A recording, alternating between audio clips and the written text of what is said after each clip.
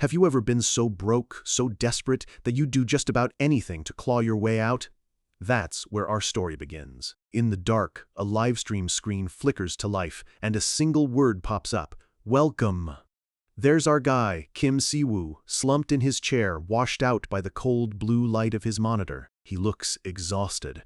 Someone in the chat asks what the stream is even about, and he just sighs, muttering that it's nothing special, just him talking. He stares into the screen, the weight of the world on his shoulders. He lets out a heavy sigh, admitting to the void that he's been under a lot of stress lately. A random chatter named Riemann types, "You too?" It's a simple, throwaway comment, but this one comment is about to shatter his entire world. Si-woo starts to vent, laying it all out for his tiny audience. Life is tough. He's the oldest, and his younger siblings look up to him, but with the job market being a total nightmare, he feels like he's failing them. The pressure is suffocating. His parents are gone, so it's just him, his two siblings, and their grandmother. We see their family photos on a shelf, a quiet reminder of everything he's fighting for.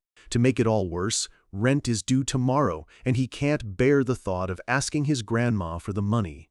He finally turns to face the camera, his expression grim. He was discharged from the military 2 months ago, and he's been hunting for a job ever since. He sounds defeated, almost asking himself, "So I'm just supposed to find work when there isn't any?" His desperation hangs in the air, captured in a single thought: "I need money right now." He's completely, utterly stuck. Suddenly, the perspective flips. We see a divine-looking woman with long, flowing white hair. This is Riemann. She seems annoyed, saying that this is just how things are, and if people don't like it, they can leave. Turns out, she started her own stream because she was fed up, too. We get a close-up of the goddess. She's silent, just watching him through the screen with an intense, regal gaze. And then, it happens. A loud notification sound blasts through the quiet. A massive donation alert explodes on Si-woo's screen. The user Riemann has just sent him 5 million won. The chat instantly loses its mind. Si-woo's eye widens in pure shock. His brain just can't process the number on the screen. He physically jolts back, his chair scraping the floor. He's completely stunned, shouting out in disbelief, "Wait, what? Riemann!" His mind is racing. He yells, 5 million won? Are you crazy? Did you hit an extra zero by mistake? It's a life-changing amount of money, and it just fell out of the sky. He starts grasping at straws, trying to find a logical explanation. No way. This has to be a prank, right? For some other channel? He continues to spiral, thinking out loud, like, you give a nobody streamer a ton of money and film their reaction for content or something? He looks completely lost. Then, his panic shifts to a grim sense of responsibility. He tells Riemann he can't possibly pay this back. He lays it all out. He needs money for his siblings' school gift. He's 6 months behind on rent. A shot of his worn-out sneakers says it all. While other viewers are joking about buying chicken, Riemann sends a message that cuts through all the noise. "I don't plan on taking it back." Si-woo freezes. A single bead of sweat rolls down his face. If it's not a mistake, and it's not a loan, then what is it? This gift suddenly feels heavier than any debt. Feeling cornered, he makes a desperate offer. "Then give me a request. Anything." He tells her he'll do whatever she wants, as long as his family is kept out of it. He can already feel this is something dangerous. He stares into the camera, his face set with determination, and repeats his offer. "I'll do anything you want." On the other side of the screen, the goddess's eyes narrow. She's got him. Si-woo is still trying to rationalize it, asking if this is some kind of ad for a game called Eden. But with no other choice, his voice shakes as he agrees. "Sure, I'll do it. No problem." The second he agrees, the deal is sealed. The goddess, Riemann, announces their contract is made. A blinding light erupts from his monitor, a system message declaring his access to Eden is open. He's being pulled into the screen, screaming as his world dissolves. The scene violently shifts to a dark, chaotic world. A massive, blood-soaked monster is being torn apart by a vortex of swirling purple energy. The energy is coming from Si-woo. He's no longer in a hoodie but in dark, formal robes, his face splattered with blood. He thrusts his hand forward, unleashing a devastating blast. He brings a hand to his face, wiping away the blood. His expression is weary, exhausted from a long and brutal fight. The camera pulls back to reveal a hellish landscape. Siwoo stands before the corpse of a colossal horned demon. He says coldly, "Goodbye, Lucifer." The defeated demon lord disintegrates into purple mist, its glowing red eyes fading to nothing. Siwoo wipes a gash on his cheek, a bitter look in his eyes. He mutters, "Damn it. Just because I took one stupid donation, my entire life got flipped upside down." He flashes back to how it all began. He was the crazy one for taking the deal. That huge donation was just bait to summon him to the world of Eden, where he was thrown into battle with nothing but a single mace. In that other world, the goddess Riemann appeared before him. She told him a system would help him grow, and all he had to do was kill the enemies in front of him. It sounded insane. He remembers arguing with her, yelling that she picked the wrong guy, but Riemann just smiled serenely and told him, "You're the only one that can save Eden." She gave him his mission, his only ticket home. If he saved Eden, she'd send him back to Earth. Below them, an army of goblins and orcs was already gathering. Faced with an impossible choice, Siwoo made his own demands, gripping his mace tightly. "Fine, but you make sure my siblings and my grandmother live good lives, and you get me a job when I get back." With his terms set, he looked ahead with grim resolve. "You keep your promise, and I'll save this world for you. Easy." And just like that, he made a contract with the goddess. The scene shows him as a tiny figure, charging headfirst into a massive horde of monsters. He fully embraced his new, violent role. If she said they were the enemy, who was he to argue? His mace crackles with blue energy as he readies for another fight. His motivation was simple. He made a promise, and he would see it through. That way, she'd have to keep her end of the bargain. He fought relentlessly, fueled by the hope of one day going home. And so, the days bled into years. A holy symbol flashes on screen, the mark of the order he was forced to serve. He was summoned into the Order of Riemann and eventually became its pope. We see him standing in a grand cathedral, a revered and powerful figure. But his work wasn't over. Eden was crawling with demons, so he had to wipe them all out. That included hunting down and killing every last one of the 7 demon kings. It was, as he puts it, the only way to truly save this world. He stands under a shimmering sky, his hand outstretched as dark, demonic energy turns to dust. 10 years, he thinks. Took a hell of a long time. His first thought is of home. I wonder if my siblings are doing okay. His face is stoic, but his eyes hold a deep, lonely longing. He wonders if a normal life is even possible for him anymore. As he's lost in thought, Riemann's voice calls out, asking if he's all right. He turns to her with a faint, tired smile. "Yeah, I'm fine." "This is nothing." Riemann gently touches his cheek, her voice thick with emotion. "I'm sorry, Siwoo, and thank you." She looks at him, a mixture of gratitude and sorrow in her eyes, and declares, "This is the end of our contract." For the first time in a decade, Siwoo looks truly at peace. He tells her, "You promised me a job when I get back, Riemann. I'm holding you to it." He's more than ready to leave this all behind. As his body begins to fade, he thinks back on his time in Eden. It was so draining. This damn, God-forsaken world. Riemann appears beside him in a beautiful, peaceful field. "Siwoo, this is the world you saved." Looking at the serene landscape, he admits with a small smile, "Yeah, I think I'll miss it a little." He gives the world he saved one last, bittersweet look. As he's pulled through a digital void, he offers Riemann some parting advice with a smirk. "Hey, Riemann. Next time you scam someone, at least have the decency to be shameless about it instead of acting all sorry." "Bye," he says simply. Riemann stands alone, her expression unreadable as she watches him disappear. In the space between worlds, her voice echoes. "Thank you, and I'm truly sorry, Siwoo." A vision of planet Earth appears before him. He closes his eyes, a peaceful smile spreading across his face.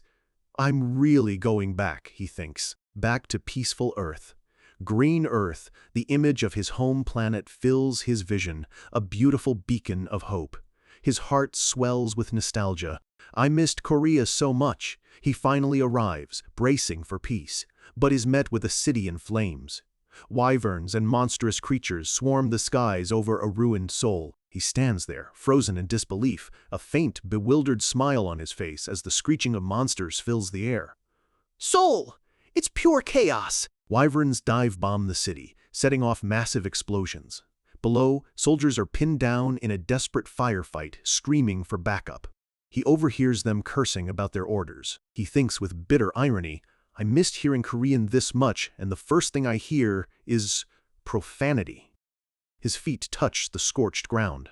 After 10 long years, he's finally back. He looks out at the widespread destruction, the gunfire, the monsters, and asks himself, and this is my peaceful Earth? A crazed, hollow laugh escapes him. Haha, Earth is finished. Maybe this is all a dream, and I'm still back on Eden. But a grim look crosses his face.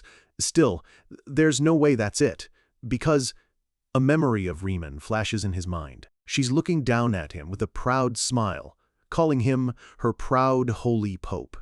In the memory, she's surrounded by white roses, looking radiant as she praises his accomplishments. Back in the present, his expression hardens with a terrible realization, and just as he thinks of her, she appears. He says her name, his voice heavy with exhaustion and annoyance. Raymond. She looks at him with a slight pout. You don't look very happy to see me. Saiwoo cuts right to the point. Didn't our contract end when I got back to Earth? Riemann feigns sadness. How could you be so cold? I am the goddess you served. Show some respect. Besides, it's thanks to me you even made it back in one piece. Siwoo isn't having any of it. If you hadn't dragged me to that hellhole in the first place, I wouldn't have had to struggle at all. Riemann falls silent for a moment, a glint in her eyes. Then she drops the bomb. If you had stayed on Earth, you would have died. Siwoo is stunned. How could you possibly know that? She smiles, a hint of her true power leaking out. Siwoo, however you see me, I am still a god. With a flash of light, she begins to interfere. A system alert blares. A god from another dimension is interfering with the principles of Earth. Due to a time paradox, time on Earth will stop for 5 minutes. Siwoo looks around at the frozen scene. The monsters and explosions paused in mid-air. He asks her what she just did. Riemann explains that 5 minutes is all she can manage. Messing with another dimension's reality is hard, even for a god. She looks at him seriously. I'll be frank with you, Siwoo. With a gentle smile, she proposes the unthinkable. Won't you make another contract with me? Siwoo explodes. Another slave contract? Are you kidding me? But Riemann calmly replies, No. This time, I won't force you. She adds confidently, This time, you'll be begging for it. A holographic screen flashes into existence in front of him. The screen displays her offer. If he makes a contract with her, he can use the same divine powers he had in Eden. She starts to explain that there are some conditions, since she has no believers here. But Siwoo cuts her off, outraged. Wait! Weren't those powers something I was supposed to keep? Riemann playfully boops his nose. Now, moving between dimensions isn't so simple. It messes with causality. Losing your powers is a given. Siwoo glares at her, his patience stretched to its absolute limit. This woman is driving me insane, he thinks. Riemann's expression softens with sympathy. I knew it. Another contract is too much to ask after everything you went through in Eden. She looks genuinely sorry. He eyes her suspiciously. What are you doing? She blinks, feigning total innocence. Huh? Siwoo completely loses it. He clenches his fist and yells, Hurry up and make the contract! Are you telling me I have to start all over again on this ruined Earth without my powers? Riemann looks surprised, surrounded by cute, fluffy birds that appear out of nowhere. He screams his frustration at the sky. I refuse to be some has-been protagonist. And with his reluctant consent, the contract finalizes. The system announces that Goddess Riemann of Eden will now support human Kim Siwoo of Earth. A blue screen appears with the words, Please wait, and a 5-second countdown begins. The results are in. The contract is approved. In 1 minute, the flow of time will resume. Riemann calls his name. She explains, Unfortunately, I have no foundation in this world, so I can't stay for long. But before I go, there's something you absolutely must do. She lays out the condition. Divine power is built on belief. To keep his powers, he has to convert people on Earth to believe in her. She ends with a cheerful, simple, right? You were the Pope of the Riemann Order, after all. Siwoo can only mutter, Riemann, Order. She waves goodbye happily. Yeah, we'll see each other again soon. Don't cry because you miss me. Okay, my Pope. Siwoo tries to stop her, but it's too late. Time resumes, and a new quest has been issued. A quest window materializes. Main quest. Found and order. The description is a gut punch. Due to a lack of believers, he must found and expand a religious order to maintain his strength. If he fails within 90 days, everything he has will be reset. He stares at the quest window, the glowing text reflected in his eyes. A Riemann order. In Korea, the full horror of the situation crashes down on him. As a wyvern screeches above, he screams in utter despair, "Are you telling me to be some kind of cult leader?" Before he can even finish panicking, a wyvern dives straight for him. Instinct takes over. He dodges with lightning-fast reflexes, the monster's claws tearing through the air where he just stood. His eyes glow with golden power. Blue lightning crackles around his outstretched hand. "They're back!" He channels the energy, a fierce look on his face, and prepares to strike. With an explosive surge of power, he unleashes a massive blast of blue lightning, completely engulfing the giant wyvern and tearing it to shreds from the inside out. The soldiers fighting nearby stop and stare, their mouths hanging open. One of them stammers, "He just tore that wyvern apart." Siwoo stands amidst the crackling energy, a faint scratch on his cheek, taking in the destruction he just caused. He looks down at his hand, a little dazed by his own power. "Oh," he mutters. The soldiers can only stare back at him with wide, astonished eyes, mimicking his reaction. "Oh?" Seizing the opportunity, Siwoo turns to the stunned soldiers. He puts a hand to his chest, wipes a bit of blood from his cheek, and gives them his most charming, priestly smile. "Fa, would you like to hear about the goddess Riemann?" The soldiers are completely speechless, their faces a perfect picture of confusion. One of them just manages to squeak out, "Uh-huh." A system window pops up, updating his quest. Followers, 110,000. He lets out a small, tired laugh. He thinks to himself, "I'm so screwed." The soldier he just tried to recruit starts stammering, clearly terrified and confused. "No, I'm sorry, The quest window hangs in the air, a stark reminder of his impossible task. Siwoo knows, without a doubt, that he is royally screwed. And to top it all off, a strange system mascot, an elven woman with halos, gives him a confident thumbs up, as if to say, "Don't worry, you got this." Yeah, right, he's so dead. One blast of power was enough to change everything. For Siwoo, the man who unleashed it, the real battle was just beginning. The last remnants of blue flame flicker off his hand, the wyvern's life force dissolving into nothing. He just stands there, his dark cloak tattered from the force of his own attack. Lightning still crackles around him, his golden eyes sharp and focused, every bit the seasoned warrior. A close-up on his eyes reveals a chilling intensity. This isn't the look of a normal person. It's the gaze of someone who has stared down demon kings and lived to tell the tale. We see the wyvern again, caught in the storm of Siwoo's power. It's completely helpless, its body torn apart by raw, untamed energy. The soldiers who saw it all are just in awe. One of them stammers to his squad leader, "Did you see that, boss?" The wyvern was afraid. He realizes the creature didn't just get hit, it was so terrified it froze mid-air and simply fell from the sky. The leader, a man named Dongshik, tries to process it. His men report that their magic detectors are picking up nothing from Siwoo. He asks the question on everyone's mind. Is a regular rank returner supposed to be that strong? Normally, a returner's power is measured by the magic they give off. But for Siwoo, the reading is 0. He's a complete blank. Dongshik's expression is grim. He knows there's no way someone who can drop a wyvern with a single glance is just regular. A feat like that is on another level entirely. He realizes what he's witnessing. This is the power of a disaster rank returner, one of the most feared beings on Earth, the kind of person who can change the course of a war all by himself. Understanding just how serious this is, Dongshik grabs his radio. Following emergency protocol, he requests the immediate deployment of the entire Special Investigation Bureau. The voice on the other end asks if the situation at the gate is that bad. Dongshik yells back, "It's not about the gate." He explains urgently that they've confirmed an immensely powerful returner who isn't showing up on any of their detectors. That means Siwoo is an irregular, someone who exists completely outside their rules and power rankings, a total unknown. And that makes him incredibly dangerous. Dongshik makes a call. He tells his team he's going to try and talk to the man and to send support. He ends the transmission with a grim, "It was nice working with you," as if he's walking to his own death. His subordinate can only shout his name in panic. Meanwhile, Siwoo is completely oblivious. He looks at the dead wyvern like a bug he just swatted, thinking it was barely a warm-up. He's wondering where the soldiers went when Dongshik suddenly shouts, "Hey there!" Siwoo turns to find Dongshik and his squad approaching cautiously. The soldiers are tense, but their leader steps forward, trying his best to look friendly.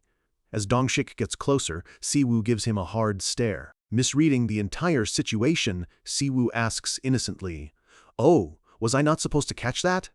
Dongshik's serious demeanor instantly melts. He claps his hands together, his face lighting up with an over-the-top sparkling smile. "Nice to meet you," he exclaims. He gets right into Siwoo's personal space, throwing an arm around him and enthusiastically offering to help him get settled in.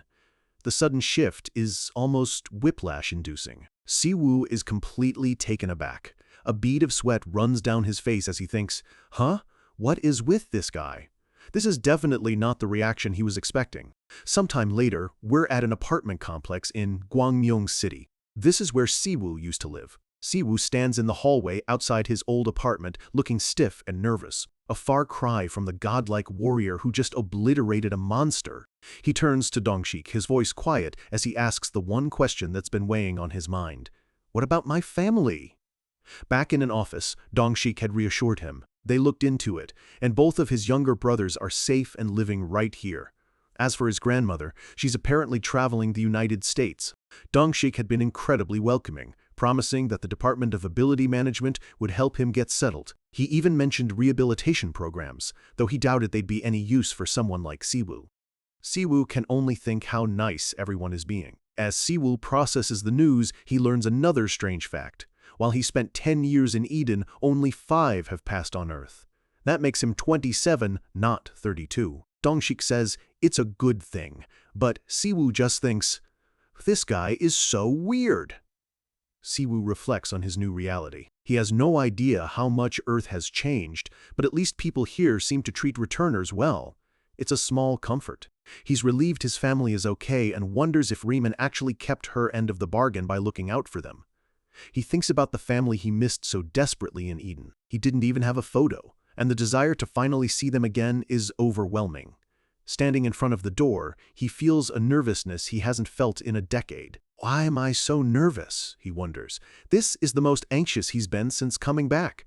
With a deep breath and a trembling hand, he presses the doorbell. He waits. The hallway is completely silent. He rings it again. This time, a voice crackles through the intercom. "Who is it?" Siwoo clears his throat, his voice a little shaky. "It's been a while, Inwook. It's me." He tries to sound warm, asking how he's been. The only response he gets is a blunt, "What do you want?" Siwoo's friendly smile freezes on his face. This reunion is not going as planned. The voice from the intercom continues, annoyed. "We're not religious. Who goes door to door trying to convert people these days?" Siwoo tries to explain, "Wait, I'm not here to," but his brother cuts him off, telling him to change his clothes if he's going to lie, and threatening to call the cops. Siwoo is left standing there, stunned as his brother mutters, "Crazy bastard, waking me up from a good nap." Suddenly the door flies open with a bang. His younger brother, Inwook, stands there in a tracksuit, brandishing a baseball bat and looking furious. "You crazy cultist!" he yells. But then Inwook stops, his mouth hanging open as he finally gets a good look at the man's face. Siwoo just smiles calmly, completely unfazed by the bat. "What? Are you going to hit me with that?" Inwook is frozen, the bat held defensively as recognition finally clicks in his brain. He can only manage a single disbelieving word, "Bro." As Siwoo narrates, it wasn't quite the tearful, emotional reunion he'd been hoping for. A little later, Inwook is in the kitchen cooking ramen. Siwoo calls out, "Make me 3 more, Inwook. And not too soupy, you know how I like it." Inwook just groans in annoyance. Siwoo happily slurps down a mouthful of instant noodles, the first real Korean food he's had in a decade. The taste almost makes him emotional. He'd missed this simple, addictive flavor so much. For him, this isn't just ramen. It's the taste of the home he fought so hard to return to. Inwook watches him, holding his head in his hands. "I really can't believe this." Siwoo, mid-slurp, just asks, "What?" Inwook goes on a rant. His brother, who he thought was dead, shows up after 5 years dressed like a cultist and is now devouring 10 packs of ramen. Siwoo casually tells him not to call his own brother a cultist, asking if he's just mad he ate without him. Inwook flails his arms, denying it completely. After they've eaten, the questions finally start. "So, you were in a place called Eden for 10 years? Siwoo just shrugs, trying to brush it off. "It's fine, I'm back now." But Inwook isn't letting it go that easily. He gives his brother a serious, searching look. He says he wants to know everything. He presses on, asking what Siwoo did there and how he got back. He insists it's the most important thing, and he can't understand why his brother is being so secretive. Siwoo pauses, a thoughtful look on his face. "In Eden, well, this brother of yours..." A brief, bloody flash of his past crosses his mind. The endless battles, the slaughter. He stops himself. "Never mind," he says, changing the subject. Inwook gets annoyed, telling him people hate it when you trail off like that. Siwoo looks away, his expression somber. It's not a fun story. He explains that stories like his rarely are. The world he was in was a nightmare, and the amount of blood he spilled to save it was unimaginable. He sighs, leaning his head on his hand. "Damn. I fought my guts out for Eden, and now that I'm back on Earth, his quest window flashes in his mind, reminding him of his current absurd problem. Followers, 1 out of 10,000. He thinks about the stakes. He'll lose everything he worked for if he fails. Deciding he needs to get to work, he tells his brother he's heading out for a bit. Inwook is sitting at a high-end computer setup with multiple monitors, looking like a pro. Siwoo asks what he's up to. Inwook explains that he's a MeTube editor, and it's how he's been making a living. He's even working for a pretty big influencer right now. Siwoo is surprised, but he's proud his brother pursued something he's good at. He comments that the video on the screen looks incredibly realistic. Inwook explains that these are players. They're the new content creators going into gates and dungeons to fight monsters, all while recording it for their channels. Siwoo is shocked. They use system windows and skills? Inwook confirms it, noting that since Siwoo used to read so many web novels, he probably gets the idea pretty fast. Siwoo's mind starts racing. The subscribers, the views, his brother's job, a plan is starting to form. The MeTube logo shines brightly. For Siwoo, it's not just an entertainment platform. It's a beacon of hope for his ridiculous quest. He suddenly grabs Inwook's chair, startling him. "This is it," he exclaims, a flash of inspiration in his eyes. He realizes if he becomes a MeTuber, he can promote the Riemann order and get all the followers he needs. As he thinks this, a system window pops up. His religious order trait has been activated. A detailed status screen for the Riemann order appears. His objective is clear: gain followers to acquire divine points. These points can be used in a special store that will expand as his influence grows. He realizes the menu just appeared because he thought about starting a channel. He scrolls through, noting most of the features are still locked. But then his eyes land on an available trait: charity. It gives all followers a small experience boost and, more importantly, a tiny chance to awaken someone who isn't a player. He immediately knows this could be a game changer. Inwook, seeing his brother's intense focus, asks if he's planning to start a channel too. But he's skeptical, adding that it's probably not going to work out. He explains you need government approval to make player content. With a smirk, he says, "Not just anyone can do it." Inwook offers to provide for him, proud that he's earning a good living. For a moment, he sounds like a genuinely caring younger brother. Siwoo just smiles. "I appreciate it, but you're the one who doesn't know anything." He asks a simple question: "How do you think I found you after being gone for 5 years?" The scene flashes back a few hours to Dongshik explaining how they located his family. Siwoo thanks him for the help. Dongshik had asked him what his plans were now that he was back. Siwoo had replied with a calm smile: "I'm planning to expand my order." Dongshik was confused. "Your order?" Siwoo explained that Korea has freedom of religion, so he could start his own.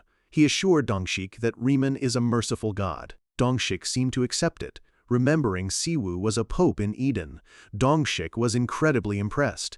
"Wow! A pope! A pope! Amazing!" Siwoo just forced a smile, thinking that all he had to do was keep smiling. Dongshik had officially designated him a VIP of the department, promising that his entire team would be at Siwoo's service. He had formally welcomed him back to Earth. The camera pans up the apartment building, marking the true beginning of Siwoo's new life. A golden aura surrounds Siwoo as he's introduced, the first irregular of South Korea, Kim Siwoo. Back in the present, In-wook's jaw drops. "You're an irregular?" he stammers. Siwoo just gives him a confident, knowing smile. In-wook completely loses it. The guy who just ate 10 packs of ramen is his brother, back from the dead, and also a top-tier powerhouse? He points a finger and shouts, "I'll kill you!" Then he immediately changes his tune, asking why he didn't just say so. Siwoo keeps the real reason to himself. He can't exactly tell his brother he'll lose all his power if he doesn't get 10,000 followers. In-wook processes the new information. "So you were a pope, and you need followers, and you're starting a MeTube channel to get them?" Siwoo thinks about the challenges. It won't be easy, especially in his priest outfit. And it's not like anyone on Earth has ever heard of the goddess Riemann.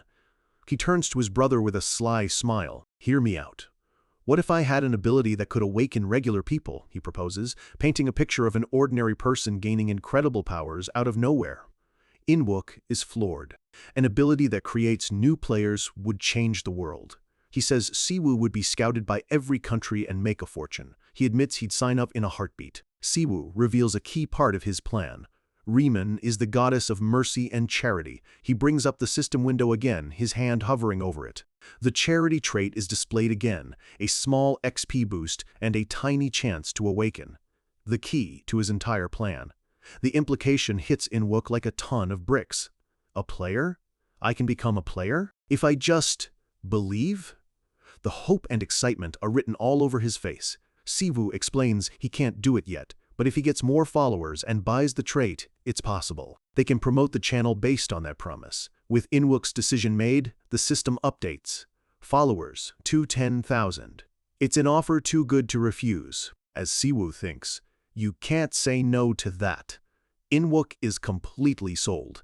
With his hands clasped and his eyes sparkling, he declares, "Bro, I'm ready." His face glows with fierce determination. "I'm ready with a burning passion to spread the good word." Siwoo is a little taken aback by his brother's sudden, fervent enthusiasm. "Huh?" In-wook is already shouting to the heavens, fully converted. "Goddess Riemann, I believe in you." The quest has officially begun. The system window stares back at him, the goal impossibly high. 2 believers out of 10,000. It's a start, at least. Siwoo looks at his brother, who is practically vibrating with excitement. "I thought you said you were an atheist," he comments dryly. But In-wook is all in, clasping his hands together and pleading, "Just take me with you." Siwoo can only marvel at his brother's pragmatism, willing to convert on the spot for a shot at power. Siwoo starts to lay out a very basic plan, something about an online service through MeTube, but In-wook cuts him off, his eyes gleaming. "Don't worry, Siwoo. I have a plan." Siwoo, a bit surprised by his brother's sudden confidence, can only agree. Just then, a loud beeping interrupts them. In-wook's face lights up. "Perfect timing," he says, grabbing a bewildered Siwoo. "You know you have to take responsibility for this, right?" Siwoo has no idea what he's talking about. The front door opens, and a young girl with pigtails stands in the doorway. It's their younger sister. In-wook calls out her name, clearly not expecting her home so soon. Siwoo is completely frozen. He's caught completely off guard, his usual stoic composure gone. He stammers out her name, Sion. The little girl looks up, her eyes wide with disbelief. The same golden color as his. After a moment of stunned silence, she whispers, "Oldest brother?" Siwoo's face softens into a warm, gentle smile. "Sion," he says, his voice full of affection. "Wow, you've gotten so pretty." "You missed me, right?" But Sion doesn't smile back. She just stares at him, her voice trembling as she says, "I thought you were dead." Her words hit him like a physical blow. He immediately kneels down to her level, his face filled with regret. "Sion, I was wrong. I'm so sorry for leaving without saying anything." He tries to lighten the mood. "But it's a good day, right? You get to see me again." His words have the opposite effect. Her face crumples, and she lets out a massive, heartbroken wail that fills the entire apartment. Siwoo panics, trying desperately to calm her down. Her crying echoes through the whole building. Siwoo is in full panic mode, begging his brother for help while thinking, this has to be karma. The next day, things have finally settled down. We see the exterior of a school. Siwoo is dropping Cian off. He makes a pinky promise with her. She asks him to get tteokbokki with her later, and he agrees without hesitation. It's a small, simple moment, the kind of normalcy he's missed for 10 long years. Cian is thrilled. "Nice!" she exclaims, telling him she knows the best spot. She waves goodbye cheerfully and runs off to class. Siwoo, now dressed in a casual turtleneck and jacket, waves back, a gentle smile on his face. For a moment, he just looks like a normal big brother.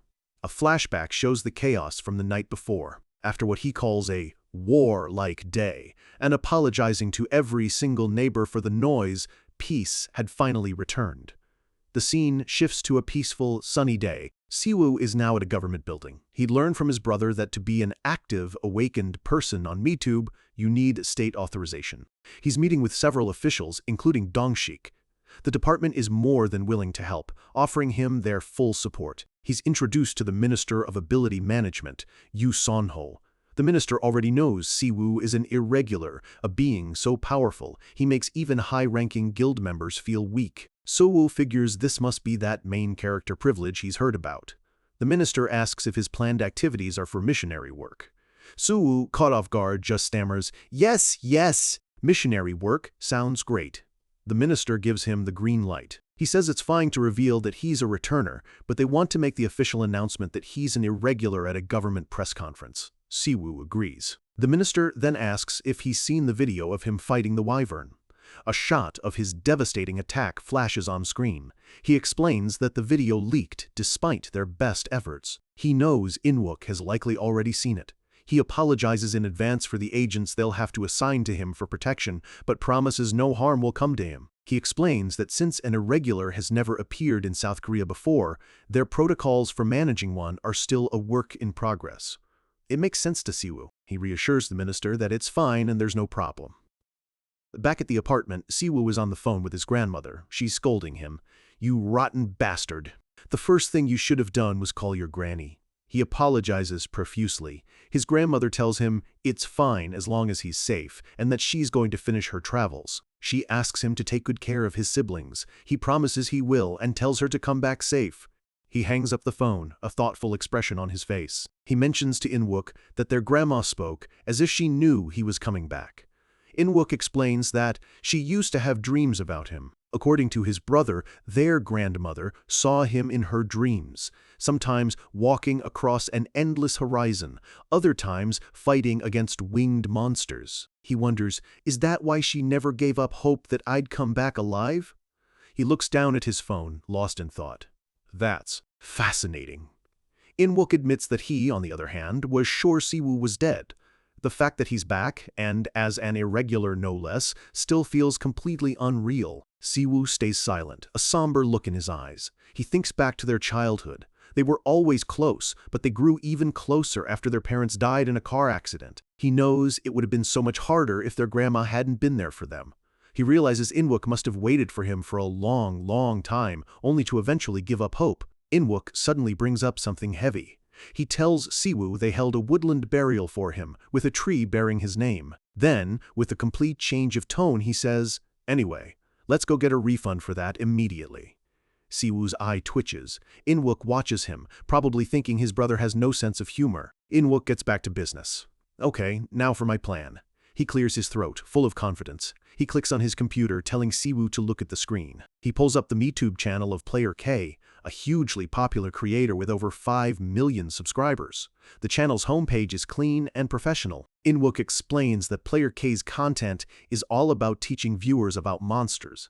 Siwoo observes the man in the video and concludes the reason for his popularity is simple. He's handsome. Inwook agrees, adding that he also has a great personality, a clean record, and pays him on time. A truly great guy. Inwook then reveals their new channel, Riemann Order's official MeTube.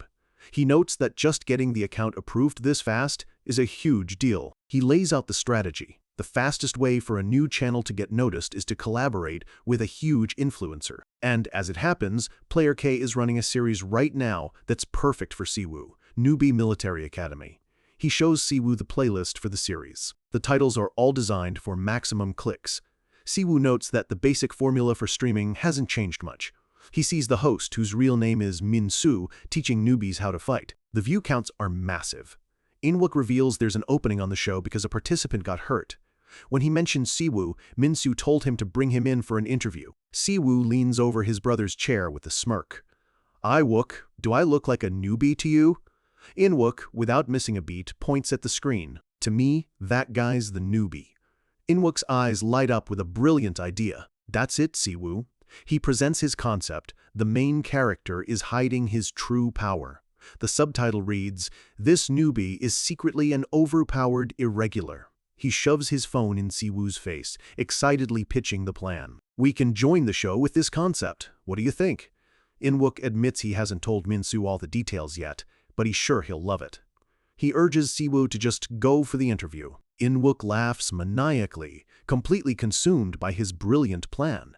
Siwoo looks at him and wonders, have I awakened some kind of capitalist monster? The scene transitions to them on the road. They're driving to the filming site, far out in the countryside. In-wook tells him they're about 30 minutes away. Their destination is Manga Mountain.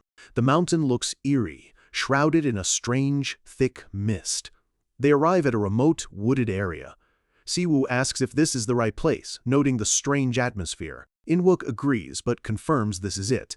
In-wook tries to call player K, but the call won't connect.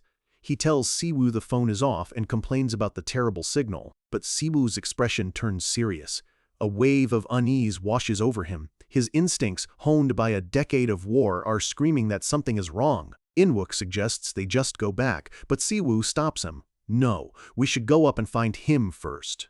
Siwoo's gaze sharpens. He explains that his endless fights in Eden, along with Riemann's blessing, gave him extremely developed senses. And right now, those senses are picking up a familiar, sickening energy, the unmistakable aura of demons. He turns to his brother, his voice low and serious. "This Gu Min-soo person, are you sure he's a good guy? Are there any bad rumors about him? Anything at all about sacrificing people or worshipping demons?" In-wook is completely bewildered. "What? No!" "Not at all. That makes no sense. He's one of the most famous MeTubers in the country." Siwoo looks out at the misty forest, a grim smile on his face. He tells his brother, In-wook, "If I were a normal returner, we would already be dead. Do you understand? The fun and games are over. They've walked right into a trap." In-wook is stunned, struggling to accept the warning. "There's no way," he stammers. "Min-soo is a good person." Siwoo's patience snaps. "A good person? Don't be so naive. You trust people way too easily." He points a finger at his brother, his voice sharp. "Keep that up and you'll get stabbed in the back. Got it?" In-wook can only ask why he's so angry, muttering that he sounds like a victim of a bad contract. The words hit a little too close to home. A brief flash of the goddess Riemann laughing mischievously pops into Siwoo's mind. He quickly forces a smile. "No way. Nothing like that ever happened." To prove his point, In-wook starts to tell a story. He explains that 3 years ago, when their grandmother was in the hospital, Min-soo showed up and paid for all her bills without a word. In-wook was completely broke at the time. Hearing this, Siwoo's suspicion softens. On second thought, he admits, he does sound like a good person. "You should have said that first." Siwoo reconsiders. He knows how hard it is to suspect someone who helps you when you're desperate. And since this happened 3 years ago, it means Min-soo's kindness wasn't a trap for him. Maybe he really is just a good person in trouble. "All right," Siwoo says, his tone now serious and protective. "First, you're getting in that taxi and going home. This place is too dangerous." In-wook, worried, asks what his brother is going to do. Siwoo cracks his knuckles, a determined look on his face. "Since your plan fell apart, I'll have to come up with my own." In a flash of light, his casual clothes transform. He's now back in his black, formal Pope attire. The plan to pretend to be a newbie is officially out the window. "Since we can't do this online," he declares, "I'll just have to do it offline."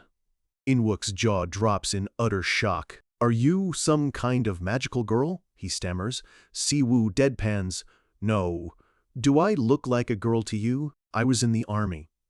As Siwoo literally shoves his brother into the car, In-wook pleads, "Please let me film you transforming next time. I have to use it for our MeTube intro. Promise me." Siwoo just tells him to go home. It's about to get dangerous. Watching the car drive away, Siwoo feels a pang of guilt. He thinks about how much his brother has changed, becoming so focused on money. He blames himself, figuring In-wook must have gone through too much while he was gone.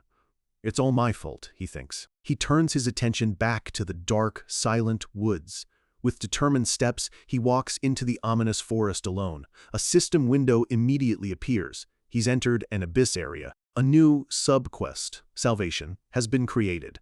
The land is brimming with demonic energy, and he's tasked with purifying it and rescuing the poor lambs trapped inside. The reward, 50 divine points. The sky above is a sickly purple, the air thick with an energy he knows all too well. He thinks to himself that, while it looks like a normal mountain, the sheer amount of demonic energy tells him the source must be deep inside. He stands at the entrance, the path shrouded in an unnatural mist. "The Abyss Dungeon," he says, ready to face what lies within. He takes his first step inside, the world around him twisting and shifting. As he ventures deeper, an unnatural silence falls over the forest. It's quiet, he observes, too quiet. He proceeds with caution, his senses on high alert. His expression is grim, his eyes scanning every shadow for a threat. He stops, a small, cold smile on his lips. "Lovely weather we're having," he says sarcastically into the silence. From behind the trees, 4 men emerge holding cameras and equipment. "What are you all doing here?" Siwoo asks casually. The men look startled and quickly apologize, explaining they're filming for their MeTube channel. The man in front, the apparent leader, asks why Siwoo is here, warning him that it's dangerous. Siwoo calmly replies, "I'm here to meet Mr. Gu Min-soo." The man says that his brother must have contacted them and that he's heard about him from Min-soo. He apologizes for not greeting him at the entrance. Siwoo explains his phone wasn't working. The man just complains about the terrible network coverage. He tells Siwoo it's a relief they found him and offers to guide him to where Min-soo is waiting. The crew surrounds him, acting overly friendly. The leader explains they've been planning a huge event for the channel and that In-wook has been a big help. One of them asks if Siwoo's priest outfit is part of his character concept. Siwoo's eye twitches as he flatly replies, "It's not." The man compliments him anyway, saying it's a great, unique tactic. Siwoo thinks to himself, "This guy talks way too much." The man continues to chatter, but Siwoo's attention is fixed elsewhere. He notices something deeply unsettling. The 3 men in the back have been completely, unnaturally silent this whole time. The leader looks back at his silent companions. "Pardon? Oh, them?" He laughs it off. "I'm not sure what you mean. They've been talking this whole time." Siwoo's eyes narrow. He knows a lie when he hears one. The man introduces himself as Sul Semyoung. Siwoo repeats the name. "All right, Semyoung, listen carefully." With a hand on Semyoung's shoulder, Siwoo begins to spin a tale. He explains that Semyoung is very lucky because some people are born with a natural resistance to demonic energy, even if they aren't awakened. He tells him to be sure and thank his parents for the gift. Semyoung is completely confused. Siwoo continues, "If you get home alive today, give your parents a hug." Before Semyoung can react, Siwoo unleashes a blast of holy lightning. In a horrifying instant, the 3 silent crew members are obliterated, their bodies dissolving into black smoke as Semyoung is thrown to the ground. Semyoung scrambles back, shouting, "What the?" Siwoo stands calmly over him, picking up a dropped camera. "Nice of you to greet me right at the entrance." He ignores the possessed crew member on the ground. "The others must be deeper inside, so you should be safe here." "Just rest," he says, leaving the terrified man behind.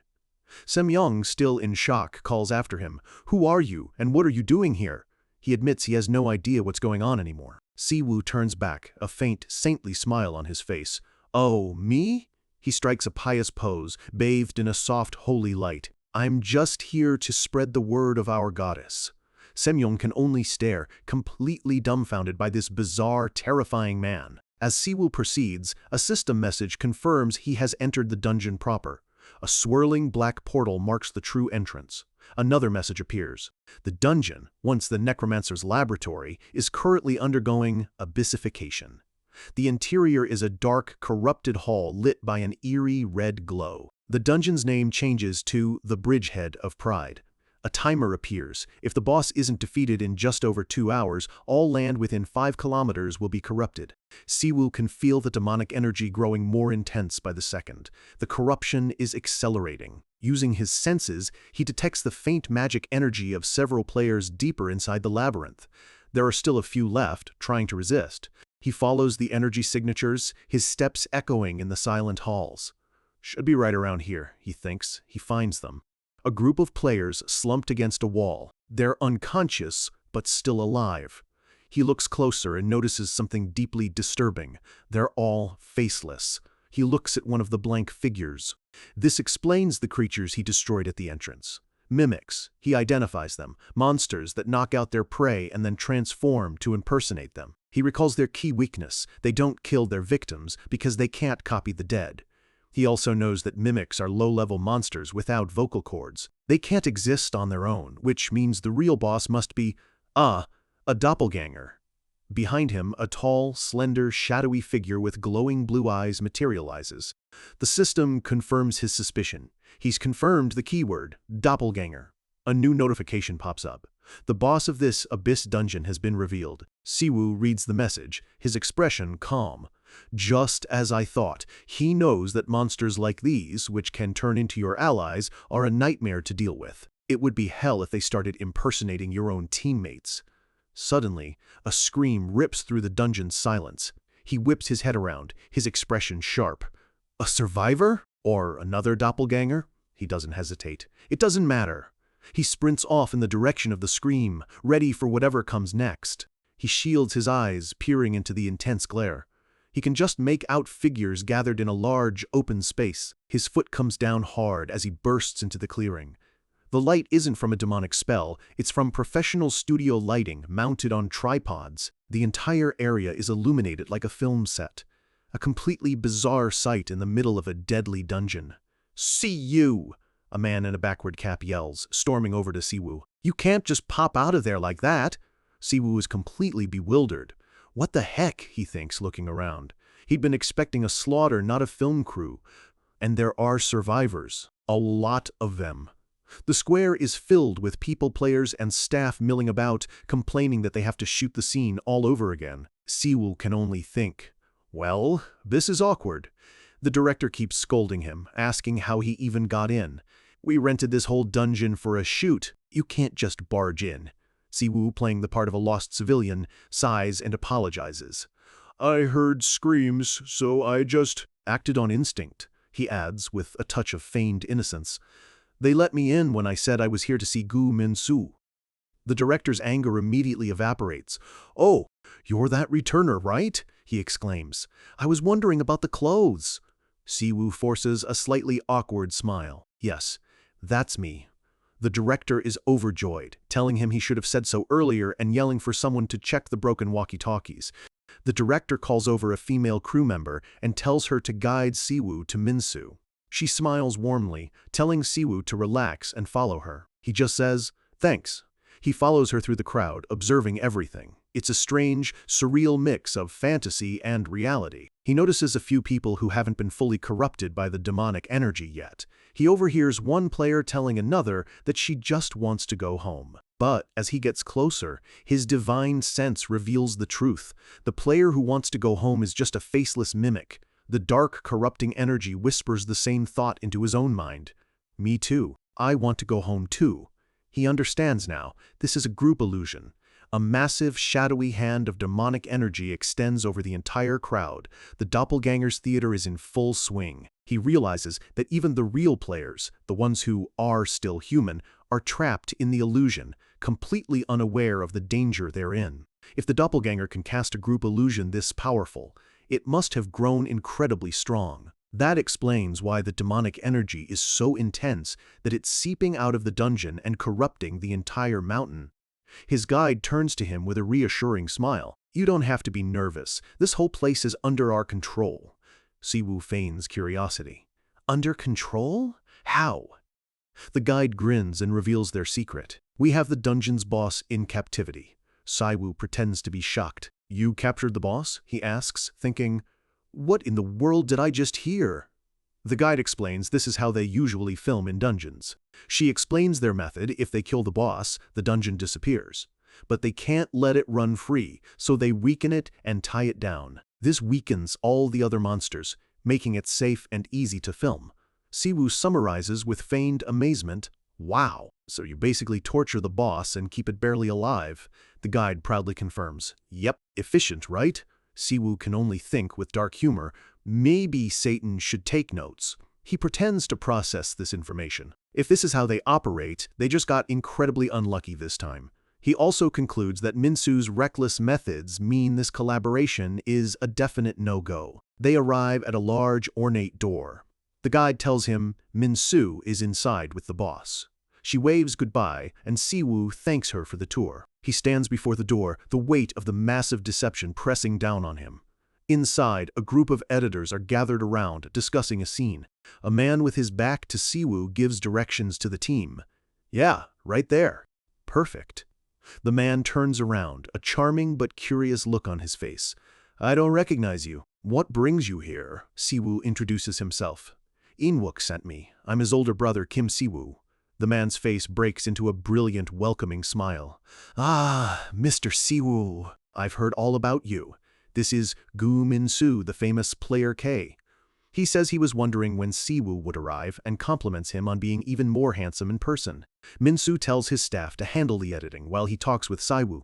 Siwoo watches him, thinking, "So this is a MeTuber." Minsu offers him a seat and some instant coffee. Siwoo accepts. The small talk feels completely surreal. Minsu explains his project, emphasizing realism. When Siwoo asks if the others are players, Minsu clarifies that they're awakened people who aren't skilled enough to be hunters, but he pays them well. The comment makes Siwoo wonder if Inwook wanted to be a player too. Minsu asks about Inwook. Siwoo lies smoothly. "He wasn't feeling well, so I came alone." Minsu sounds genuinely concerned. "He was always a bit weak. I should send him something." He mentions that Inwook used to get sick often while editing his videos. Siwoo observes him. "He's so sociable, it's easy to see why he's popular." A small, amused smile touches Siwoo's lips. What an interesting guy, he thinks, but the smile doesn't reach his eyes. "Sorry?" Minsu asks, catching his expression. Siwoo quickly covers. "Oh, I was just thinking about Inwook. He's always been weak." Minsu laughs, relieved. "Haha, I thought so." Minsu leans in. "Since you're so handsome and you're a player, could I ask you something?" Siwoo plays along, feigning concern. "I'm a bit of a worrier. Is it really safe to film here?" Minsu seems to understand. "It's your first time in a dungeon, right? How about you take a look at this?" Siwoo agrees. Minsu pulls back a heavy red curtain, his expression serious.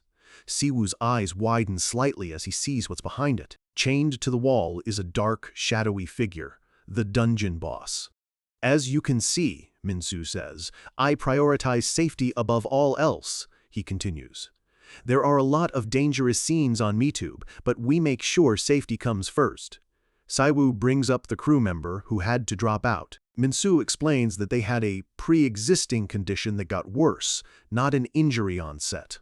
He offers Siwoo the chance to just watch for a bit before deciding to join, saying he understands his concerns.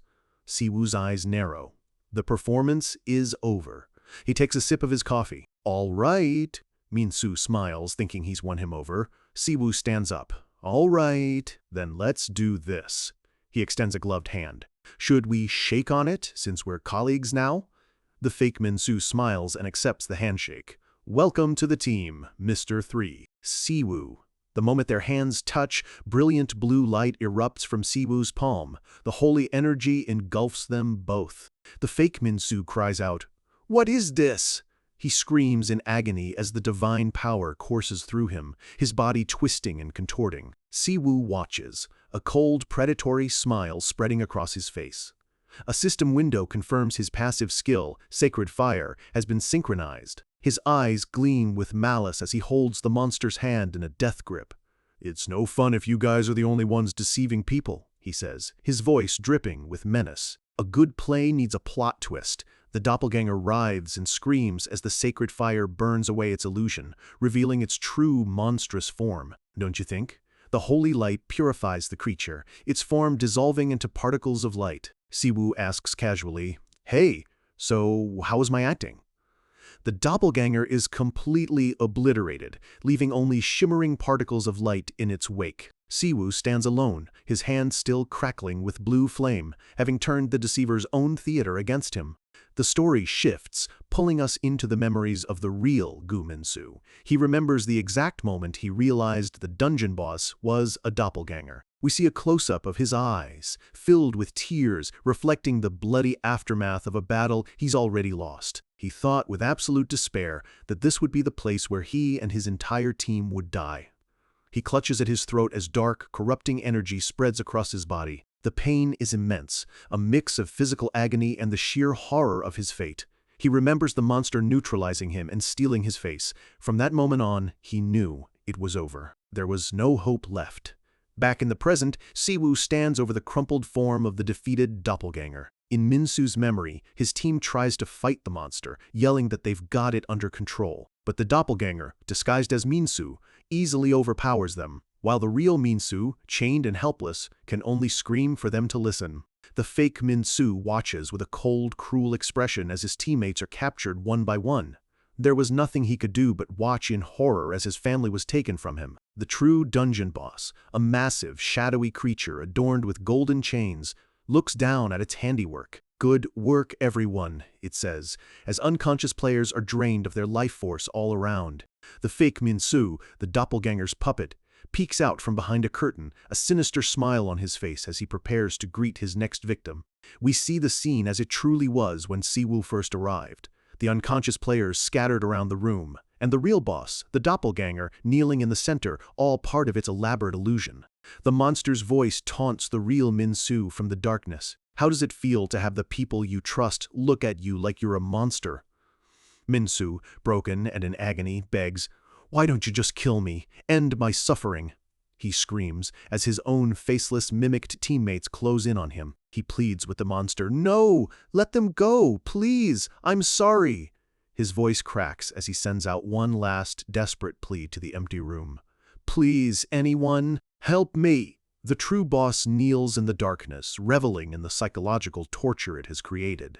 But through his despair, Minsu makes one final request, not for himself, but for his team. "Please, save them!"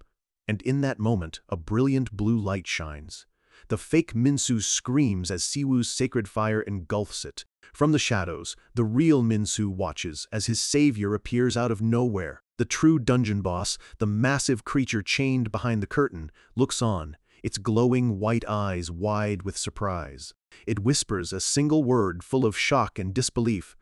"Save." Siwoo turns to look at the real monster. The real Minsu, still chained, collapses as the holy flame washes over him. He screams, not from pain, but from the shock of this impossible salvation. Is this a dream, he wonders? Siwoo stands over him as the blue flame purifies the area. The real boss thinks, "This flame, it's so warm, for this to be a dream? It feels like a mother's embrace." Siwoo looks down at him. "Hey, Gu Minsu!" The monster is stunned. "You can see me?" Siwoo calmly replies, "Yes." The monster can't believe it. "How? Even my own team didn't recognize me." Siwoo just smirks. "I have great eyesight," he introduces himself. "I haven't introduced myself yet. I'm In-wook's brother." The boss remembers In-wook, the hardworking kid trying to provide for his family, and how he'd heard his brother disappeared 5 years ago. This changes everything. Siwoo observes him, a flicker of something unreadable in his eyes. "I'll give you a choice, Gu Minsu," Siwoo says, his voice cutting through the silence. "You were the one who suffered the most here." He holds up his hand, power crackling around it. "There are 2 options for you to choose from." The doppelganger boss confirms Minsu's greatest fear. "Yes, I realized the moment that monster took my identity." And with that realization, the real Minsu makes his choice. "Please kill me." Siwoo is taken aback by the request, letting out a small sound of surprise. "I'd rather die at the hands of another human," Minsu begins, but Siwoo rushes over, cutting him off. "No, no, no. Your imagination is running wild," Siwoo says, trying to calm him. "You have to listen to what I'm actually saying." With a wicked grin, Siwoo presents the 2 options. "First, we can crack this guy's head open." He gestures to the bound, weakened Minsu. "Or second, we can burn him with this sacred fire." He leans in, his voice a low whisper. Just so you know, I recommend the second option. It's much more painful. The real boss is horrified by this sadistic choice. Its mind floods with a single vengeful thought. Painfully. Make him suffer until his last breath. Saiwu winks, his plan working perfectly. Of course, nothing beats burning demons. He gives a thumbs up. I'll roast him up nice and slow. The doppelganger lets out a final, agonizing scream as Siwu unleashes his power. A torrent of blue sacred fire consumes the monster. Its screams echo through the hall as it's purified from existence. The magical chains binding Minsu shatter into pieces. The real Minsu, now free, looks at his hands as his form shimmers with holy light. A system message appears, "You have received salvation through the sacred fire." Another follows, "You have completed the hidden objective, redemption." As Minsu's true form is restored, a divine figure descends from above. An otherworldly god responds to your tears. It's Ryomen. Her eyes, filled with a gentle, ethereal light, look down upon the scene. She gently touches Minsu's face, her voice soft as silk. Don't blame yourself. It's not your fault. Minsu is completely overwhelmed with emotion. I've never believed in miracles. Habelas, but what else can I possibly call this? Tears of relief and gratitude stream down his face as he's bathed in her healing light. A series of system notifications pop up. The Abyss dungeon has been cleared. He's received 50 divine points for clearing it, and another 100 for the redemption quest. Siwu watches, arms crossed, a conflicted look on his face. I don't feel great about this. He wonders if things would have been different if he'd just gotten here sooner. He tries to rationalize it. It could have been worse, and no one seems to be badly hurt. As he thinks this, the newly healed Minsu looks up at him and whispers, "Goddess!" Siwu glances over at him. The deed is done. A familiar voice chimes in. I thought I wouldn't see you for years, the way you were panicking. It's Riemann, looking pleased. I didn't expect us to meet again so soon. You've been working hard. She appears in her chibi form, laughing. I told you I'd see you soon. Saiwu deadpans. I didn't think soon meant 3 days. She gets close, her expression sincere. I'm really glad to see you again, Siwu. He just sighs. Sure. How long can you stay this time? She explains she can only stay for about 5 minutes. The dimensional gap in this corrupted place created a brief window for her to appear. Saiwu connects the dots. The Abyss dungeon must create these dimensional tiers. It's something he'll need to look into later. Riemann teases him. You act like you don't like seeing me, but you actually do, don't you? He snaps back. Don't be ridiculous. The now-conscious Minsu asks how she healed him if she can't appear often. Siwu explains that he doesn't like healing people directly, and Minsu only passed out from being exposed to her raw divinity. Riemann smiles gently. I thought he was a good person. She explains her reasoning. A man who blames himself for his teammates getting hurt can't be all bad, and besides, he's someone who can help Siwu. She saw how hard Siwu worked for her, so she feels she should help those who will help him. She calls his name, her tone becoming more serious. Siwu. Her expression is unreadable as she prepares to say something important. What do you think of your home now that you've been back for a while? She asks. Siwu's response is blunt. Everything about it is weird. She agrees, explaining there was something she didn't get to tell him. Do you remember when we made our contract on Earth? A warning message flashes in his mind again. She explains that causality, the law that governs all dimensions, applies even to gods. Because she's from another world, she can't directly influence things on Earth. She's bound by the natural flow of this dimension. Siwu questions this, pointing out his own powers and the fact she just healed Minsu. She replies, yes, and that's why you need to be careful. She uses an analogy. Causality is like a scale. Earth permitted their contract, which means something heavy had to be placed on the other side of the scale to keep it balanced. Siwu asks what that heavy thing is. Riemann looks away, a faint, troubled smile on her face. You can't say it, he realizes. He understands. There's something bigger at play here, something that even a goddess like Riemann must obey. He sighs in frustration. The monsters were just the beginning of the weirdness. Fine, he says, resigning himself to the mystery. Riemann looks at him with concern. You aren't angry? Why would I be angry at you? He asks, turning away. It's not your fault Earth became like this. There's no reason for me to get mad. I'm not that messed up. Riemann is visibly touched by his understanding. A small, genuine smile graces her lips. She lets out a small laugh. Siwoo looks at her suspiciously. What's with that laugh? Nothing, she says, turning to leave. Leaving already? He asks. He thinks to himself that maybe he got attached after 10 years. A small part of him doesn't want her to go. Let's get a picture together next time, he says suddenly. Maybe followers will just walk in if they see a picture of you. Riemann turns back, a radiant smile on her face. I'll take that as a compliment. Thanks, Siwoo, she adds. I want to see you somewhere brighter than this next time. Her expression turns serious again. You know what you need to do, don't you? Siwoo is startled. What do I need to do? She explains. You need to build a temple for me, of course, to help me materialize more easily and gain more followers.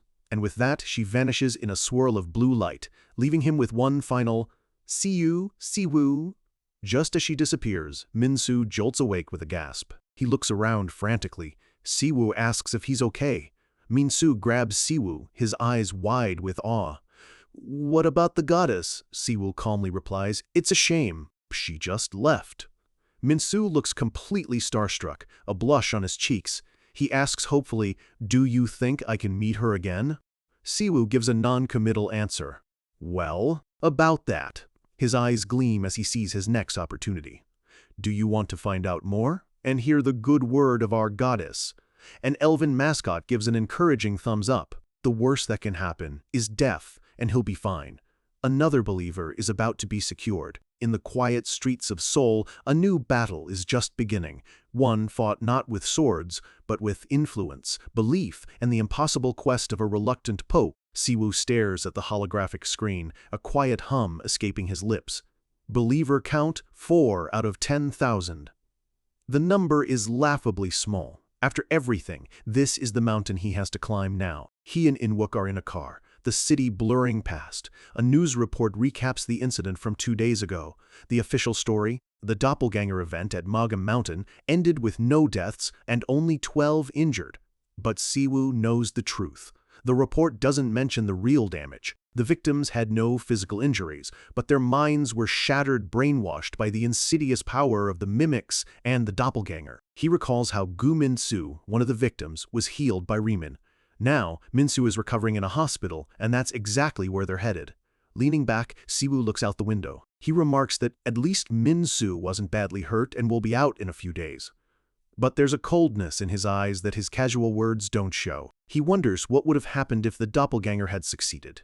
Inwook, ever the pragmatist, adds that if Siwoo had been just 1 day late, there wouldn't have been any injuries at all. Siwoo turns to his brother, his gaze sharp and chilling. Inwook looks confused. They would have all gone missing, Siwoo says with grim certainty. Or been dead. He adds that it seems these demonic gates aren't a common thing here, yet. Inwook's eyes widen. Demonic gates? Siwoo calmly explains that it's a demonic summoning dungeon, a threat far greater than the abyss gates this world is used to. His mind flashes back to the terrifying truth of the situation. The doppelgangers were just skirmishers, the opening act for something far worse. A sinister, shadowy figure with glowing eyes materializes in his memory. The memory is a painful one from his time in Eden. He remembers how a doppelganger used an entire village as a sacrifice to summon a giant demonic gate that tore a hole in reality. Through that gate, a colossal demon emerged, looming over the doomed village. The Pride Corps invaded Eden through that portal, bringing nothing but destruction. Putting the pieces together, Siwoo knows. The doppelganger in that dungeon had the exact same plan. It was going to use those people as sacrifices. They were incredibly lucky to have stopped it. But one unsettling detail lingers. A close-up on his sharp golden eyes reveals his deep concern. There's one part of this that just doesn't sit right. In a surreal, dreamlike space, he ponders the question that haunts him. Why did a demonic gate appear in front of me? Was it a coincidence? Or was it related to the causality Riemann mentioned? The cosmic scales of justice, balancing out his immense power with an equally immense threat. He clenches his jaw. This changes everything. His quiet plan to lay low is ruined. Now, he has to hurry up and gather believers, and to do that, he needs a showcase. Something with a powerful, undeniable impact. Back in the car, Inwook breaks the silence. By the way, how did you do that with Min-soo? Siwoo looks at him, confused. Do what? Inwook holds up his phone. Minsu is a total atheist, you know, but look at this. The texts are intense. Inwook, the Pope himself, is proof that the goddess loves this world, one reads. Let's work hard to serve him well. Inwook's imagination runs wild. He pictures Siwoo as a cackling villain. Did you tie him up and brainwash him? Gaslight him? Just because he has 54 million subscribers? Siwoo's face contorts in frustration. What do you think I am? Inwook just stares, his expression innocent but his questioning pointed. He leans in and whispers the final accusation. A cult leader? Siwoo explodes. Gosh! The insult hits way too close to home. Siwoo sighs, trying to explain. No! A flashback shows Riemann healing Minsu. I didn't think he would fall for it so hard in just that one moment. Inwook smirks. Fell for you? He playfully grabs Siwoo's head and gives him a noogie. Ack! Siwoo yelps, caught completely off guard. Siwoo shoves him away, a vein throbbing on his forehead. He grabs Inwook's cheek and pinches. Riemann may be the goddess of mercy, but I'm not. Inwook cries out in pain. Regaining his composure, Inwook admits, I get it, though. His expression turns serious. He remembers the look on Minsu's face when he woke up. Pure, unadulterated awe.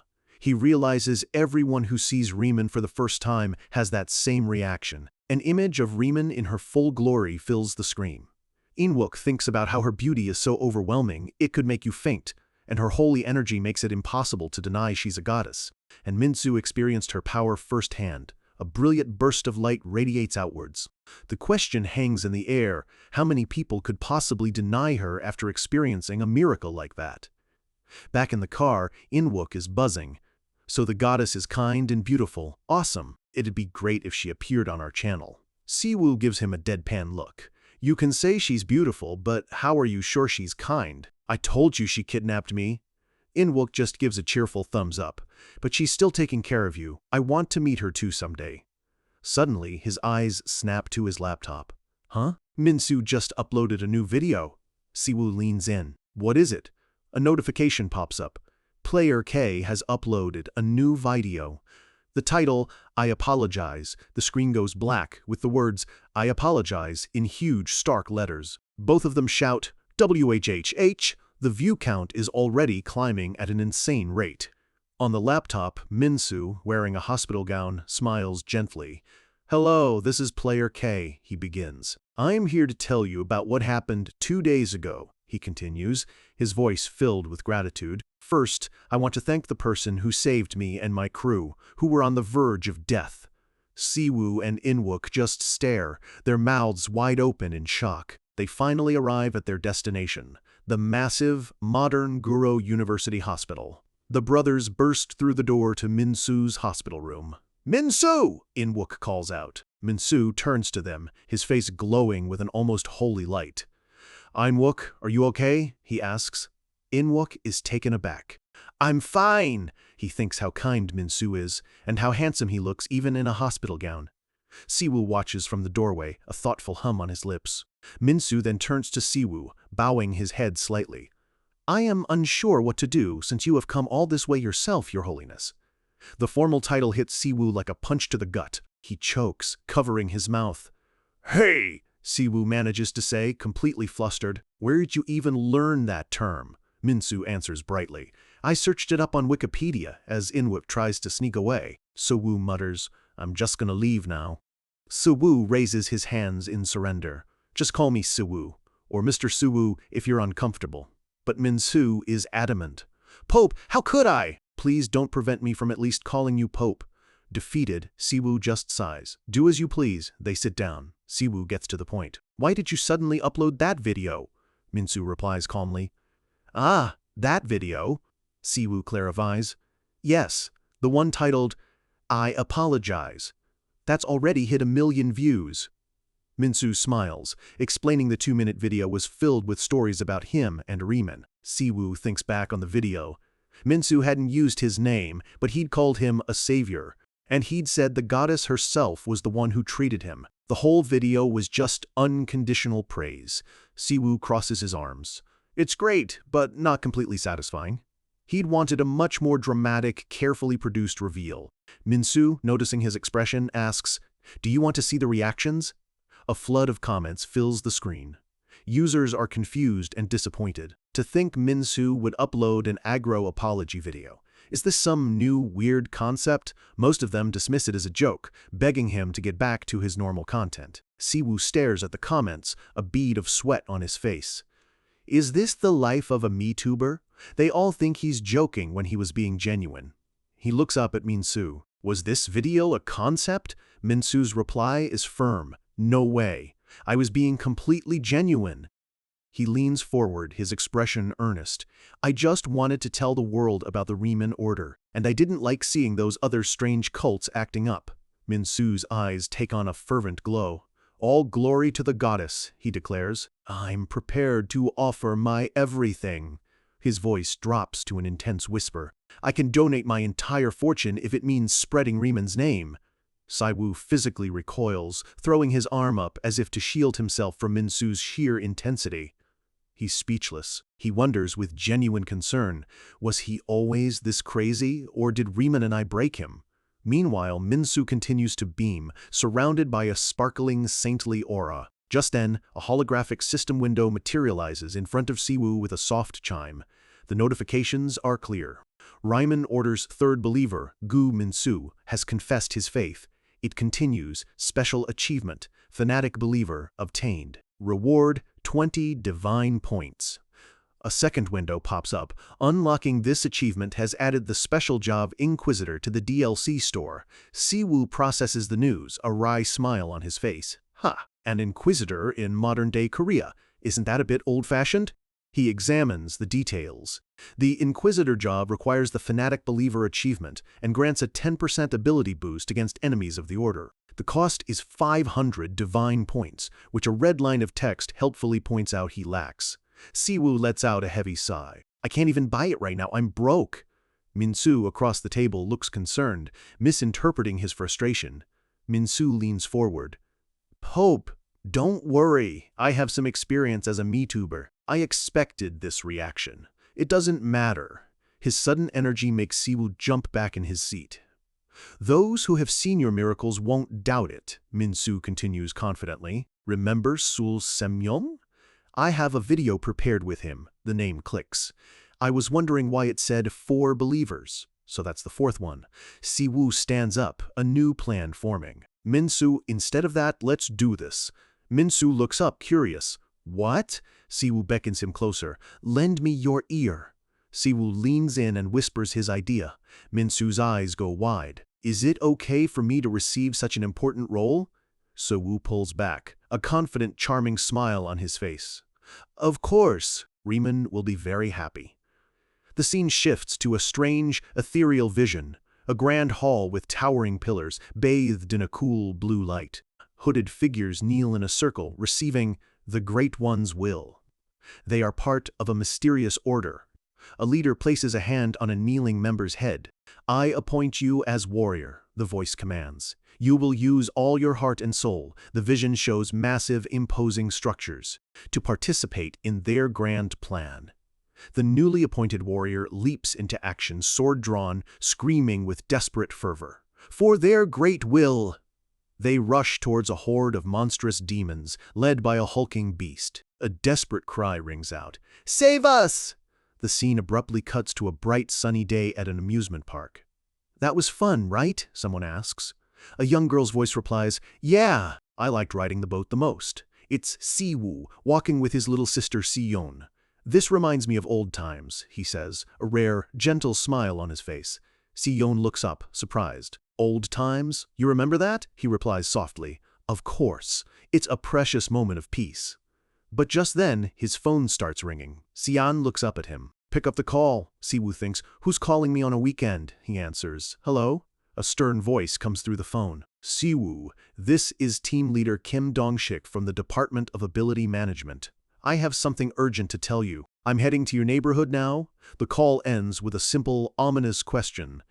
Are you home? The day of peace is cut short. After making sure his sister is safe, Siwoo heads into the city to meet the man who summoned him. The night feels heavy with unspoken threats. In a sterile office, Siwoo sits across from team leader Kim Dong-shik. The man apologizes for the sudden visit. Siwoo waves it off, saying it was thanks to the pass he gave him that he got to spend that precious time with his sister in the first place. Dongshik gets straight to the point. He thanks Siwoo for his help in the Abyss Dungeon, explaining that the department has been on red alert. Siwoo listens, his expression unreadable. "And that's why you needed to see me." "Yes," the team leader says, his tone turning serious. "We don't have much time, so let me cut to the chase." He slides a tablet across the desk. This video just went viral on MeTube. The video plays, showing the same disturbing scene Siwoo had envisioned.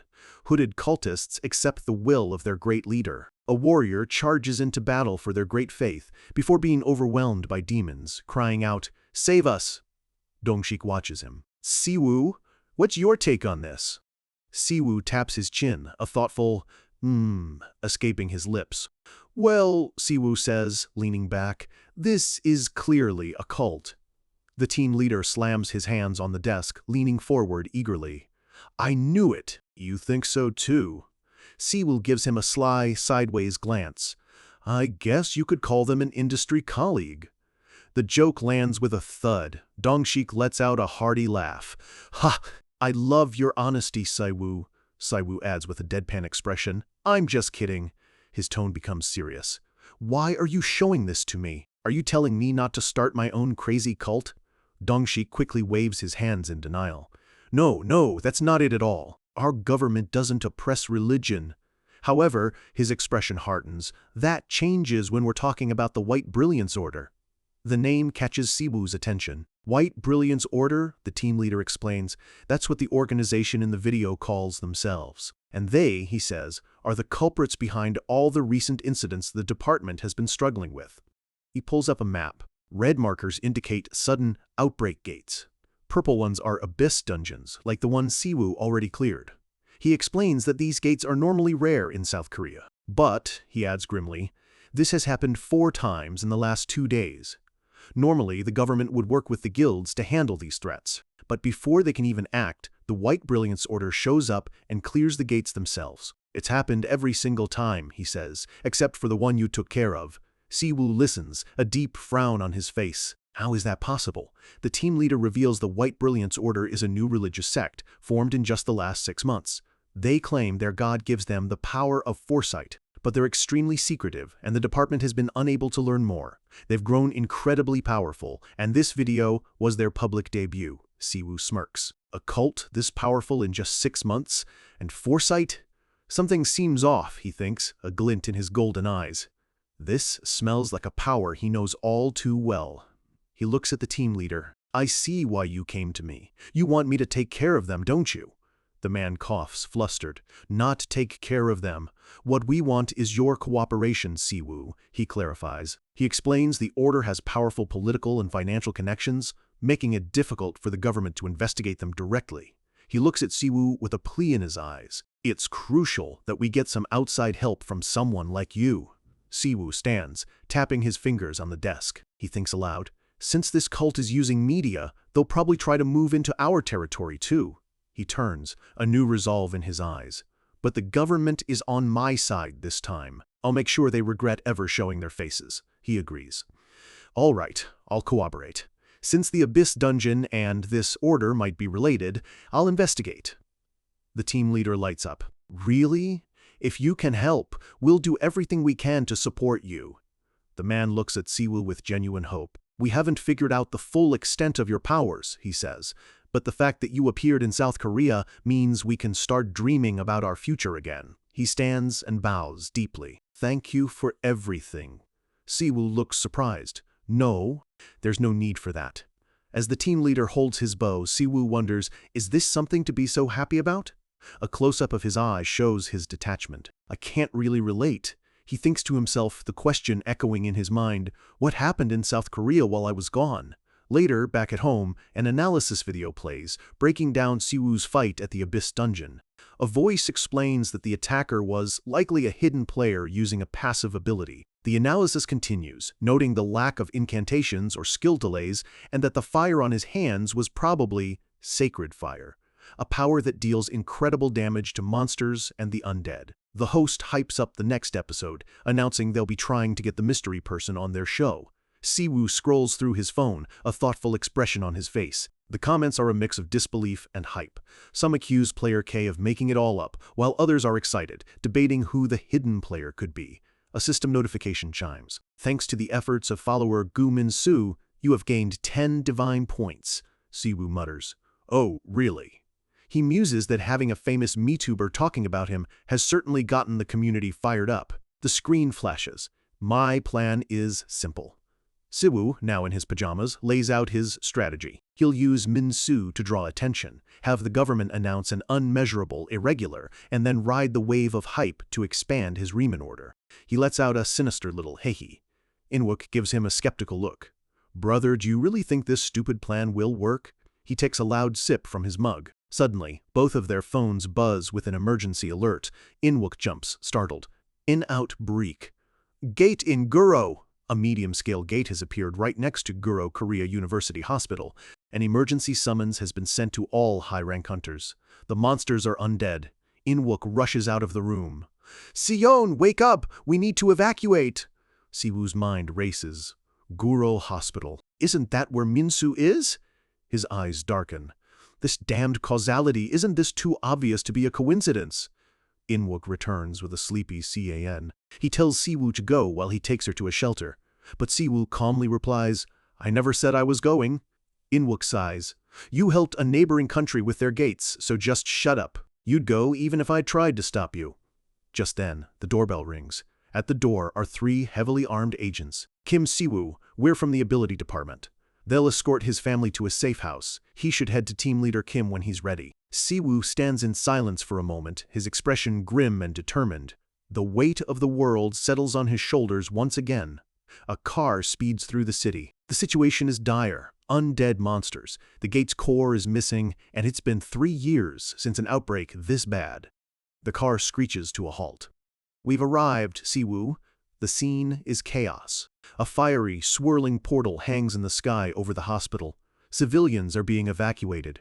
A child sobs for her mom. People are shouting for help. An agent directs players one way and civilians another. Cries of, Professor, help me, and Dad, where are you? Fill the air. Siwoo stands amidst the panic, his face a mask of cold observation. This is the embodiment of chaos, he thinks. A system window flashes. Warning! Ominous energy has been detected near the gate. The shadows of demons stretch across the building. Siwoo's feet land firmly on the pavement. He takes steady, deliberate steps into the heart of the chaos. He walks towards a group of players who are standing around talking, in no rush to fight. One of them spots him and laughs. Huh? You're here? I had to flake on an appointment because of this. He sounds more annoyed than concerned. Siwoo thinks, I hope this is worth it. He observes the scene with disdain. This place is so different from the outside. People are crying for help right over there. He correctly identifies them as guild players. Team Leader Kim appears at his side, looking exhausted. A player explains, Team Leader, this is how it is. Until we get our sector assignments, we don't move. Siwoo asks flatly, Sector assignments? The players are gathered around a holographic map dividing up the area. For ordinary people, this is a catastrophe. For them, it's a business opportunity. Siwoo watches, a humorless smile on his face. The world gets more interesting by the day. But his internal thoughts are far darker. No, to be honest, he thinks, his expression turning to one of pure contempt. This disgusts me. He turns to Dongshik. Remember our conversation yesterday? About you supporting my decisions if I helped with the White Brilliance Order. The team leader looks surprised. Yes, I do. Siwoo's voice is cold and commanding. I'll handle this gate on my own. Have everyone else focus on rescuing survivors. I'll take care of all the fighting. A brilliant white light emanates from Siwoo's hand as he gathers immense power. In a flash, his casual clothes are replaced by his formal, black pope attire. Holy energy swirls around him. The energy explodes outwards in a massive wave, knocking the other players off their feet. What the hell? They shout, as Siwoo stands untouched in the center of the light. The energy shoots into the sky, transforming the dark, ominous clouds into a breathtaking, holy aurora. Siwoo floats in the air, his robes billowing around him, bathed in the ethereal glow. The civilians below look up in awe.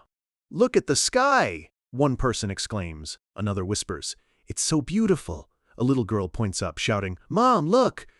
The crowd stares, phones out, recording the impossible sight. "What is that?" someone asks, their fear momentarily forgotten.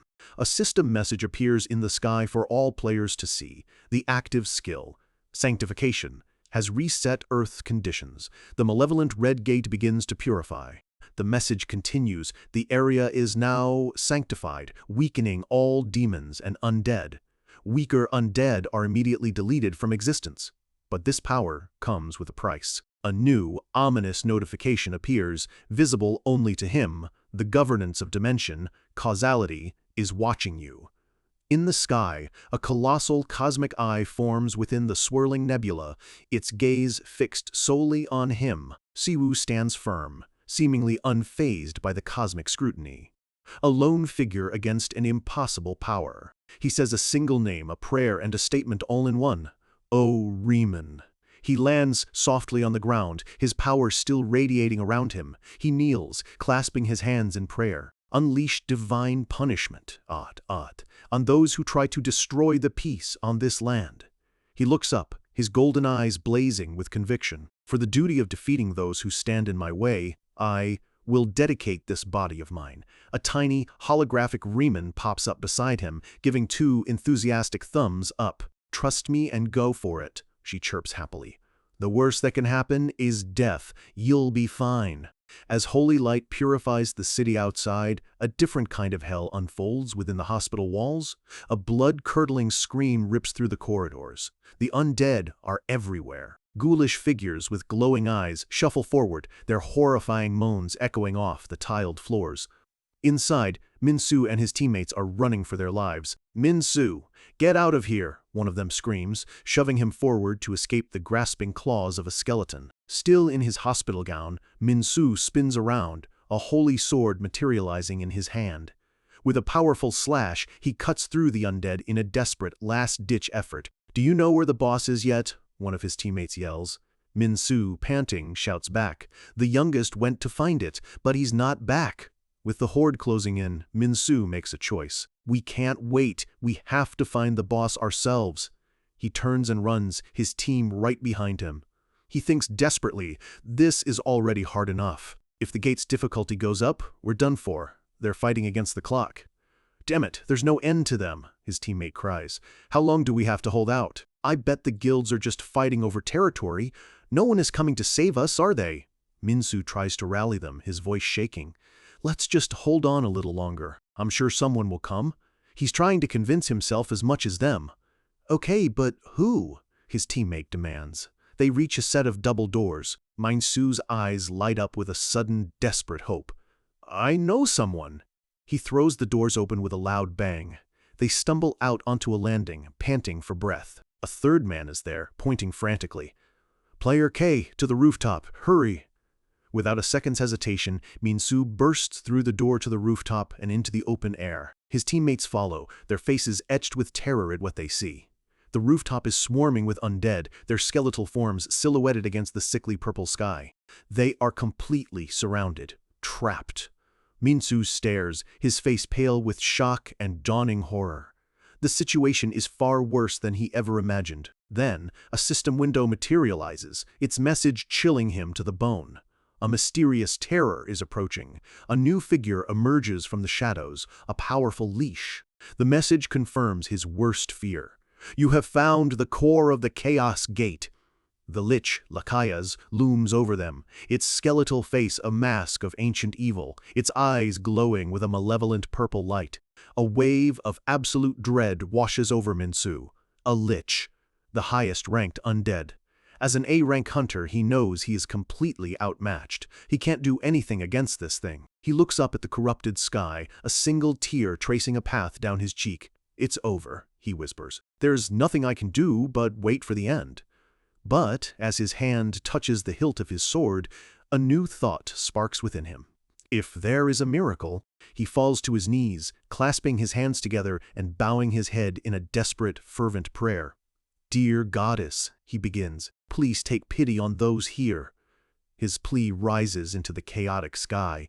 In response, a single, brilliant beam of light shoots down from the heavens, piercing through the darkness. A massive bolt of divine lightning strikes the rooftop with a deafening crash. A calm, familiar voice cuts through the chaos. "Good job, Brother Minsu." The divine lightning clears, revealing a figure standing before a kneeling Minsu. It's Siwoo, clad in his black pope robes, surrounded by crackling holy energy. He turns his back to Minsu, facing the Lich with absolute confidence. "Leave this to me." Minsu's teammates can only stare in utter shock, their minds unable to process what just happened. Siwoo gives Minsu a slight, reassuring smile over his shoulder. "You saved these people." "Great timing," he thinks to himself. "Thanks to Minsu's prayer, I was able to get here at once." A system window appears, explaining that the Earth's system is now running a causality congruence exam. The Chaos Gate is breaking the rules of this dimension. He stands before the Lich and its army, the very embodiment of that cosmic imbalance. A chime rings out. The system is asking him to balance the scales of causality. The results come back instantly. "No problem." Siwoo lets out a simple, "Oh." "He's been approved." The Lich growls, its voice a dry rasp. "You have quite an annoying power. I don't know where you borrowed it from, but you won't be able to defeat me with just that." It raises its arms, power surging. "This land will soon become a sacrifice for the great pride. No one shall brighten his darkness." Siwoo just looks at it with a bored expression. "What are you talking about?" A notification explains that his skill, Sacred Non-Aggression, has been synchronized. The skill's name flashes, Sacred Non-Aggression. Its description is simple and absolute. Eliminate all demonic energy within a specified radius. He holds out his hand, and a brilliant ball of purple light forms in his palm. He unleashes the power, and a wave of pure light washes over the undead. They let out one final agonizing shriek as they are vaporized. The Lich reels back, its own body being eaten away by the holy energy. "You! Who are you? How do you have this kind of power? What is this power that lets you eliminate my entire army so easily?" it shrieks. "How dare a mere slave of a god humiliate me?"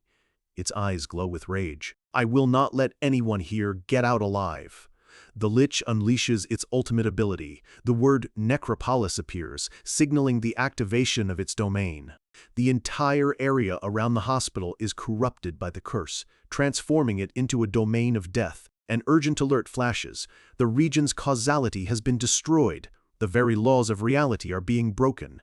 Siwoo recognizes the spell. It's an advanced dark magic that paints everything with a curse, creating a space just for the dead. The Lich floats in the air, its voice booming. "A curse in the middle of Seoul. The powerless god you serve won't be able to save you. This city will soon be the city of the dead." Siwoo's eyes narrow, his own holy energy flaring. "Powerless? Are you trying to die? I let you live because I was curious, but I guess that was a mistake." He raises his hand, summoning a trident of pure, divine energy. Before the Lich can finish its taunt, Siwoo strikes, plunging the holy trident directly into its chest. The impact creates a massive explosion of holy light that engulfs the entire rooftop, blasting away the darkness as the leash is consumed. The blinding light clears, leaving only faint trails of dissipating energy. The Lich's shadowy form begins to disintegrate. "What? This wasn't supposed to be my fate," it whispers in disbelief. Siwoo smirks. "Fate is for the living, not for corpses like you." The Lich's eyes widen in its final moment. "I see, it was you." "You're the one who killed the doppelganger," it rasps. "How dare you ruin the plans of the Great One? Siwoo has had enough. You talk too damn much." He stomps his foot, sending a final shockwave of power through the Lich's dissolving body. With a final gurgling laugh, the Lich makes one last threat. "Even if you kill me, my curse will continue to eat away at this land, and bring despair to your kind."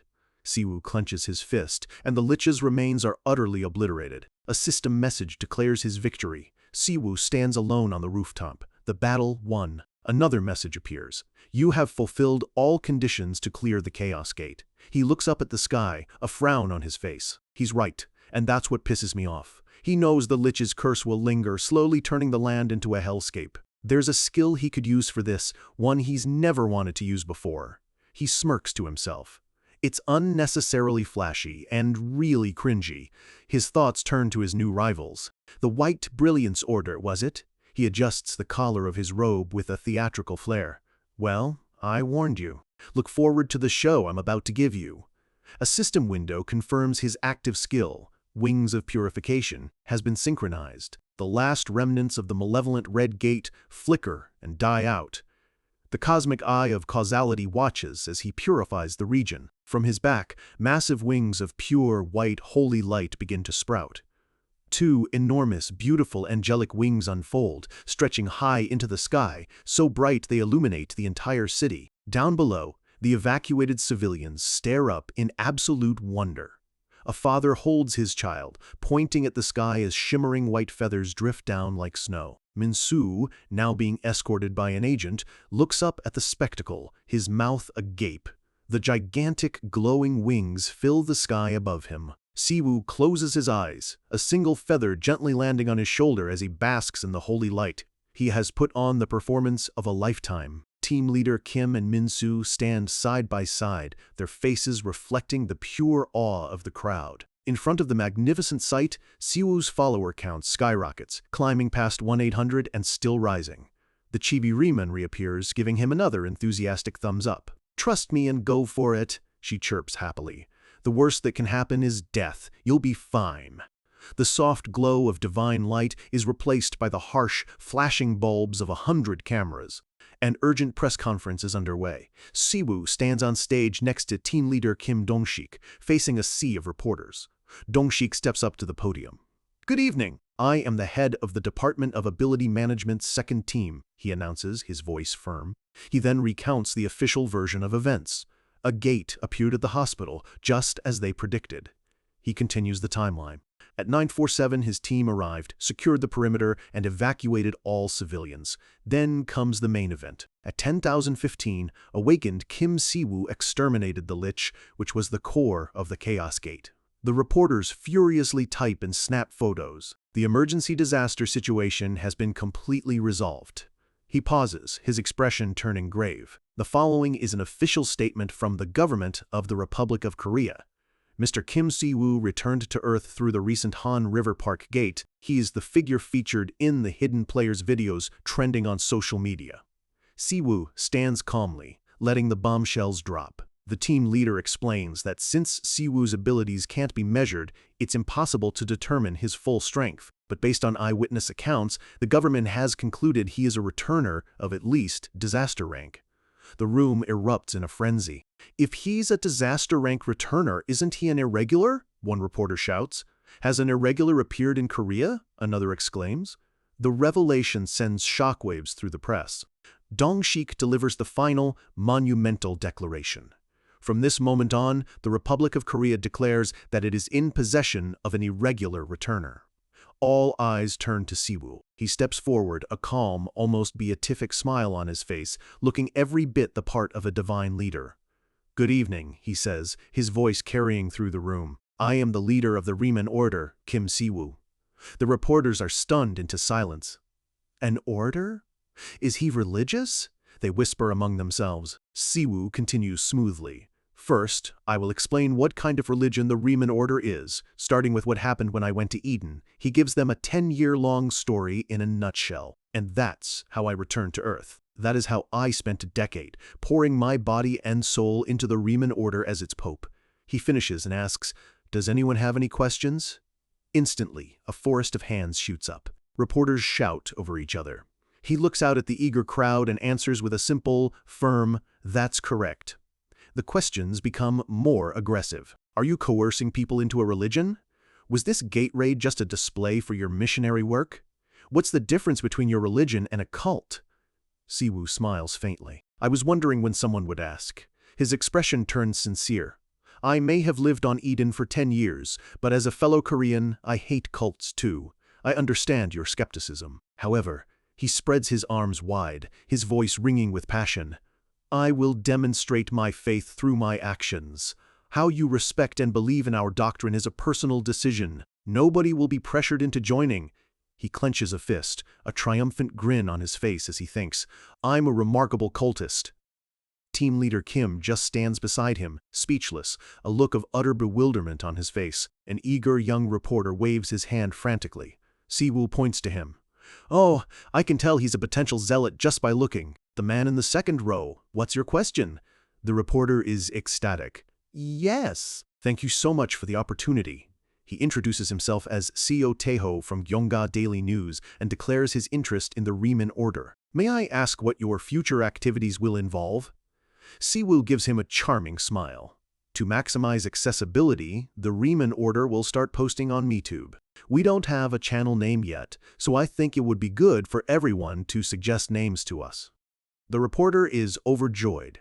"Thank you for the answer. I'll absolutely take part." Siwoo gives him a little wave, thinking, "Thank you, future zealot." Dongshik ends the conference, but the reporters swarm forward, still shouting questions as Siwoo is escorted away. Later, a cascade of system notifications floods Siwoo's vision.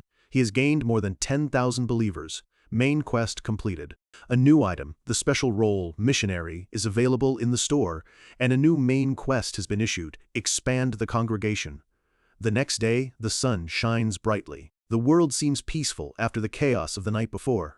Siwoo and Inwook are back in their apartment, a sense of normalcy returning. Siwoo is relaxing in his pajamas, scrolling through his phone, catching up on the public reaction.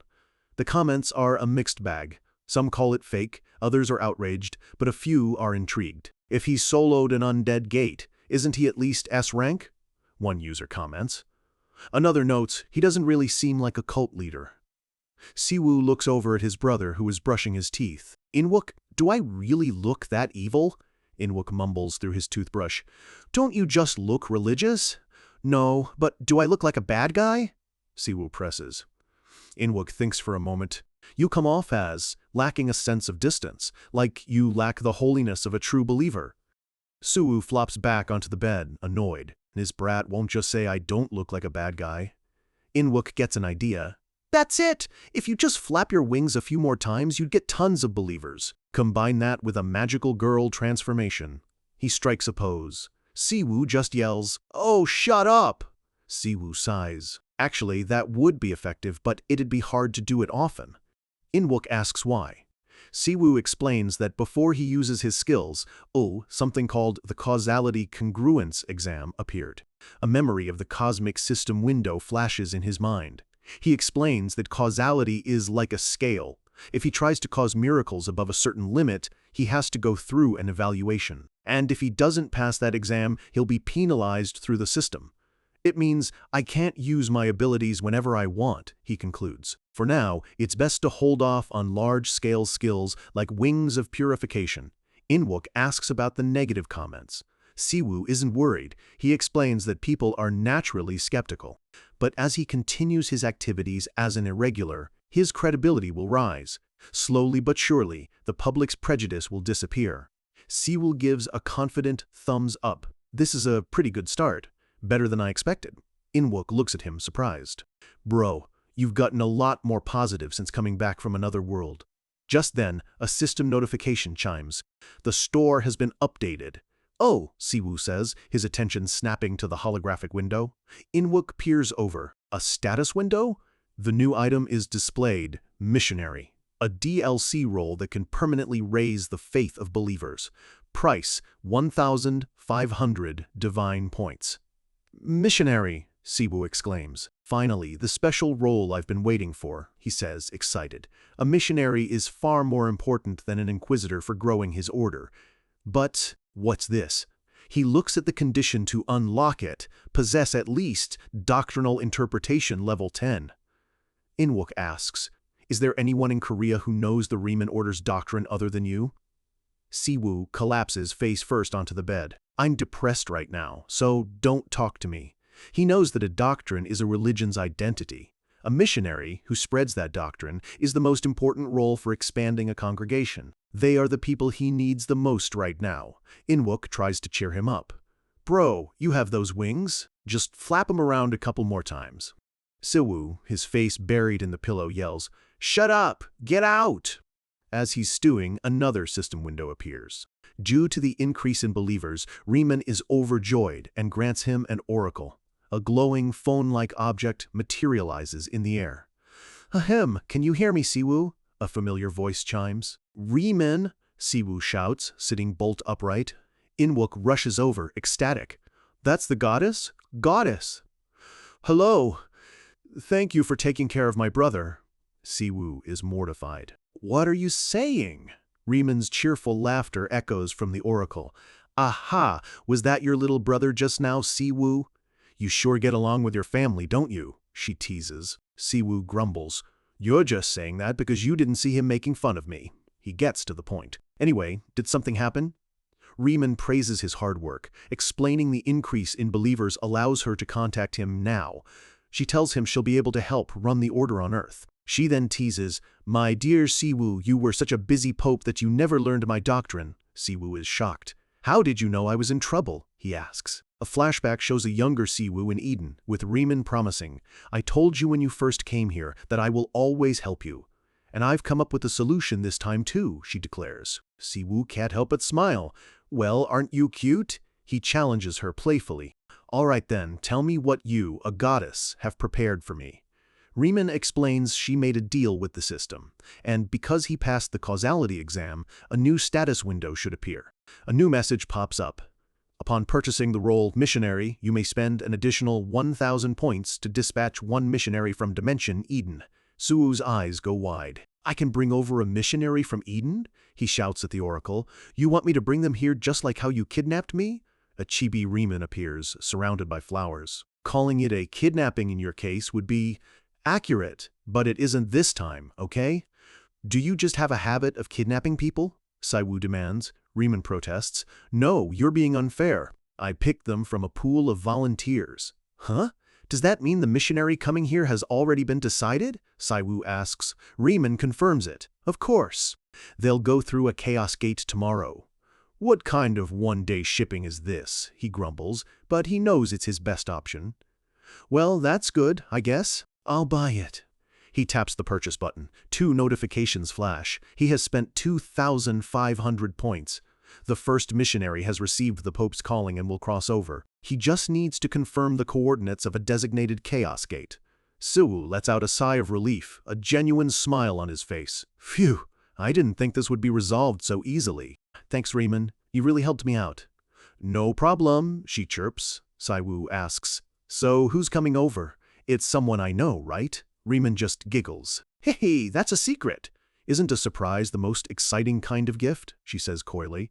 Siwoo is left staring at the oracle, a growing sense of unease settling in. Now that I think about it, who would even come? Just who is coming to Earth? H1AO74. Well, whoever it is, he thinks, remembering some of the more unique individuals from Eden. A dark, troubled expression crosses his face. 3 shadowy figures with glowing eyes appear in his mind. He has a very, very bad feeling about this. The next day, Siwoo is back in the sterile office of the Department of Ability Management, facing a new bureaucratic hurdle. Team leader Kim brings up gate C51, the one set to appear in Anyang. The team leader sighs, delivering the bad news. The gate has already been assigned to a guild, and he doesn't think the department can interfere without facing serious backlash from the other awakened alliances. Siwoo slumps in his chair, his earlier optimism deflating. Wait, I thought everything would go smoothly now that Riemann is sending a missionary, he thinks, forcing a smile. Is there nothing you can do? The team leader explains that the gate was claimed by the massive Goblin Guild, the 4th-ranked guild in the nation. They're backed by a powerful corporation, so they can't be bought off. Worse, they plan to use the C-rank gate for a training exercise, making them even less likely to give it up. The team leader asks why it has to be this specific gate. Siwoo chews on his thumb nervously, a look of pure frustration on his face. Damn it, this complicates things. He tries to explain without revealing too much. Well, our goddess is supposed to send a missionary from Eden through that gate. The team leader's eyes go wide. A person? Not a returner, but someone from the other side? He pinches the bridge of his nose, a headache already forming. This complicates things, Siwoo. There will be issues if an outsider and a guild meet. Siwoo looks at him, confused. Huh? The team leader explains that so far, all humanoid monsters that have appeared in Korea were extremely hostile, which meant huge rewards for the players who defeated them. So, even if Siwoo's colleague isn't a monster, Siwoo catches his meaning. Are you saying that if my colleague meets the Goblin Guild, a war might break out? The team leader gives a grim smile. Yes. Siwoo sighs, realizing there's no easy way out of this. He puts on a determined, charming smile. Team leader Kim, can you please let the Goblin Guild know I'd like to visit? He adds to himself, a steely look in his eye. I guess I'll have to take care of this personally. The scene shifts to a high school in Anyang City. The sky is already stained a sickly purple, and dark energy snakes around a pulsating, crystalline gate. Siwoo, now in his formal black pope attire, steps out of a car. A guild member is shouting orders. There's not much time. Get ready. Check your armor and have your potions ready. Siwoo sits on a bench, calmly observing the organized chaos. He notes the purple sky, a clear sign of a chaos gate. The whole scene has an apocalyptic vibe. A large, muscular figure approaches him. Thank you for waiting. I was just giving some orders to our newbies. He introduces himself with a broad, confident grin. I'm Choi Seojin, leader of the Goblin Guild. The man is built like a mountain, his shirt barely containing his muscles. Seojin sizes him up. Incredible. The amount of mana you have is massive. Siwoo stands and introduces himself politely. Nice to meet you. My name is Kim Siwoo. He thinks that this is the strongest player he's met on Earth so far. This must be an S-rank hunter. They shake hands. Seojin thanks him for the meeting. It's an honor to meet an irregular. Nice to meet you, Black Priest. My pleasure, Siwoo replies, smiling politely while a system window pops up, unseen by the guild leader. Notifications alert him that Seojin is testing him, pressing down with his mana to try and intimidate him. But another message appears. Due to Siwoo's high resistance, the effect is cancelled. Seojin then leans in, his voice a low murmur. I hear you're looking for new followers. I think I could place my faith in the Riemann Order, especially if it means gaining a famous follower like you, Choi Seojin. Seojin pulls back, laughing. Ha! You're pretty honest. He gives Siwoo a friendly pat on the chest that feels more like a shove. Seojin's mood shifts in an instant. I heard you were interested in this gate. Fine. I'll do anything for an irregular. It's just a C-rank gate anyway. However, he leans in, his eyes narrowing. This gate must have something amazing inside if you came here personally. Siwoo just sweats, keeping his smile in place. Seojin's friendly demeanor vanishes, replaced by raw anger. That's why I was a little pissed off when I heard the news. Our guild, his aura explodes with fiery energy. C is the third-ranked guild in the nation. Did you really think we would just give this up if you asked? He stomps his foot, cracking the ground. Are you looking down on US? His face contorts in a furious snarl. Do you think you can get away with anything just because you're an irregular? Siwoo thinks back to his conversation with the team leader. Oh, this is what he meant. He remembers the warning, a bead of sweat running down his temple. Team leader Kim's voice echoes in his memory. By the way, leader Choi Seojin is pretty spontaneous. Be careful. I'll tell you a little secret to dealing with him. The team leader had bragged that this one simple tactic, the secret know-how of aging government workers, had gotten him through 5 years. Remembering the advice, Siwoo clasps his hands together, his expression changing completely. He grabs Seojin's arm, his eyes sparkling with manufactured admiration. Not at all. I've heard so many stories about how skilled the Goblin Guild is. I've never seen Earth players fight before. Please, allow me to witness the combat of the Great Goblin Guild, so I can learn. Seojin is taken aback, muttering, Well, I wasn't expecting this from a clergyman. Just then, the Chaos Gate flares to life. The raid is about to begin. Seojin grins, his anger forgotten. If I had the choice, I'd fight you right now. I like your attitude. And you have a way with words. They're suddenly best friends. Siwoo thinks, this guy really loves being flattered. Thank you, team leader Kim. Taking a sip of his drink, Siwoo thinks, I don't care, as long as I can get into that gate. He knows things probably won't go according to plan anyway. He watches the guild members assemble. They seem well prepared. He realizes this is a good chance to see how Earth players handle these situations. Seojin watches his guild with pride. Those guys are my pride and joy, even with the newbies mixed in. I'm sure it'll get used to things soon. Siwoo asks if they have any healers. Seojin explains that healers are rare. Siwoo notes the lack of support classes on Earth, thinking it might be a good niche for the Riemann Order to fill. Just then, the gate flares. Seojin shouts, "Everyone, get into position!" The Chaos Gate is opening. A system window opens for Siwoo, a subquest confirming that a missionary has been sent from Eden. His mission: safely meet the missionary and extract them from the Chaos Gate. The completion condition is their survival. The reward is a holy artifact, the token of Ryman. The first wave of monsters pours out of the gate. "Here they come, trolls!" a hunter shouts. A horde of brutish, hulking trolls with glowing eyes and sharp teeth charge forward. The guild members engage, but one of the newbies freezes up. A veteran yells, "Aim for the head, get your head in the game." "What are you thinking about mid-combat?" Seojin asks Siwoo. "Don't you think you should give them a hand?" Siwoo just sips his drink. "I'm sure my elites can handle it." "Are you worried about the newbies? They joined us because they trust us. We won't let them die in an accident," Seojin says with conviction. Siwoo is impressed. He thinks Seojin would be a perfect mercenary in Eden. He'd misjudged him as just another greedy guild leader. Suddenly, an alarm blares. "The gate has expanded!" A system alert flashes. A guild officer shouts, "All troops, change to formation B!" The hunters brace themselves, ready for whatever is coming next. But what comes out isn't another monster. It's the foot of a troll, followed by splatters of blood. "Huh? Blood?" The trolls look terrified, their eyes wide with panic. They aren't attacking, they're fleeing. "The trolls are being chased by something," one hunter cries. "Something's wrong!" The trolls stumble and fall, collapsing into a heap just outside the gate, their bodies torn and bleeding. A hunter runs up to Seojin. "Sir, something's wrong with the trolls. I think they're being chased." Seojin looks grim. "Oh, don't tell me." He turns to Siwoo, his expression a mix of excitement and fury. "Kim Siwoo, is that what you were looking for?" Siwoo can only stammer, I believe so." Seojin's hair begins to glow with fiery energy. "Such incredible power, I can't believe it. You were planning on taking this thing on your own." He grins maniacally.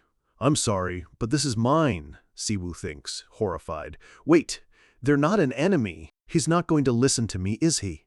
Siwoo watches, his face a mask of cold realization, as the situation spirals completely out of his control.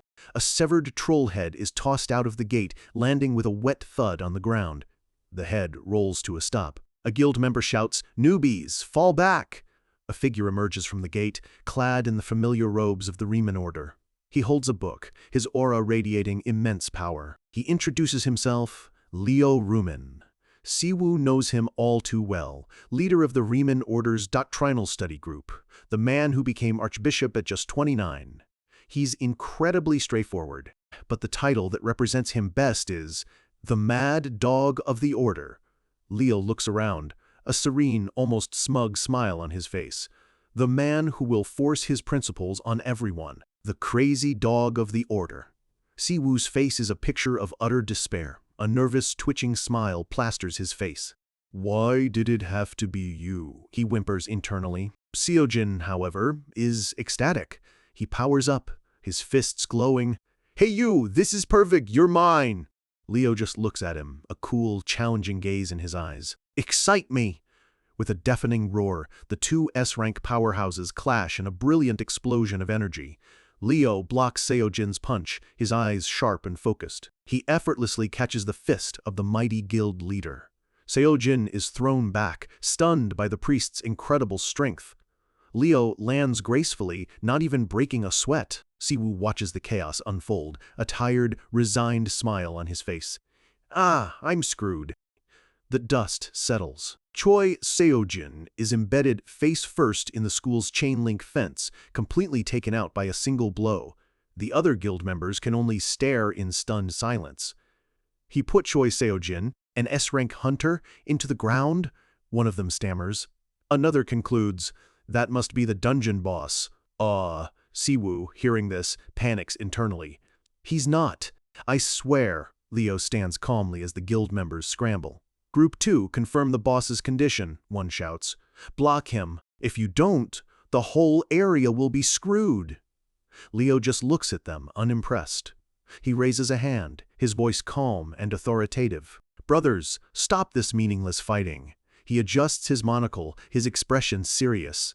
"I don't want to fight you. Riemann would be sad." Siwoo facepalms, utterly exasperated. Gosh, Leo, you sure are shameless. He can't believe he planted a rancor in the ground and is now acting so righteous. I feel so sorry for Team Leader Kim. How am I supposed to face him? Just then, Leo turns. Your Holiness. Leo kneels, placing a hand over his heart in a gesture of absolute loyalty.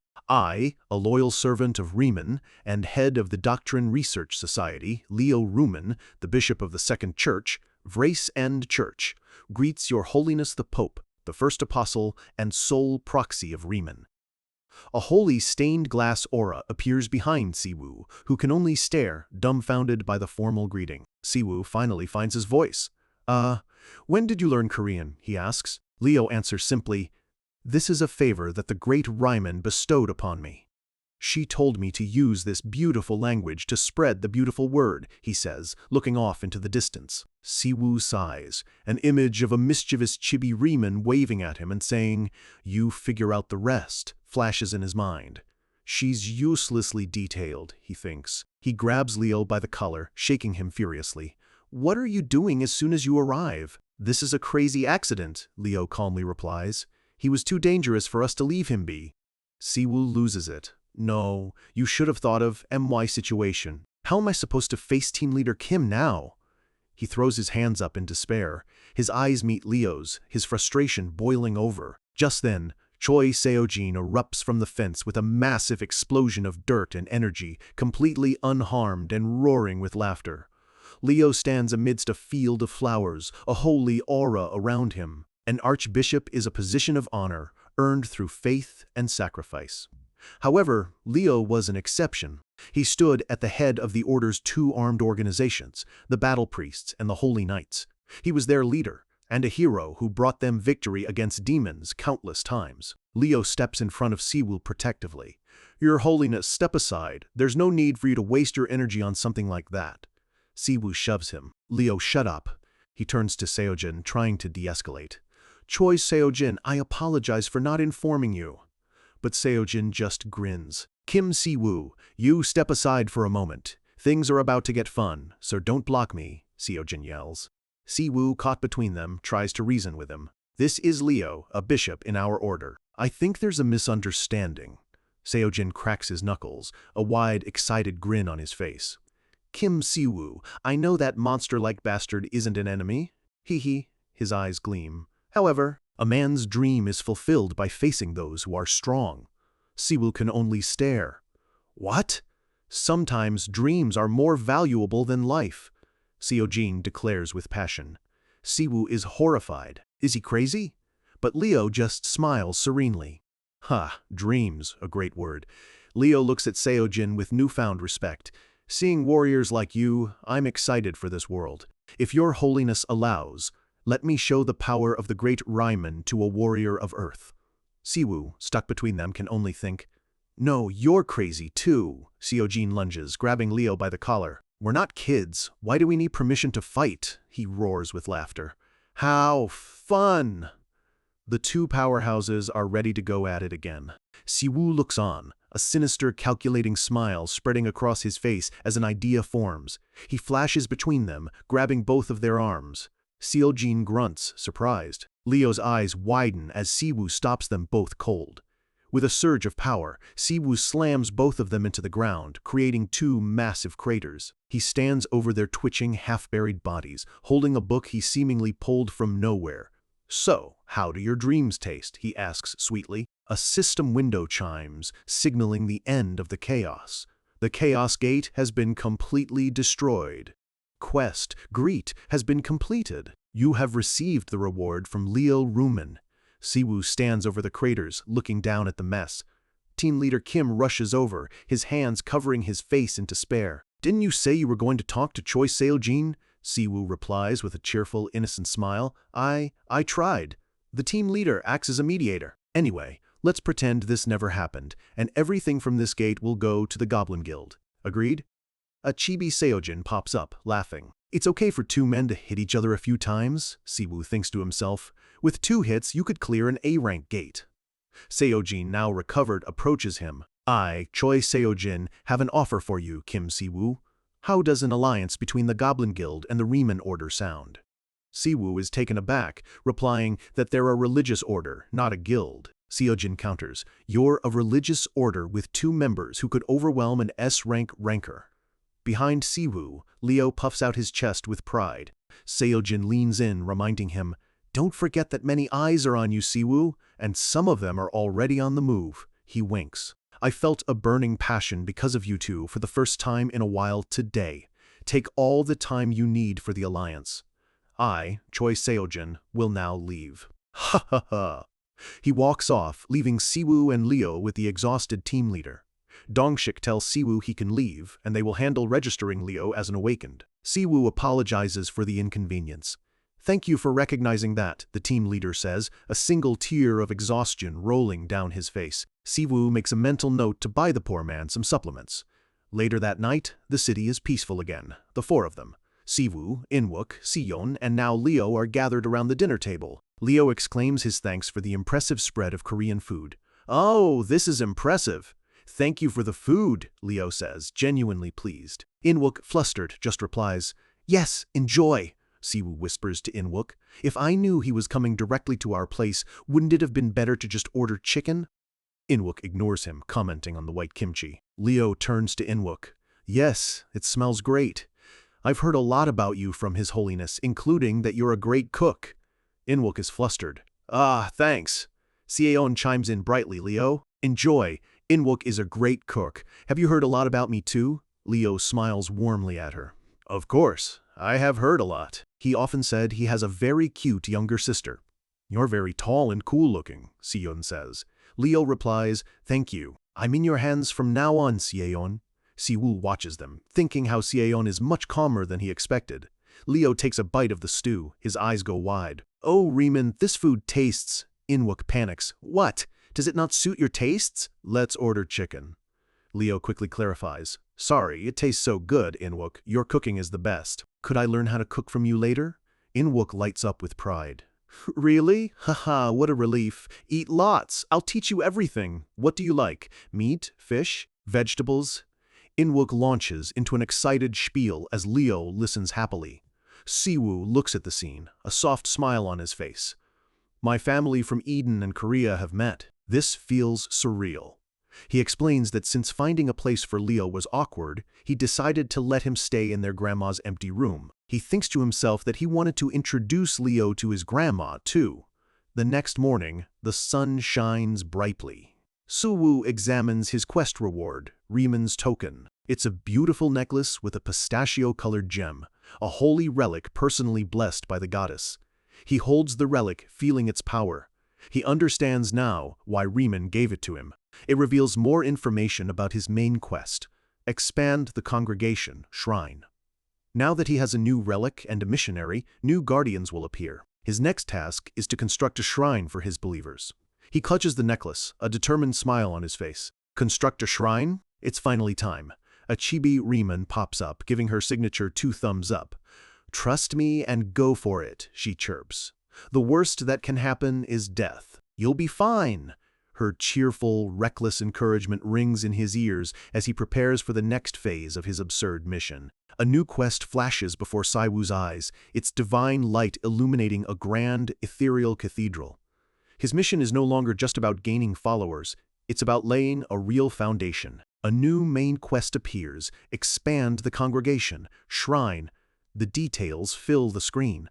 With the holy relic from Eden, a new goal has appeared. A voice echoes in his mind. "Pope, please construct a shrine for those who have become believers of the order." The system explains that a shrine is a home for the believer's faith, a place where they can gather and pray. The objective is clear: construct a shrine. The reward is 500 divine points and a new trait. It's a place for people to connect with their god. Siwoo sits on his couch, lost in thought, fiddling with the shimmering green pendant. He thinks that this main quest feels like a major step forward, a sign the Riemann order is finally setting down real roots. Just then, a voice interrupts him. "Your Holiness, the Pope, would you please lift your feet?" Startled, Siwoo looks up to see Leo Riemann, the fearsome, mad dog of the order, wielding a vacuum cleaner. Siwoo lifts his feet, a little dumbfounded. "Oh, okay," he mutters as Leo expertly vacuums underneath. "Thank you." As Leo continues cleaning, Siwoo watches him, a bead of sweat running down his cheek. He thinks, wait, something's off. This hulking warrior who radiates enough power to level a city is calmly doing housework. Siwoo has to ask, how do you know how to use a vacuum cleaner? Leo pauses, turning back with a serious expression. Ms. Sieon taught me before she left, he explains, holding up a small, handwritten booklet. She also gave me this. Siwoo's eyes widen as he spots a neatly folded stack of laundry. You even folded the laundry? Leo nods. Yes, Lord Inwook took the time to teach me. He also taught me how to use the washer and dryer. Leo's expression is one of pure dedication. Since I am here to serve you, Your Holiness, this is the least I can do. Please do not worry. Siwoo can't help but be impressed. He thinks that Leo looks like he could kill a bear with his bare hands, yet he's surprisingly serious about housework. A genuine smile spreads across Siwoo's face. Now that's what you call a perfect butler, he thinks, satisfied. He calls out, Leo. He'd initially planned to let Leo find his own way, but seeing this, he's had a change of heart. It would be best to keep this powerful, dedicated man close. He stands and puts a hand on Leo's shoulder, a playful look in his eyes. You were my right-hand man in Eden, remember? Leo looks a bit confused but affirms, I shall fulfill my role to help you, Your Holiness. Good. Finish cleaning and get ready to leave, Siwoo says with a grin. Inwook should be back soon with some clothes for you. Leo, ever the dutiful servant, asks, May I ask where we are going? Siwoo's answer is simple, to counsel our new believers. Their destination is a modern office building in Hapjeong. As they arrive, a familiar figure is already waiting. It's Gu Min-soo, looking sharp in a vest and tie. He bows apologetically. I'm so sorry. I should have come to visit you. Siwoo waves it off. You were busy. It's only fair that those with more time should travel, brother, Min-soo insists. Even so, I don't think it's right to have the Pope come all this way. Siwoo reassures him. It's okay, really. I'm glad to get to visit more of Seoul. Looking around, Siwoo is impressed. A 5-story building near Hongdae. I forgot he was a MeTuber with 5 million subscribers. He adds with a smile. This building is amazing, Min-soo explains. Since we're a guild-approved company, we have some financial backing. Min-soo elaborates that while MeTube is their main focus, they also take on dungeon requests and consult for other guilds. In fact, they make more money from consulting than from MeTube itself. Inside, they're served coffee in pristine white cups, the rich aroma filling the air. Siwoo takes a sip and asks, So, how do you like the coffee? Leo, holding his cup gracefully, replies, It's widening my palate. I'm interested in learning more about food on Earth. A small smile plays on Siwoo's lips. Looks like Leo is meant to be here. Min-soo looks pleased. I'm glad you like it. Let me know if you'd like more. Leo simply nods and says, Thank you. Siwoo gestures towards the Archbishop. This is the person I mentioned, the missionary from Eden, sent to spread the word of God. As Leo sips his coffee, Siwoo introduces him formally, the Archbishop Leo Rumen. Min-soo's eyes fly open, and he slams his hands on the table, standing abruptly. Oh, this man! A look of pure delight washes over Min-soo's face. To think I would meet a fellow brother on Earth, thank Ryman. He extends a hand. It's nice to meet you, Brother Min-soo. My name is Leo Rumen. Min-soo smiles warmly. My name is Gu Min-soo. Leo studies Min-soo for a moment, his gaze sharp and analytical as he adjusts his monocle. He hums, intrigued. It seems you've already met with Lord Riemann, Leo observes. Min-soo looks startled, then a bright light seems to emanate from his chest. Leo continues, I can see her signs around your heart. Min-soo's face glows with zealous faith. Yes, although I couldn't meet her directly, she treated my sickness and blessed me with her warm light. Watching this, Siwoo wonders if Min-soo is on the brink of developing divine powers himself. His belief is far stronger than he realized. Siwoo claps his hands, pulling the focus back to business. All right, Min-soo, he says, reaching into his jacket. Now that we've all met, let's get to the point. He pulls out the token of Riemann. The pendant glows with a soft, holy light. A system window details its properties, an artifact with the power to create a sanctuary, but only on land. The Order has a proper claim over. A stark warning flashes, according to causality, forcibly claimed land will not be accepted. Minsu's eyes light up with awe. "Oh, this is," Saiwu places the necklace on the table. "This is the artifact that Archbishop Leo brought from Eden." Siwu looks at him intently. "Minsu, we plan to raise a shrine in the name of the Riemann Order." Minsu's jaw drops. He's completely stunned, his mind racing with the possibilities. He snaps back to reality, his excitement overflowing. "Then I'll start gathering funds. All for the creation of the first shrine in the name of our Lord Riemann." He starts to get up, but Siwu stops him. "No, there's something more important than money. Although money is crucial too." Siwu rests his chin on his hand, his expression troubled. "We don't have a location yet. I have no idea how to make our first shrine approachable to the public." He looks directly at Minsu. "That's why I came here. Did you have any places in mind?" Minsu looks back at him and after a moment's thought replies simply, "No." An awkward silence hangs in the air as Minsu puts a hand to his chin, deep in thought. Then, an idea strikes him. He looks up with newfound confidence. "Your Holiness, Lord Leo, could you please wait for just 10 minutes?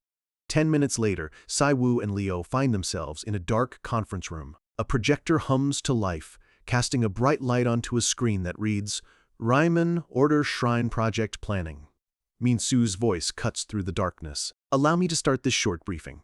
Siwu and Leo sit side by side, their faces illuminated by the projector's light, both looking utterly flabbergasted. Siwu turns to Minsu, bewildered. "Brother Minsu, you prepared this in 10 minutes?" Minsu just smiles sheepishly. "Actually, this is something I prepared ahead of time." The screen shows a flashback of Riemann saving a broken Minsu. "After you rescued me in that dungeon," Minsu begins, his voice filled with reverence. "The day that goddess Riemann saved me, he stands before them, his hands clasped, a look of profound conviction on his face. I started considering it my duty to raise a shrine in her name." Siwu is speechless, a nervous sweat on his brow. He planned all of this just because we happened to heal him? Even Leo looks grimly impressed. Leo is overcome with emotion, tears streaming from his eyes. This is such an incredible act of kindness. I'm sure Goddess Riemann will be happy. Siwu is just trying to process it all, thinking, "I can't help but cry at this man's belief." Minsu says humbly, "I'm merely doing what I should." At this, Leo rushes forward and pulls him into an emotional hug. "I will always pray for you, my brother." Siwu, feeling awkward, finally clears his throat. Can we get on with the presentation?" After they compose themselves, Minsu clears his throat. "Please, take a look at this." He gestures to the screen, which now displays a bold title, "AN Order, We Create Tugther Community Vote." Minsu explains his plan to have the public vote on the location for the first shrine. "The community vote is something users commonly use," he says. "It allows the viewers to stay connected. Anyone can vote from anywhere. It's incredible," he gestures emphatically. "The fact that the public decides on the shrine's location means we're already ahead of other orders. It will be easier to build an image of a religion that works with the public." Siwu leans forward, intrigued. "Which places do you have in mind?" A confident smile plays on Minsu's lips. "I agree that the first shrine for our goddess should be somewhere special." He pulls out a remote. Please take a look at the next slide. A new image appears, a familiar Korean landmark surrounded by a massive glowing blue wall. The words "Ground Zero" are written in bold letters. Siwoo recognizes it instantly. "That's Gwanghwamun." He asks, "What's that blue wall?" Minsu explains. "Since you've been gone for 5 years, I'm sure that will seem unfamiliar." The slide changes to a grim, desolate cityscape. This is a place most people call Ground Zero. 5 years ago, Minsu narrates over an old photo. This became the site of a dimension opening, where a dimension tore open and monsters started pouring out. The images turned darker, showing ruined streets and abandoned cars. Although we destroyed the gate's core through countless sacrifices, the people at the center were unable to escape the mana pollution. A terrifying image of a chaotic energy rift flashes on screen. After that, more gates started opening rapidly, and the government has been unable to solve this, leaving the area abandoned. Siwoo is shocked. "Something like that happened in Seoul?" Minsu continues. "The walls consist of 5 layers, including a layer of mithril that can absorb mana.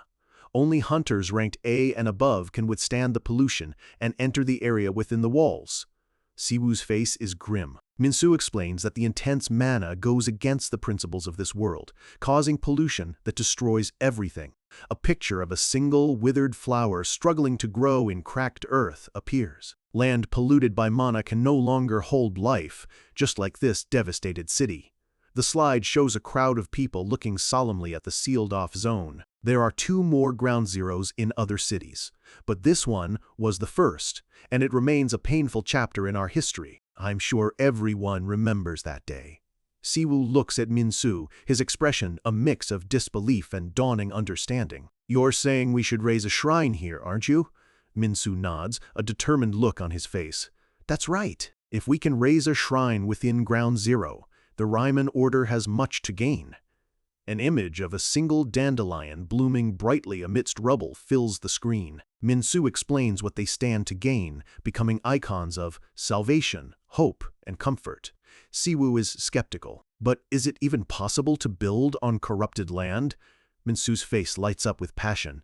We'll need to purify it first, just like you purified the Lich's curse. Please ask Goddess Riemann to prove it's possible. Leo, completely swept up, clenches his fist. Yes, I believe you are right, brother. Siwoo can't take it anymore. Hey, why don't you be the Pope then? Leo immediately shrinks back. I'm sorry. Siwoo sighs, trying to bring them back to reality. The demonic energy from the Lich and this mana corruption are nothing alike. And yes, we have the token of Riemann, but there are more important things to consider. He points out the obvious flaw. Let's say we start building at Ground Zero. But you just said we voted for potential sites. We didn't even vote on a Ground Zero location. Doesn't that make it pointless? Minsu just smiles serenely. There's no need to worry. A sly, confident look crosses Minsu's face. I have a way for everything. He leans in, as if sharing a secret. Hey everyone, do you remember that chocolate-covered green onion-flavored cereal problem?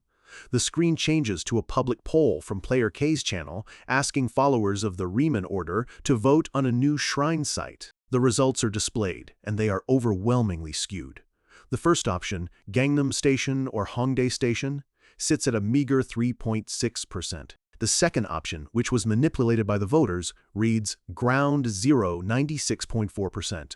A flood of comments scrolls by. People are in an uproar. Some are excited, one even offering to donate his life savings. Others call it a scam. The internet is going wild. Siwoo stares at his phone, utterly defeated. Seriously, a notification dings. I can't believe this country, he mutters. Just then, his main quest updates. The condition has been altered. The new requirement is to use the token of Riemann and develop a sanctuary on Ground Zero in Seoul. Failure will result in the distrust trait and a seizure of half his divine points. Minsu looks on and notes, looks like the main quest got updated too. The screen fills with heartbreaking images of ordinary people mourning. An elderly couple sits with a photo of a loved one whose body they can't even retrieve for a proper burial. The immense weight of the tragedy and the hope people are pinning on this impossible project becomes clear. The words, "The icon of hope and salvation," float in a brightly lit space, representing the new, heavy mantle placed on Siwoo's shoulders. Siwoo stands, phone in hand, looking out into the distance. He sighs, this could be a problem. But then a small, almost imperceptible smile touches his lips. A spark of challenge lights up his eyes. He thinks to himself, I kind of like that title. Siwoo's grand plan to build his shrine comes to a grinding halt. Team leader Kim Dongshik, the government liaison, stands in his way, his expression dead serious as he delivers the bad news. Siwoo is not to enter Ground Zero. The words hang in the air, thick with tension. Siwoo, holding his drink, tries to process this. He was expecting the government's blessing, not a brick wall. Siwoo forces a smile, trying to diffuse the situation. He remarks that he's never seen the team leader so worked up before. Dongshik immediately gets flustered, backtracking, and insisting it's not that he's against the plan itself, but something else entirely. Siwoo's eyes narrow, pressing for the real reason. Dongshik hesitates, clearly troubled by what he has to say next. And then he drops the bombshell. Deep within the ruins of Ground Zero, there's a mine filled with high-quality magic stones. The revelation is stunning. Magic stones right here on Earth? These aren't just any resource. They're crystallized magic, pure power forged into minerals, the very fuel of this new, monster-infested world's economy. And while some can be harvested from monsters, the truly pure, high-grade stones, the ones that build fortunes and armies, can only be found in dedicated mines. Dongshik explains that the mine formed when the dimensional gate first ripped open over Seoul, saturating the area with dense magical energy. But for the past year, powerful guilds have been secretly sending in teams to illegally mine those stones, a fact known to only a select few. And it gets worse. The competition has turned violent. A dark image of clashing swords flashes as Dongshik reveals that the guilds are now fighting a shadow war over control of the mine. The combatants are all top-tier, at least A-rank hunters. Siwoo asks the obvious question, why didn't the government step in and control the situation from the very beginning? With a heavy sigh, Dongshik admits the bitter truth. The government is completely outgunned. Most of the hunters strong enough to even survive in Ground Zero are already on the payroll of those very guilds. All they can do is watch from the sidelines, logging who comes and goes, unable to intervene. It wasn't that they didn't want to act, it was that they couldn't. He looks Siwoo in the eye, his face etched with genuine worry. The moment Siwoo steps inside, he's on his own. He'll be walking into a war zone between corporations and guilds, with no one to back him up. A small, knowing smile plays on Siwoo's lips. He finally gets it. This wasn't about politics or bureaucracy. The team leader was just genuinely worried for his safety. But backing down is not an option. He glances at the poll results on his phone. With over 96% of the public supporting him, he's built too much momentum to turn back now over some guild squabbles.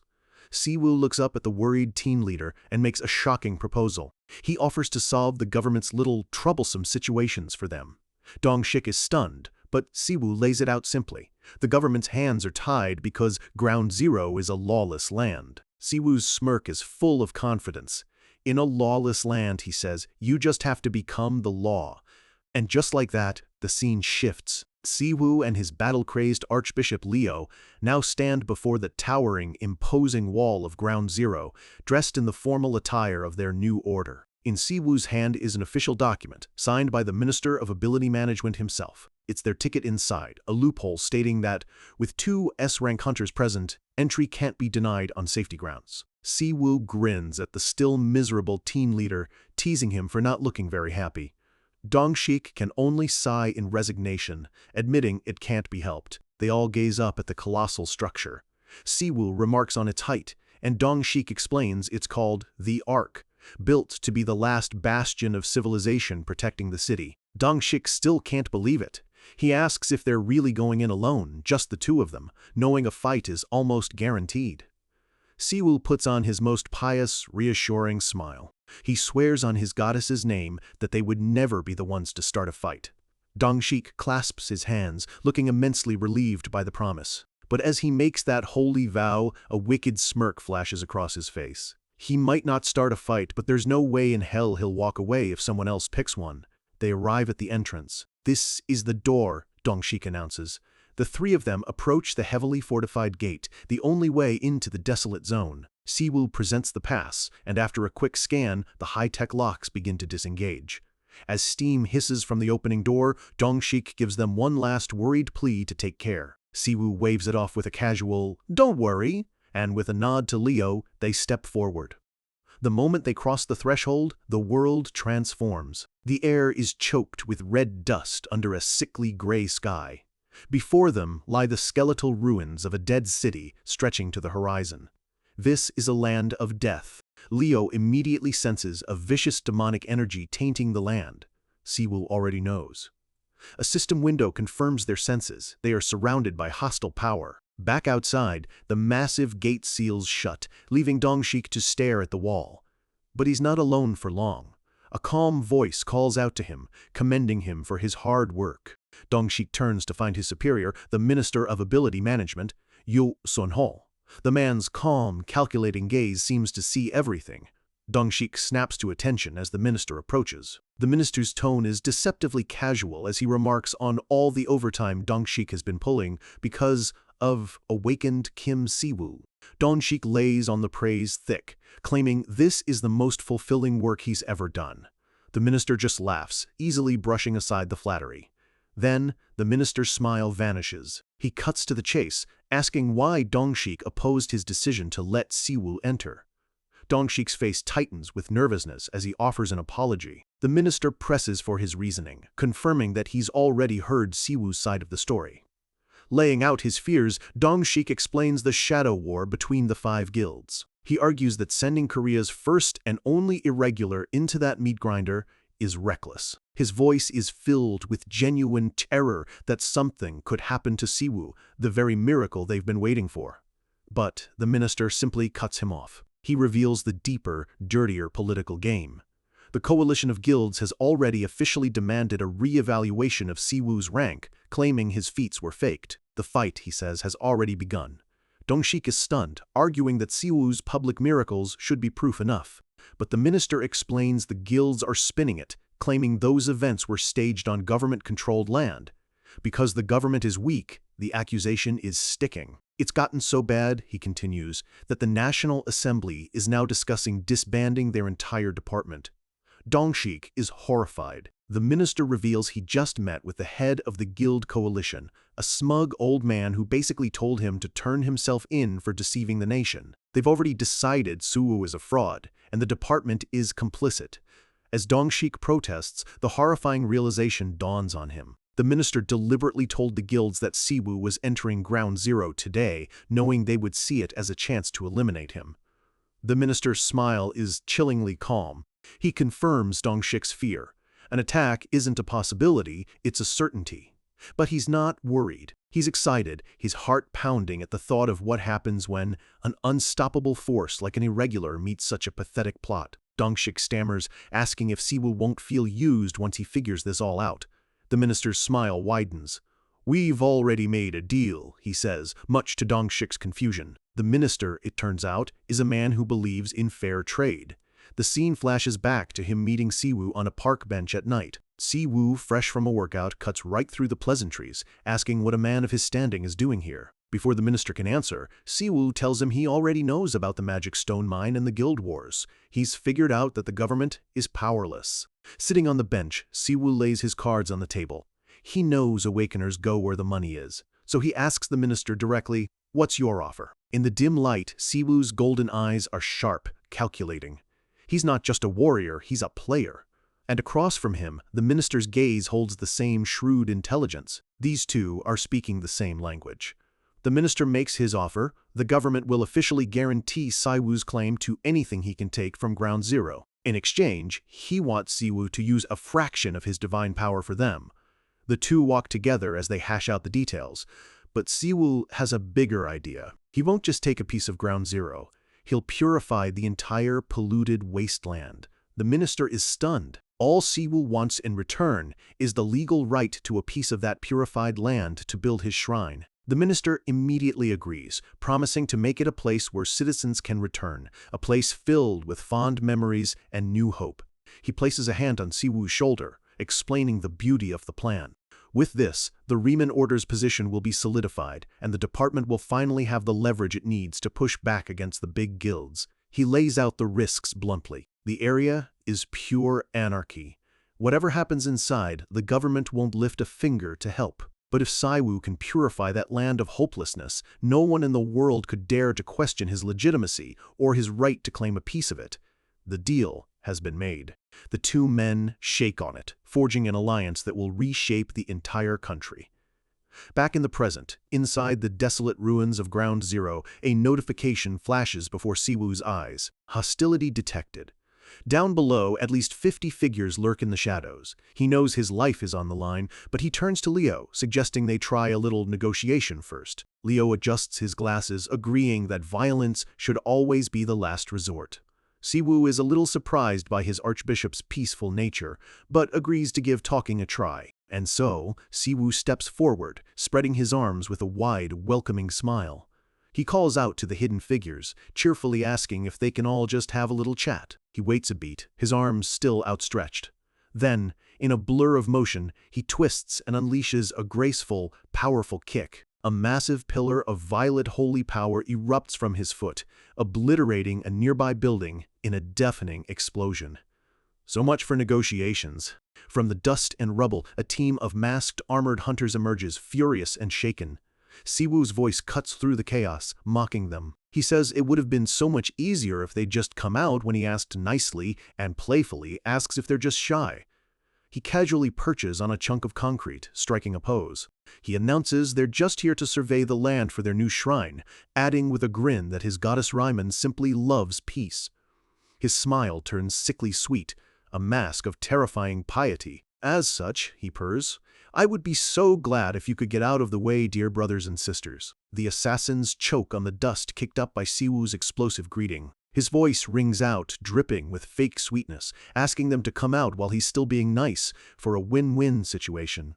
As the dust settles, a new figure swaggers forward with chilling confidence, ordering his masked lackeys to stand down. Siwoo puts on a show, wiping a fake tear from his eye as if moved by their cooperation. Behind him, Leo's voice is flat and unimpressed. Are you serious, Your Holiness? The newcomer cracks his neck, a nasty grin spreading across his face. He sneers that he was expecting more from a so-called cult leader, not just some kid. Siwoo's smile remains, but his mind is racing. He can feel the power rolling off this man. Another S rank. They seem to be popping up everywhere these days. The assassin threatens to hack Siwoo's limbs off, boasting that those were his exact orders. Siwoo throws a wry look over his shoulder at his archbishop. Well, Leo? Still think talking is the best way? Leo brings a gloved hand to his chin, his eyes narrowing as if deep in thought. Your Holiness, I think. He doesn't finish the sentence. A pillar of holy light erupts around him, and in a flash, he vanishes. In less than a heartbeat, Leo reappears behind one of the assassins. There's a sickening crunch as his hand slams into the man's spine, who can only let out a strangled cry. With terrifying strength, Leo grabs the man by his head and legs, and with grim purpose, begins to bend him backwards. A horrifying snap echoes through the ruins as the man is folded completely in half, his body dropping to the ground. The other assassins are frozen in absolute terror. Siwoo watches, completely unfazed by the brutality. He casually asks Leo if he gave the man a chance to repent, reminding him that people tend to die when they're folded in half. Leo calmly brushes off his gloves. I left him his mouth to beg for forgiveness. The S-rank assassin stares, a cold sweat beading on his forehead. He can only think one thing. This man is completely insane. He snaps out of it, roaring for his men to attack all at once, to avenge their fallen comrade. The leader, Choi Sepul of the Butchers Guild, stares at Leo in disbelief. Where did this monster come from? His mind reels. They told him the videos were faked, that this was an easy job. As his men scream and charge forward, Leo becomes a blur of holy light and brutal, efficient violence. Sepul realizes with dawning horror that there was nothing in his briefing about this mountain of a man. He watches as Leo tears through his assassins like they're made of paper. This isn't just some bodyguard. This monster is a top-tier S-rank, maybe even secretly trained by the government. And then, the most terrifying realization hits him. That unstoppable monster had just bowed his head to the kid. A desperate, foolish plan sparks in Sepul's mind. He glances over at Siwoo, who's just standing there with his arms crossed, looking completely defenseless. If he can just grab that kid and use him as a hostage, he might be able to get out of this alive. With a surge of adrenaline, he launches himself forward, a dagger flashing in his hand, aimed directly at Siwoo's throat. He closes the distance in an instant, his blade just inches from Siwoo's neck.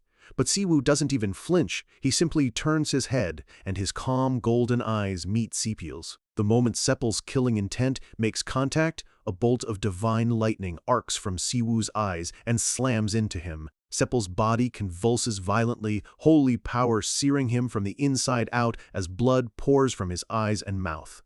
A system window appears. Siwoo's special skill, the will to defeat evil, has activated, triggered by the assassin's murderous intent.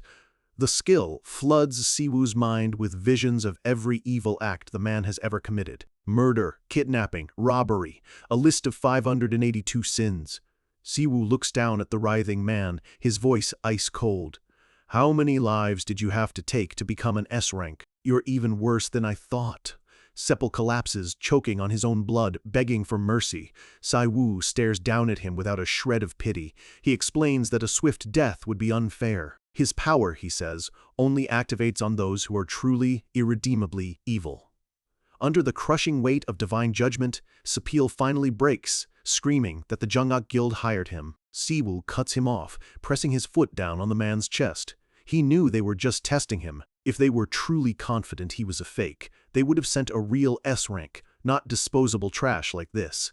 He leans down, grabbing Sepul by the hair and forcing him to look up. "Does it hurt?" he asks, his voice dangerously soft.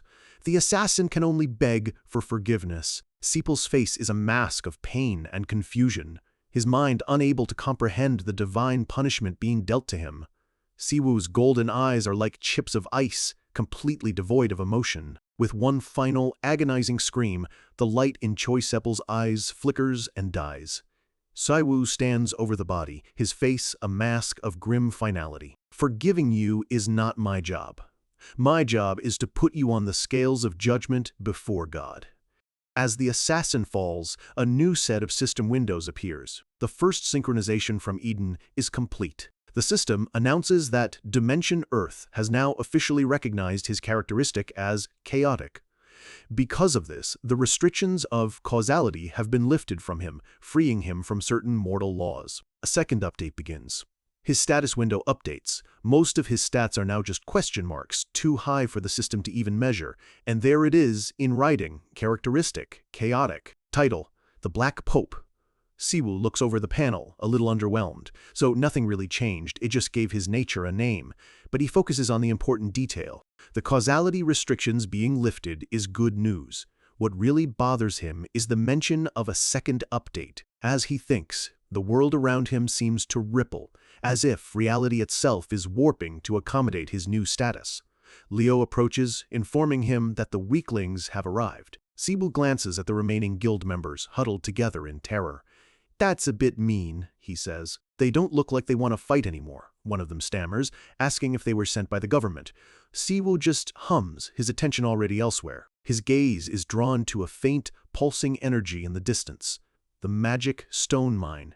He won't even have to look for it. Leo senses it too, estimating at least 7 tons of magic stones buried deep below. Siwoo calculates the immense value of such a find.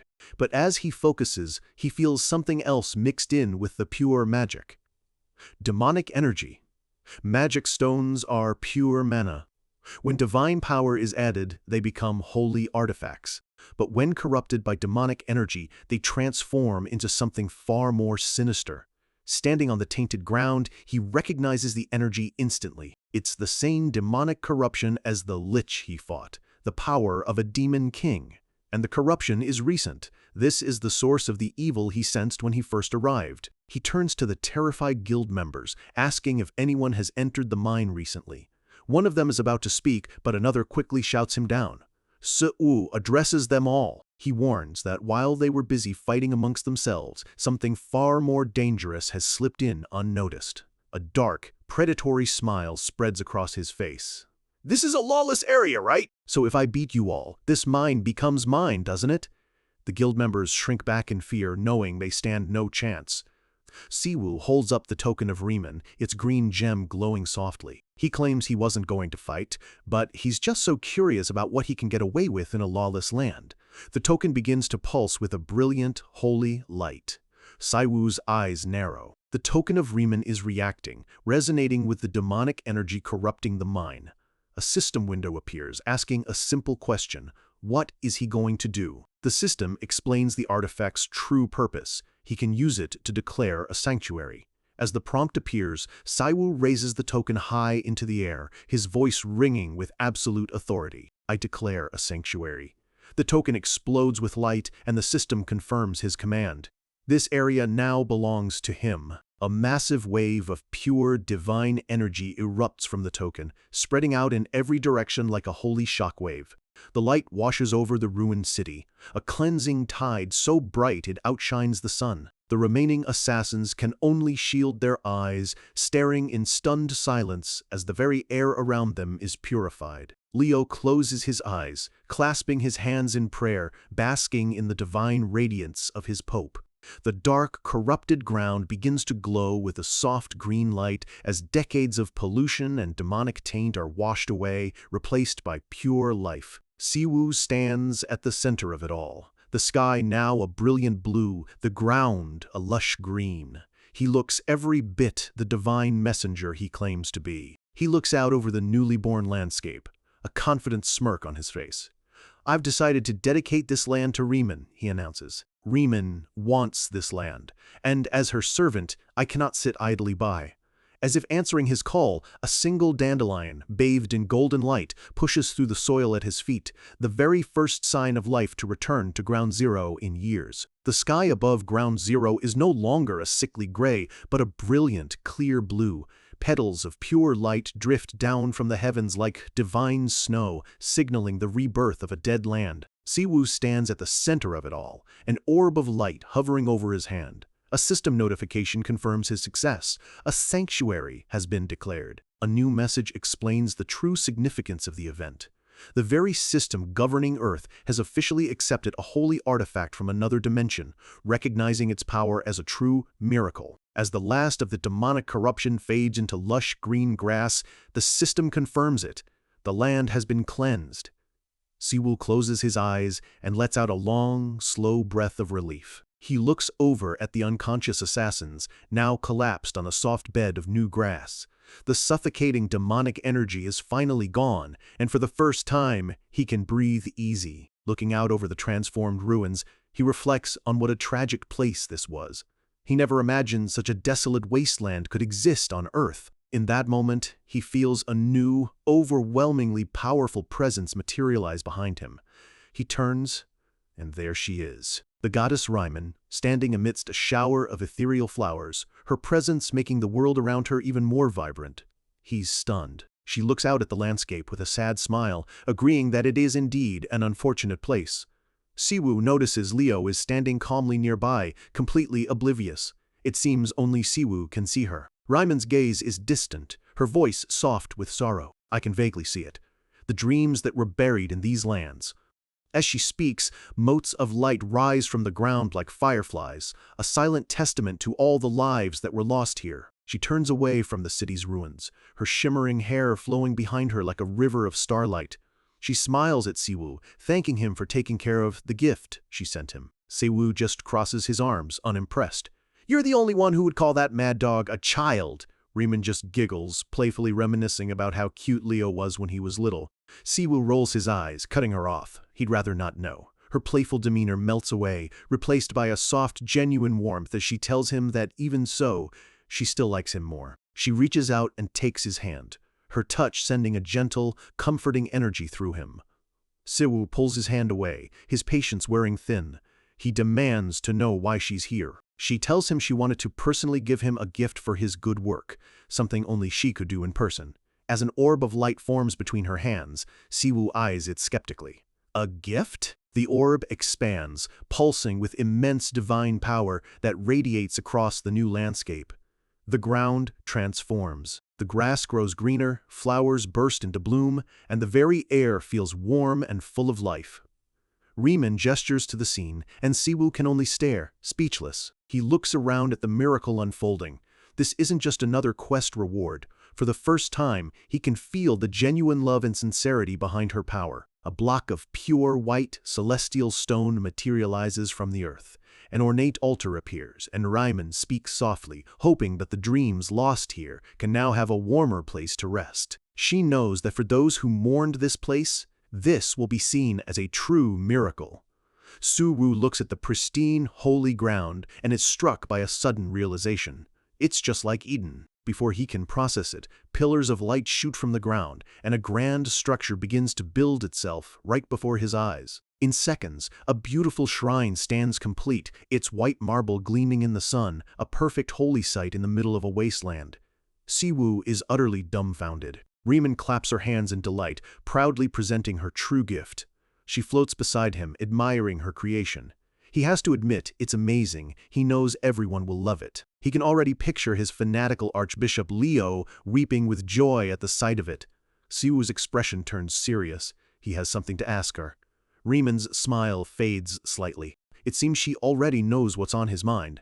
Her voice becomes stern, echoing with divine authority. She tells him to listen carefully. The last demon king he defeated in Eden, Lucifer, managed to send the soul fragments of the other demon kings to the nearest dimension, and the dimension closest to Eden was Earth. She suspects Lucifer's final act is the very reason Earth's system made a deal with an outsider like him in the first place.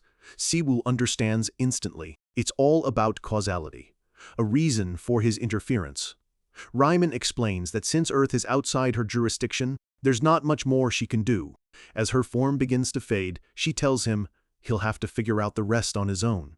With a final apology and a plea to take care of this world, she vanishes. Siwoo watches her go, a little disappointed she's leaving so soon. He sighs, looking at the magnificent shrine she left behind. He supposes he should be used to her sudden appearances and disappearances by now. He takes a moment to collect himself. It was a surprise, but at least his most urgent quests are finally complete. Sunlight glints off the polished marble columns of the new shrine. It's truly a sight to behold.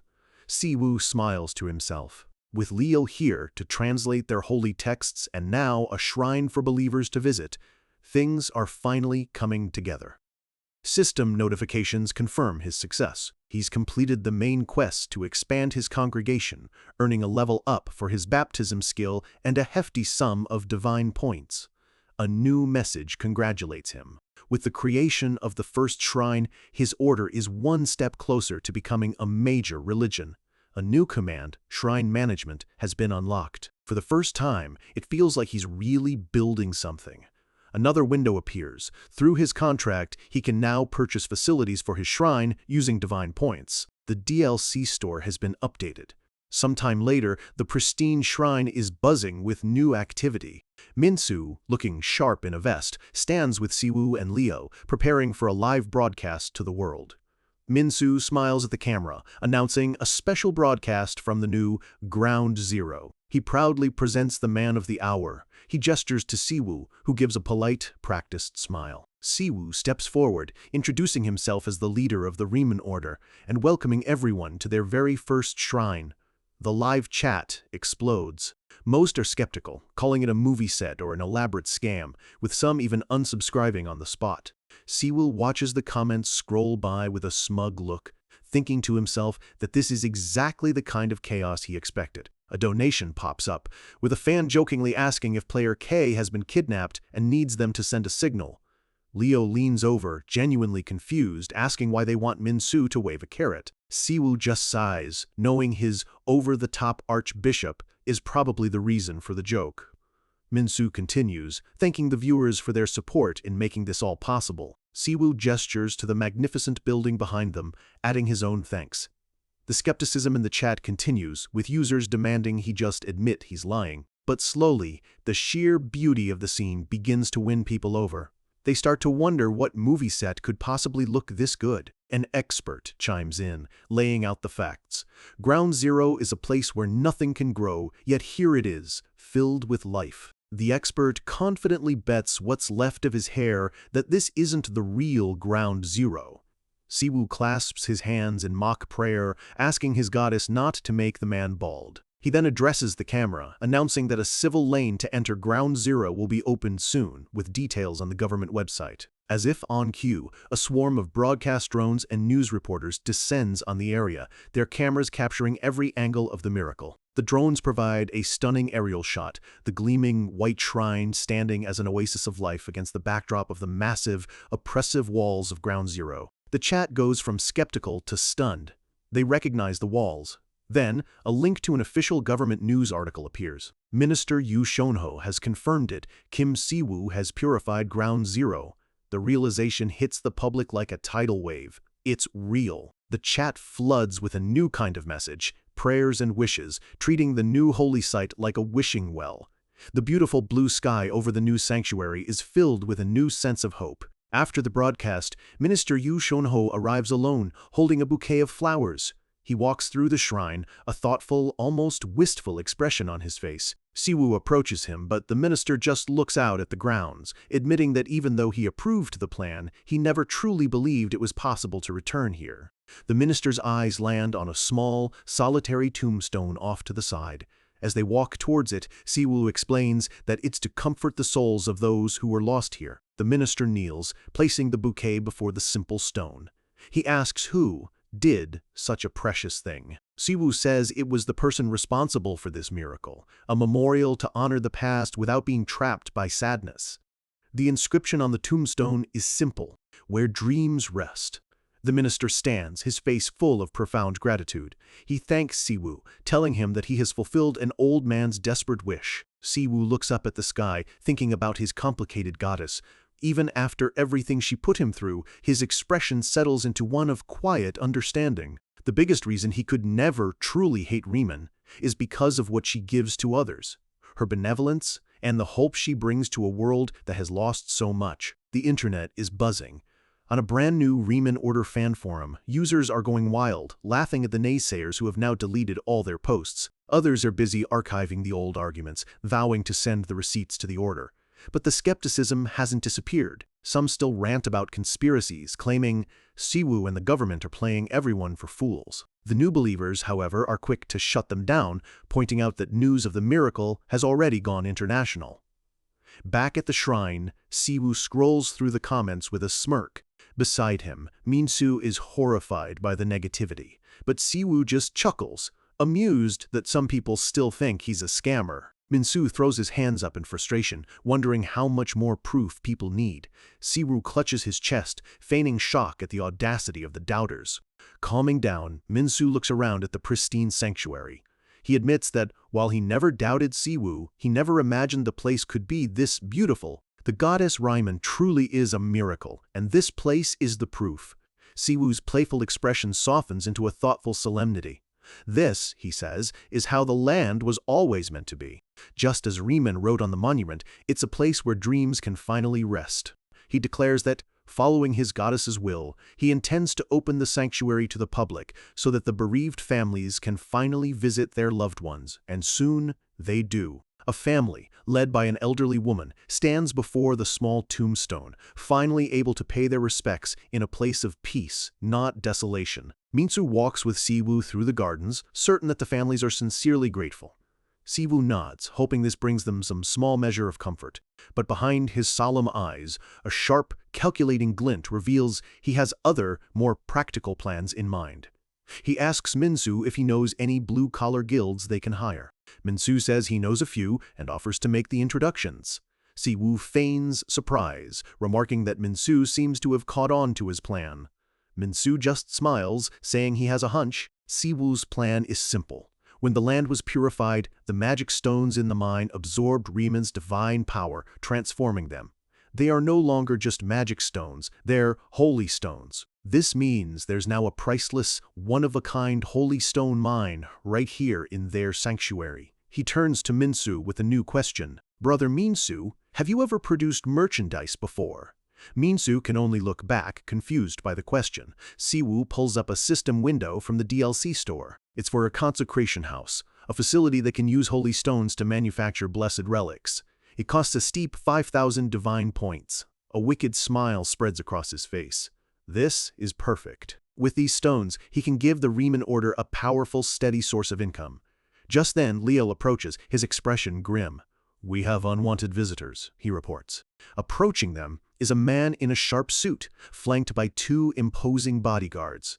The man's smile is cold and artificial. He introduces himself as Kang Byung-soo, a managing director from the National Awakeners Coalition. He strolls towards them, acting as if this is just a friendly visit. Siwoo's eyes flash with a cold red light. The NAC, the same organization that sent an assassin to murder him. He gives Leo an order to head to the reception room and not cause a scene. Leo bows, understanding the unspoken command perfectly. Image H1025. As Leo walks away, the director mockingly asks if he's the one who folds people like paper, saying he'd love to see it. Siwoo's smile turns razor sharp. He offers to send a thank you gift for the assassin, but the director just laughs it off. The director clasps his hands in a fake prayer, saying he'd love to thank the goddess for purifying the land they used to protect. Siwoo's smile tightens. He doesn't like that one bit. Siwoo's voice drips with contempt. He calls out the man's hypocrisy for denying the assassination attempt, yet having the nerve to show his face here. He points out that they weren't protecting Ground Zero, they were protecting their illegal magic stone mine. But, Siwoo adds with false innocence, did you know they aren't magic stones anymore? They're holy stones now. Thanks for bringing it up. This makes things so much easier for me. The director's friendly mask drops, replaced by a smug, menacing grin. He accuses Siwoo of entering Ground Zero with the sole intention of stealing their resources. His voice takes on a self-righteous tone, claiming that the growth of their guilds is proof of the nation's strength. He paints Siwoo as a thief who has stolen a key national resource. Siwoo can't believe the nerve, pointing out that he was working with the government. His voice drips with sarcasm as he calls out their lies. They claim the mines were for everyone, but they were the only ones profiting. Sparks of holy lightning begin to crackle around him. He roars that if they'd started with an apology, he might have listened. But after trying to have him murdered, they dare to come here and lecture him? The director, seeing the lightning, quickly changes his tune and pulls out an envelope, shouting that he's here to negotiate. He reads out their proposal, a 50-50 split of the mined resources, access to their infrastructure, and a large donation. Siwoo just looks at him with utter disdain. Did they really think a piece of paper would fix this? He crumples the offer in his hand. The lightning intensifies. First you try to kill me, now you want to be friends? He lets out a cold, humorless laugh. The director and his bodyguards tense up, finally realizing they have made a catastrophic mistake. In a flash, faster than any of them can react, Siwoo's hand shoots out. He grabs the director by the throat, lifting him into the air as holy lightning courses through the man's body, who can only choke and struggle. Siwoo's eyes glow with terrifying power, a stark contrast to his usual calm demeanor. The director sputters that they gave him a chance, that they have the power to oppose him. Siwoo casually tosses the man to the ground. As the director gasps for air, Siwoo looks down at him, his voice laced with mock fear. Wow, I am so scared. He crouches down, his voice dropping to a deadly whisper. Go back and tell those bastards at the NAC to come here and apologize, or I'll come get it myself. A system window dings. His follower count has skyrocketed. The main quest is being updated. The news of the confrontation spreads like wildfire. The NAC forms an investigation team to verify the site, but the Riemann Order has already captured the world's attention. Back at home, Siwoo finds his brother Inwook looking like a zombie, working overtime to launch their official channel. Their little sister, Siyen, asks if Leo is at the pretty place now. Siwoo pats her head, telling her it's Leo's new workplace and she should go visit. Siyen beams, excited to go with him tomorrow. Inwook, meanwhile, looks like he might just collapse from exhaustion. Image, H1T or 52. Siwoo smiles at his sister, telling her she can ask him anything she wants to know. Sieng looks at him with wide, serious eyes and recites his new title. Brother is the pope that leads the Riemann Order.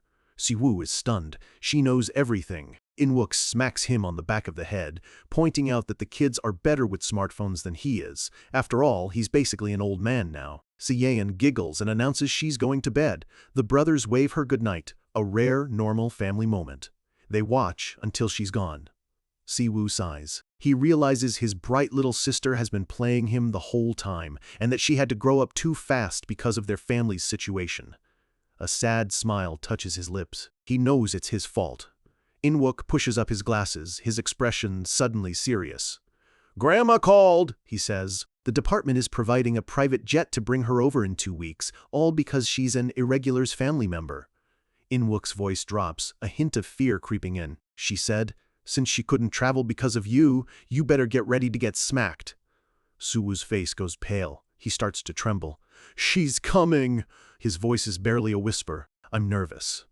Later, as they prepare for the launch, Inwook asks why he's so anxious. Siwoo replies that he doesn't understand how much preparation has gone into this. Inwook just reassures him that he did a good job and has nothing to worry about.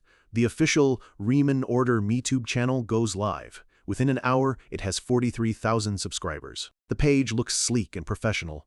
Siwoo stares at the number, his face grim. Their first video, titled Ground Zero, already has 200,000 views. The comments are a chaotic mix of wish prayers and accusations, but a new wave of believers has already started making pilgrimages to the shrine. Inside the shrine's new, opulent office, Inwook is amazed by the number of comments. Siwoo sits calmly at the desk, noting that Riemann loves these kinds of wish prayers. Leo sips his tea, a gentle smile on his face, agreeing that the goddess takes care of those who desperately wish for their dreams. Siwoo leans back, pleased. He believes that as they solve more problems, more people will naturally come to believe. Inwook thinks to himself that this is the first time Siwoo has actually sounded like a clergyman. Just then, a system notification dings loudly. A new quest has appeared. It's a massive DLC quest to expand the congregation. With steep requirements, 50,000 followers, hundreds of divine players pledging allegiance, and leveling up their facilities. The reward is immense. The system dings again, but this time it's a world-spanning announcement. A blue notification screen appears before every single player on Earth. A message has been sent to all players on Dimension Earth. Suru's eyes widen as he reads it. Because special conditions have been met, the restrictions on holy energy have been lifted from the entire planet. The sky itself seems to light up as the message continues. The system is preparing for a massive update, the beginning of the era of class. The final line is a declaration that will change the world forever. Players of Earth, prepare for the following changes. Meanwhile, a cheerful, elf-like system guide gives a thumbs up, telling everyone not to worry. The worst that could happen is death. Just as Siwoo begins to wrap his head around the massive global changes, a familiar blue window flashes to life before him. A new quest has arrived. The details fill his vision. The quest is to expand his congregation. With a temple now established, he has a proper base of operations. But he needs to grow his flock to face the new dangers threatening Earth. The requirements are steep. 50,000 followers, 500 divine-type players who pledge loyalty to Riemann and leveling up his facilities. The reward, however, is immense. Siwoo looks out at his magnificent shrine, his mind snagged on the most difficult part of the quest. 500 divine-type players who choose Riemann. Back in his office, he asks his brother if he's ever heard of other players using divine powers. Inwook is just as clueless. Staring at the glowing quest window, Siwoo is stumped. He can't just ask Riemann for another 500 Leos. So what exactly is a divine-type player? Before he can think on it further, a new message dings. This one broadcast to every single player on Earth. Across the planet, players look up as the system announces a monumental shift. The restrictions on the energy of divinity have been lifted. The world is now entering the Age of Order, and all players are told to prepare for the changes to come. The world reacts instantly. A news anchor breathlessly reports that a cataclysm has been announced. Believers of all faiths, Christianity, Buddhism, and more, are suddenly awakening to divine powers. The broadcast shows a hooded figure, a bishop from the rival White Shadows cult. She confirms that many of their followers have already awakened, blessed by their own deity. A professor on the news panel explains the terrifying implications. In this new era, religion is about to become more important and more powerful than ever before. An image shows a traditional priest, his hands clasped in prayer, now glowing with a faint holy light. The Bishop of the White Shadows argues that if the government is accepting the Riemann order, it's only fair that they receive official recognition as well. When a reporter asks how their followers awaken, the bishop replies with an air of mystery. Our method is nothing special. Her voice is serene, confident, and chilling. Only belief in our God will save people from weakness. Siwoo watches the report from his office, stroking his chin in thought. Divine players from the White Shadows? So they weren't using demonic powers after all. He recalls their previous activities. They always fought demons, but they never claimed to be allied with them. He realizes he never detected any demonic energy from them back in Guro. A new, troubling thought occurs to him. There might be other similar-looking groups who are affiliated with demons. He hasn't felt this concerned in a long time. Is it easier for you to materialize here in the temple? Siwoo asks without turning around. Riemann appears behind him, taking a seat. She smiles, thanking him for his hard work in gathering so many new followers. Her eyes sparkle with genuine excitement. and divinity is finally unlocked here on Earth. She floats around the room, giddy with the news. The whole world is in chaos now that divine-type players exist. Saiwoo cuts in, still unsure if it's all true, Riemann explains. Divinity isn't exclusive to her, it's the power to create miracles, wielded by anyone with powerful enough faith. The stronger the faith of the followers, the stronger their god becomes. In turn, a stronger god can bless their followers with even greater power. It's a symbiotic relationship. A god's worth, their very existence, is now tied directly to the faith of their believers. A god without followers, she explains, simply fades away. Siwoo understands. The age of order is the age of the gods. He asks why divine powers weren't available before. Riemann tells him it's for the same reason mana was restricted. The system had placed a limit on humanity's potential. Siwoo sighs, wishing they'd just unlocked everything 5 years ago. Riemann floats over to him playfully, saying she'd love to tell him everything, but Siwoo finishes her sentence with a resigned look. Causality won't allow it, right? Riemann just gives him a knowing, slightly sad smile. She places her hands together in prayer. A wave of divine energy washes over Siwoo as a system window announces that all his traits have been temporarily increased by 1 level. Siwoo feels the power course through him, surprised. Riemann smiles, saying it's the least she can do. "Make me stronger, Siwoo," she says, her voice clear and challenging. She looks him in the eye, asking what her little pope is going to do for her now. He knows the answer. He has to preach to gain more followers. He asks if it's possible to bring more people from Eden, worried that the big guilds will try to monopolize the new divine players. Riemann says she'll look into it, but it's unlikely. Siwoo sighs dramatically. "Well, then it can't be helped. I'll just have to work Leo a little harder." A wicked, scheming expression crosses his face, followed by a villainous laugh that even startles his goddess. He waves off her concern with a dark chuckle. "It's fine. He can sleep when he's dead." Miles away, Leo is sipping his tea when a sudden, inexplicable chill runs down his spine. Later that night, Siwoo stands by a window, looking out at the city. The Age of Order, if that message went out to all players, it means massive changes are coming to Earth. He needs a plan. He has to maintain the temple and keep preaching. But where should he focus his efforts next?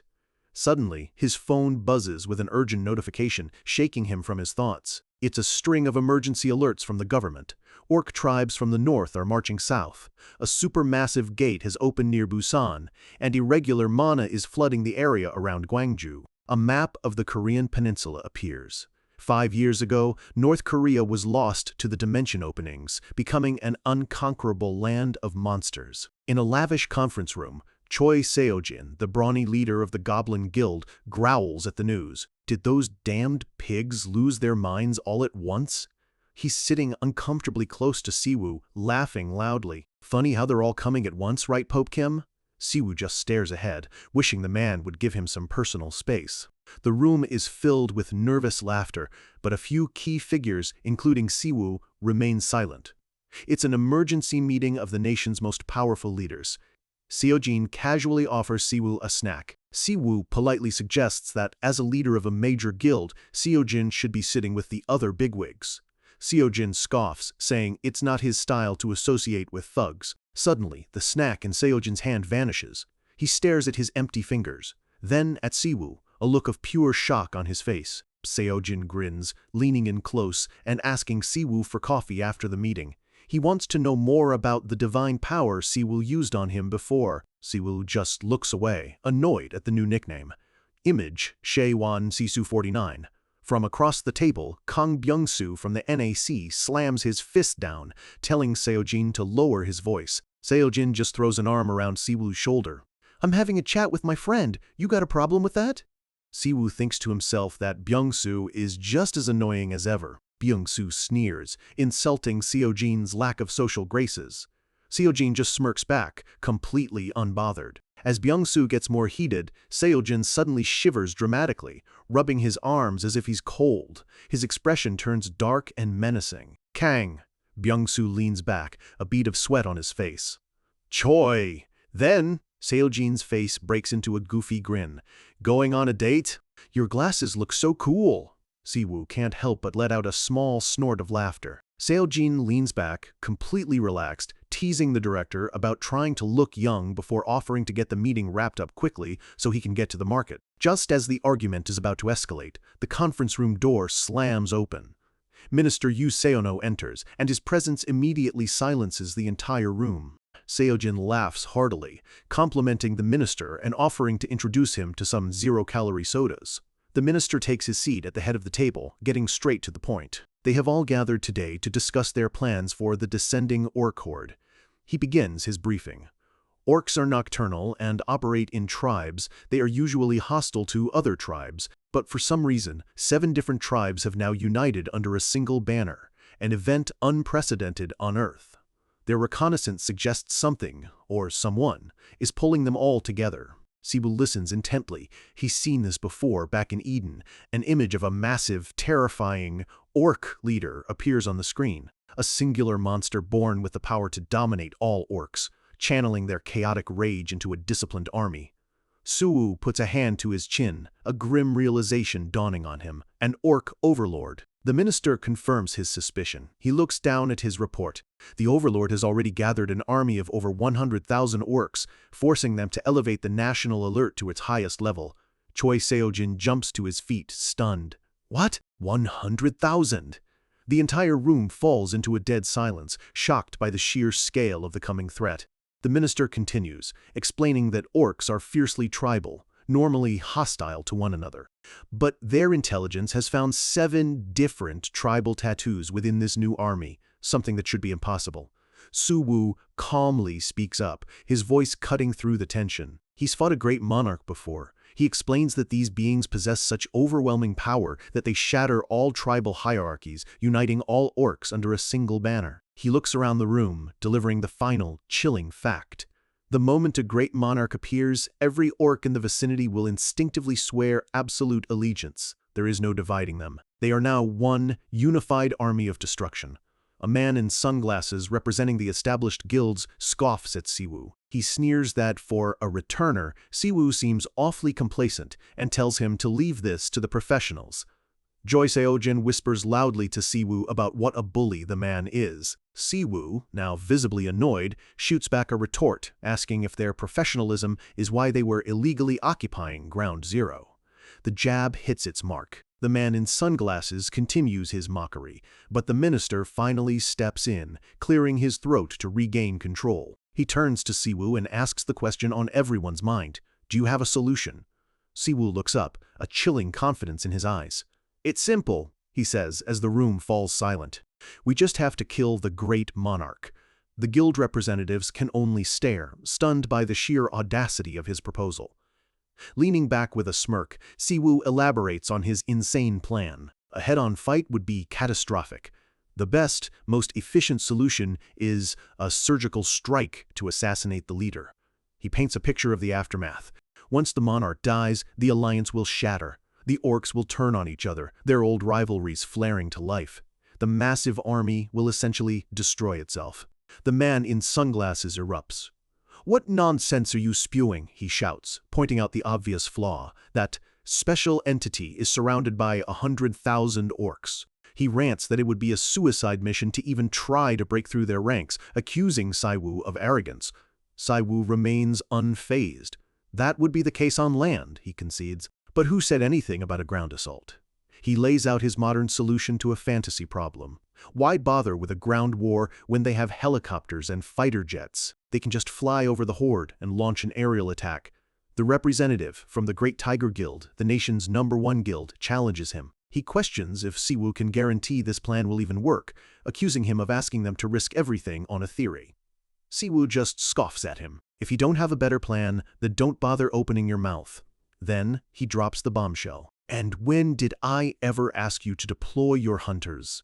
A powerful holy aura radiates from Siwoo as he stands, his voice ringing with absolute authority. I will be the only one going. The room is stunned into silence. He's not asking for help. He's declaring his intent to handle this crisis alone. As the others sit speechless, he continues, acknowledging the rumors that the media has been fabricating his strength. I'll take this chance, he says, to prove it unequivocally. He leans forward, a predatory smile on his face, and dares anyone with a complaint to speak up now. When no one does, he makes his demand. Just prepare a helicopter for me. This isn't just about saving the country. This is about his personal creed: strike first and strike hard. Later, at the helipad, a nervous official asks if he'll really be all right on his own. Siwoo just reassures him not to worry. He'll resolve the situation in a flash. He adds that he's in a good mood, looking forward to getting some fresh air. After all, he's ridden a griffon before. The soldiers nearby look at him in awe. Siwoo just laughs, adding that the ride on a griffon wasn't great. Helicopters are much better. One of the men expresses concern that Siwoo refused the heavy weaponry they offered. Siwoo just nods confidently, saying he has a few skills of his own. With that, he places a hand on the helicopter's metal frame. The soldiers watch, curious and confused. A massive surge of purple energy erupts from his hand, enveloping the entire helicopter in a brilliant, holy light. A system window confirms a powerful blessing has been applied, and the soldiers can only gasp in absolute amazement. Siwoo pulls his hand back and gives a confident thumbs up. The effect should be good enough, he says with a wink. Not even a monster wants to rush to its own death. The soldiers are completely starstruck. He turns to his cameraman, a young man named Sul Semyoung, who is trembling as he holds the camera. Siwoo asks if he's ready. Semyoung, looking both terrified and thrilled, declares that he is ready to capture all of the Pope's awesome exploits. A narrator explains that while Ground Zero's energy makes recording impossible, the lost lands of the North are a different story. As long as they're careful, they can broadcast from here. Siwoo chuckles to himself, already thinking of the clickbait titles for his live stream. Fighting 100,000 orcs, by myself. He can't help but laugh at the thought. He notices his cameraman is still shaking and puts a reassuring hand on his shoulder. Semyoung looks up with tears in his eyes, declaring with fanatical devotion that it's an honor to perform this duty and that he is ready to die for Riemann. Siwoo looks at the teary-eyed, overly emotional young man and thinks to himself with a deadpan expression that Semyoung is not in his right mind. He's completely bewildered by the fanaticism of his new followers. He's finally starting to understand what Min-soo meant. The helicopter's rotors spin to life, and they ascend into the sky, flying towards the dangerous lost lands where winged monsters dot the horizon. They fly over a dense primordial forest, the air shimmering with a faint magical energy. As they soar through a flock of dangerous winged beasts, the pilot cries out in disbelief. The creatures don't even seem to notice them. Glowing faintly with Siwoo's blessing, the helicopter passes by, completely unharmed. Inside the helicopter, the pilot reports they are 5 minutes from their destination. Siwoo sits calmly, while Semyoung nervously monitors the situation. The pilot confirms that just as Siwoo predicted, the flying monsters completely ignored them. Below, the endless sea of green skin and steel, the orc army comes into view. Back at the command center, Minister Yu Shunho watches the live feed, his expression unreadable. He's aware that Siwoo is live streaming the entire operation. His subordinate, Team Leader Kim, is worried, offering to shut the broadcast down. The minister just smiles faintly and lets it continue. He has his own reasons for allowing this. The official plans are displayed on screen. Plan A is Siwoo's solo mission. Plan B, the failsafe, is a full-scale defensive war. The minister knows Siwoo insisted on the livestream to prove himself, and they couldn't deny him. Team leader Kim is still worried. If Siwoo fails, the government will have broadcast a national catastrophe live to the entire world. The minister's response is cold and pragmatic. If Siwoo can't stop the horde, then no one can. The government's utility would be the least of their worries. He continues, explaining that whether it's broadcast or not, failure means catastrophe. So, he concludes, why not raise the stakes? His mind drifts to the current political landscape. The private guilds have long since outpaced the nation's own forces. The bitter truth is that the government no longer has the strength to keep the guilds in check. They are losing their grip on power. It's even worse than it seems. Several large guilds have already crossed into illegal territory, operating with total impunity. And that is where Kim Siwoo comes in. He is a third, independent power, beholden to neither the government nor the guilds. The minister asks his subordinate if he knows why countries classify certain returners as disasters instead of just S ranks. He explains, disaster-class returners are individuals who left world-altering legacies in other dimensions. beings who could change the very order of a world. If people like that were to return to Earth, he asks, what is the probability they'd submit to the existing authorities? Conflict, he says, would be inevitable. That, he says, is why they are called disasters. He then poses a final, chilling question. If the disaster class is the highest they can measure, what about the class above that? The irregular class, Siwoo's class. Conflict is inevitable, the minister repeats with a knowing smile. Our duty is to direct that conflict to align with our interests, his subordinate finally understands. The minister plans to use Siwoo to keep the guilds in check, but the minister corrects him. Siwoo himself chose to help them, not the guilds. Did you think we had the option to refuse? The minister asks, his final words hanging in the air as they look out over the city. Meanwhile, the live chat on Siwoo's stream is exploding with panic, prayers, and memes about how doomed they all are. Watching the chat, the minister chuckles grimly. Do you see that, Team Leader Kim? They're saying we're fucked. His face becomes serious again. We've already cast the die. All we can do now is humbly accept the results. High above the Lost Lands, the helicopter descends through the misty, pink-hued sky, a lone machine in a vast, dangerous wilderness. The pilot announces their arrival. On the tactical display, a red marker blinks over the target, the Great Monarch. Siwoo leans into the microphone, his voice broadcasting to thousands. Can you all hear me? He points the camera down at the massive orc below. That big guy is the Great Monarch. I'll head down now. Standing on the edge of the open door, he adds one last thing. With a charming wink and a peace sign for the camera, he gives his sign-off. Like, comment, and hit the notification bell. Thank you, bye. Behind him, his cameraman screams in panic, Pop, your parachute. It's too late. The orcs below look up, confused, as a brilliant point of light appears in the sky, like a falling star, descending rapidly towards them. A cataclysmic explosion of divine lightning erupts from the point of impact. The sound is deafening as the ground shatters, and the very air crackles with holy power, engulfing the orc army in a blinding violet flash. And as the dust begins to settle, a lone figure stands in the center of the crater he created. Kim Siwoo, untouched, his long coat fluttering in the wind. He casually dusts himself off and lets out a small complaint. Ugh, my knees hurt. A hero's landing, it seems, isn't as painless as it looks on screen. He presses a hand to his back, muttering about getting old, but his thoughts are cut short by a furious, guttural growl that rises from the smoke. Siwoo looks up, a casual, almost friendly smile on his face. Hey, he says coolly, is this our first time meeting? The smoke clears to reveal the Great Monarch, a monster far more imposing up close, crackling with dark energy. Siwoo sizes him up, remarking on his size and how familiar he looks. The monarch growls, confused.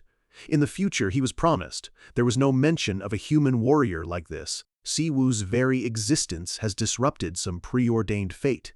The monster snarls, sensing the divine power radiating from Siwoo, an energy that opposes its own. A pillar of holy light envelops Siwoo, confirming its fears. Siwoo's smile turns into a knowing smirk. Overlords like this aren't born naturally. They are created by the demonic energy of others. The pieces start to click into place. He points a finger at the monarch, his voice cold and certain, accusing him of using Lucifer's power. But then he corrects himself as a new, more terrifying understanding dawns on him. The last one was the Demon King of Pride. This one is the Demon King of Wrath. The real question isn't who, but why. Why are the Demon Kings trying to come to Earth? The monarch refuses to answer, snarling that all that matters is that the chosen fate occurs. With a blood-curdling roar, it raises its massive axe, promising to kill Siwoo right here and now. Siwoo's casual demeanor vanishes, replaced by the sharp focus of a warrior who has fought 1,000 battles like this. The massive axe crashes down, fast enough to split the air, but Siwoo is faster, leaping back as the weapon shatters the ground where he just stood. He lands lightly, realizing he can't take a direct hit from that kind of demonic power. He barely avoided that one, but a smirk returns to his face. As he dodges another wild swing, divine lightning crackles around his body. Instead of a weapon, Siwoo cocks back a fist glowing with concentrated holy power and smashes it directly into the monarch's face.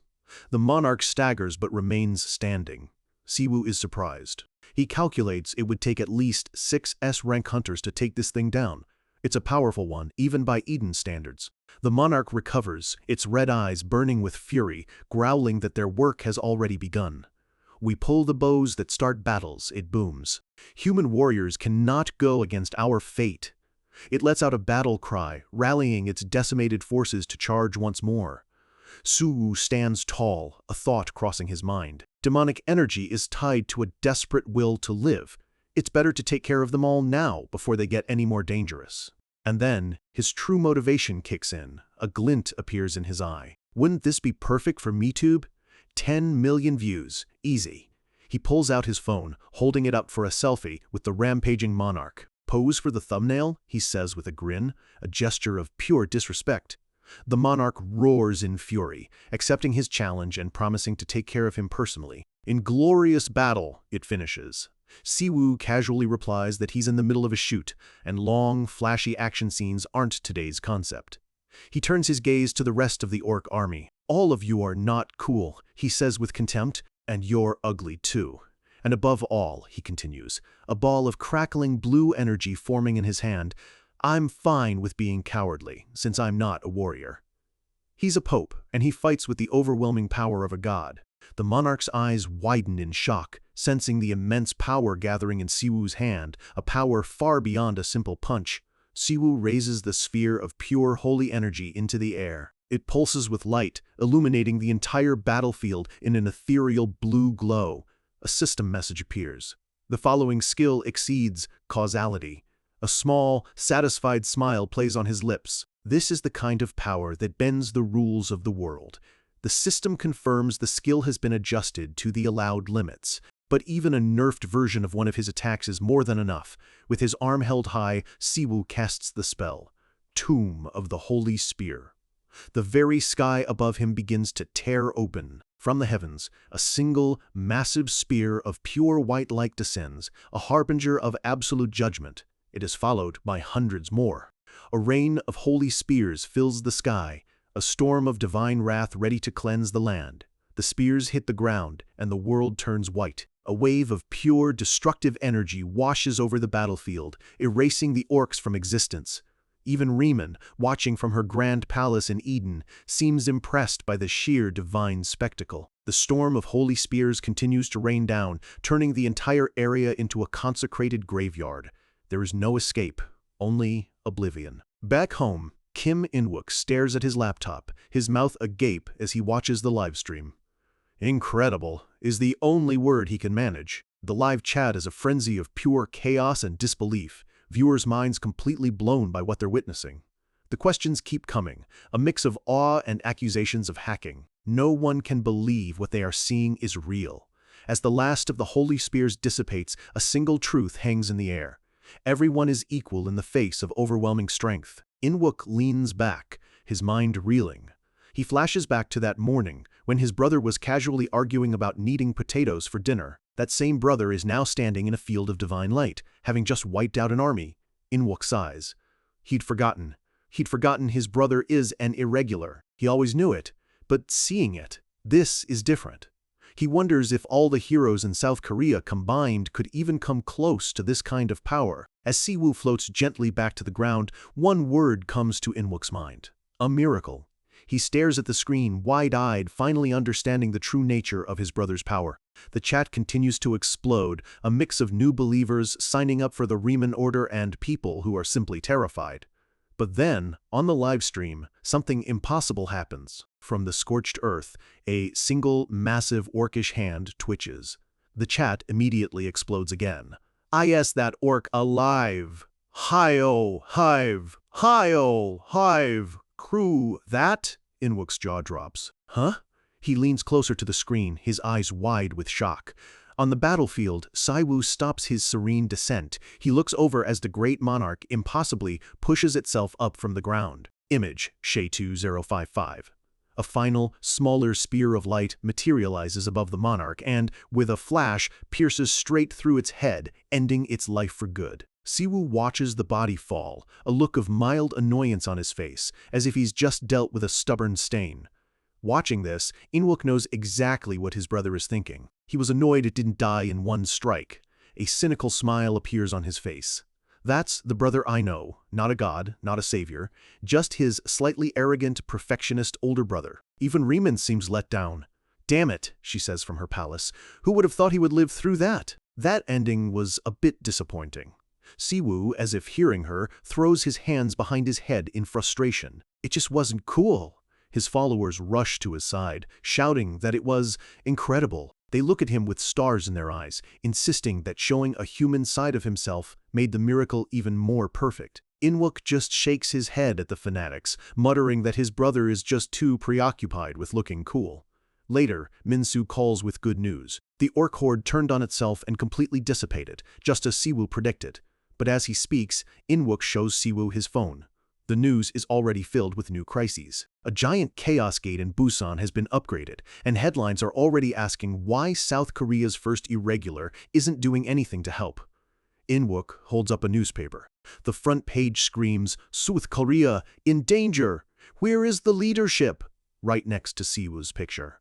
Siwoo runs a hand through his hair in frustration. "It's not that I don't want to help," he says. "I want to go." However, his voice trails off as a bright red warning icon flashes in his vision. A massive warning fills his view, a system alert he can't ignore. The message is dire. He has reached the limits of his causality. For the next 24 hours, his holy energy is completely sealed. The hero who just saved the nation is now utterly powerless. In the government's command center, the operators stare at their screens in stunned silence. The absolute, overwhelming power they just witnessed, leaving them completely speechless. Team leader Kim Dong-shik can only stammer, his mind struggling to process what he just saw. What is this? This wasn't just an S-rank hunter, this was something else entirely. Minister Yu Sonho stands beside him, a faint, satisfied smile on his face. "So this is what they meant," he muses, when they said, "an irregular is like a nuclear weapon." The minister reflects on the situation. Before today, the power of an irregular was just a concept. But with this livestream, Siwoo has made it crystal clear to the entire world. This was his goal all along, to show a power that defies all logic. Kim Dong-shik turns to the minister, relieved that they won't need to issue an apology for the broadcast. The minister just chuckles, watching the replay of Siwoo's cheeky sign-off. He won his bet, and the payout was bigger than he ever expected. Later, Siwoo speeds away from the battlefield, taking a call from his government handler. "Team leader, did you watch?" Siwoo asks. Dong-shik practically shouts into the phone, telling him that all 250 workers in the headquarters watched the entire thing together on the main screen. Siwoo cuts to the chase, asking if he can leave the rest to them. Dong-shik, still buzzing with adrenaline, immediately agrees. Now on a plane to deal with the international fallout, Dong-shik thanks him profusely for single-handedly stopping the monster wave. He explains he's on his way to China to negotiate what to do about the orcs that fled north. The crisis is far from over, but the biggest threat has been neutralized. Dong-shik promises to contact him again soon. Siwoo ends the call, knowing the man is now incredibly busy. Hanging up, Siwoo sighs and glances at the news on his phone. The headlines are a chaotic mix.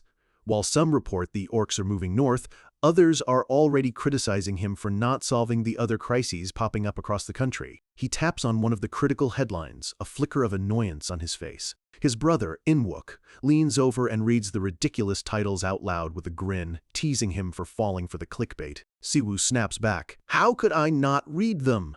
He fumes as he scrolls through the comments, people accusing him of running away. Inwook, seeing his brother about to explode, calmly tosses a wad of cash at him. "You're just a regular person now, right? Go buy some potatoes." Siwoo turns to his brother with a mischievous grin. "Inwook, I warned you." He cracks his knuckles. "Only some of my divine power is limited. I can still beat you up." Then his tone changes completely. "And I bought potatoes yesterday. Make some potato pancakes." Inwook, defeated, can only sigh in resignation. As Inwook fries the pancakes, he remarks that Siwoo is being cussed out online. Siwoo just explains his logic. Now the politicians will have to work hard to save their own face and solve the other problems themselves.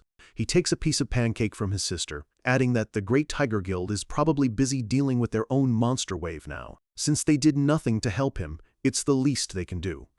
He licks his lips, savoring the taste. With the immediate danger gone, he can finally enjoy a moment of peace. But his mind is already on the next step.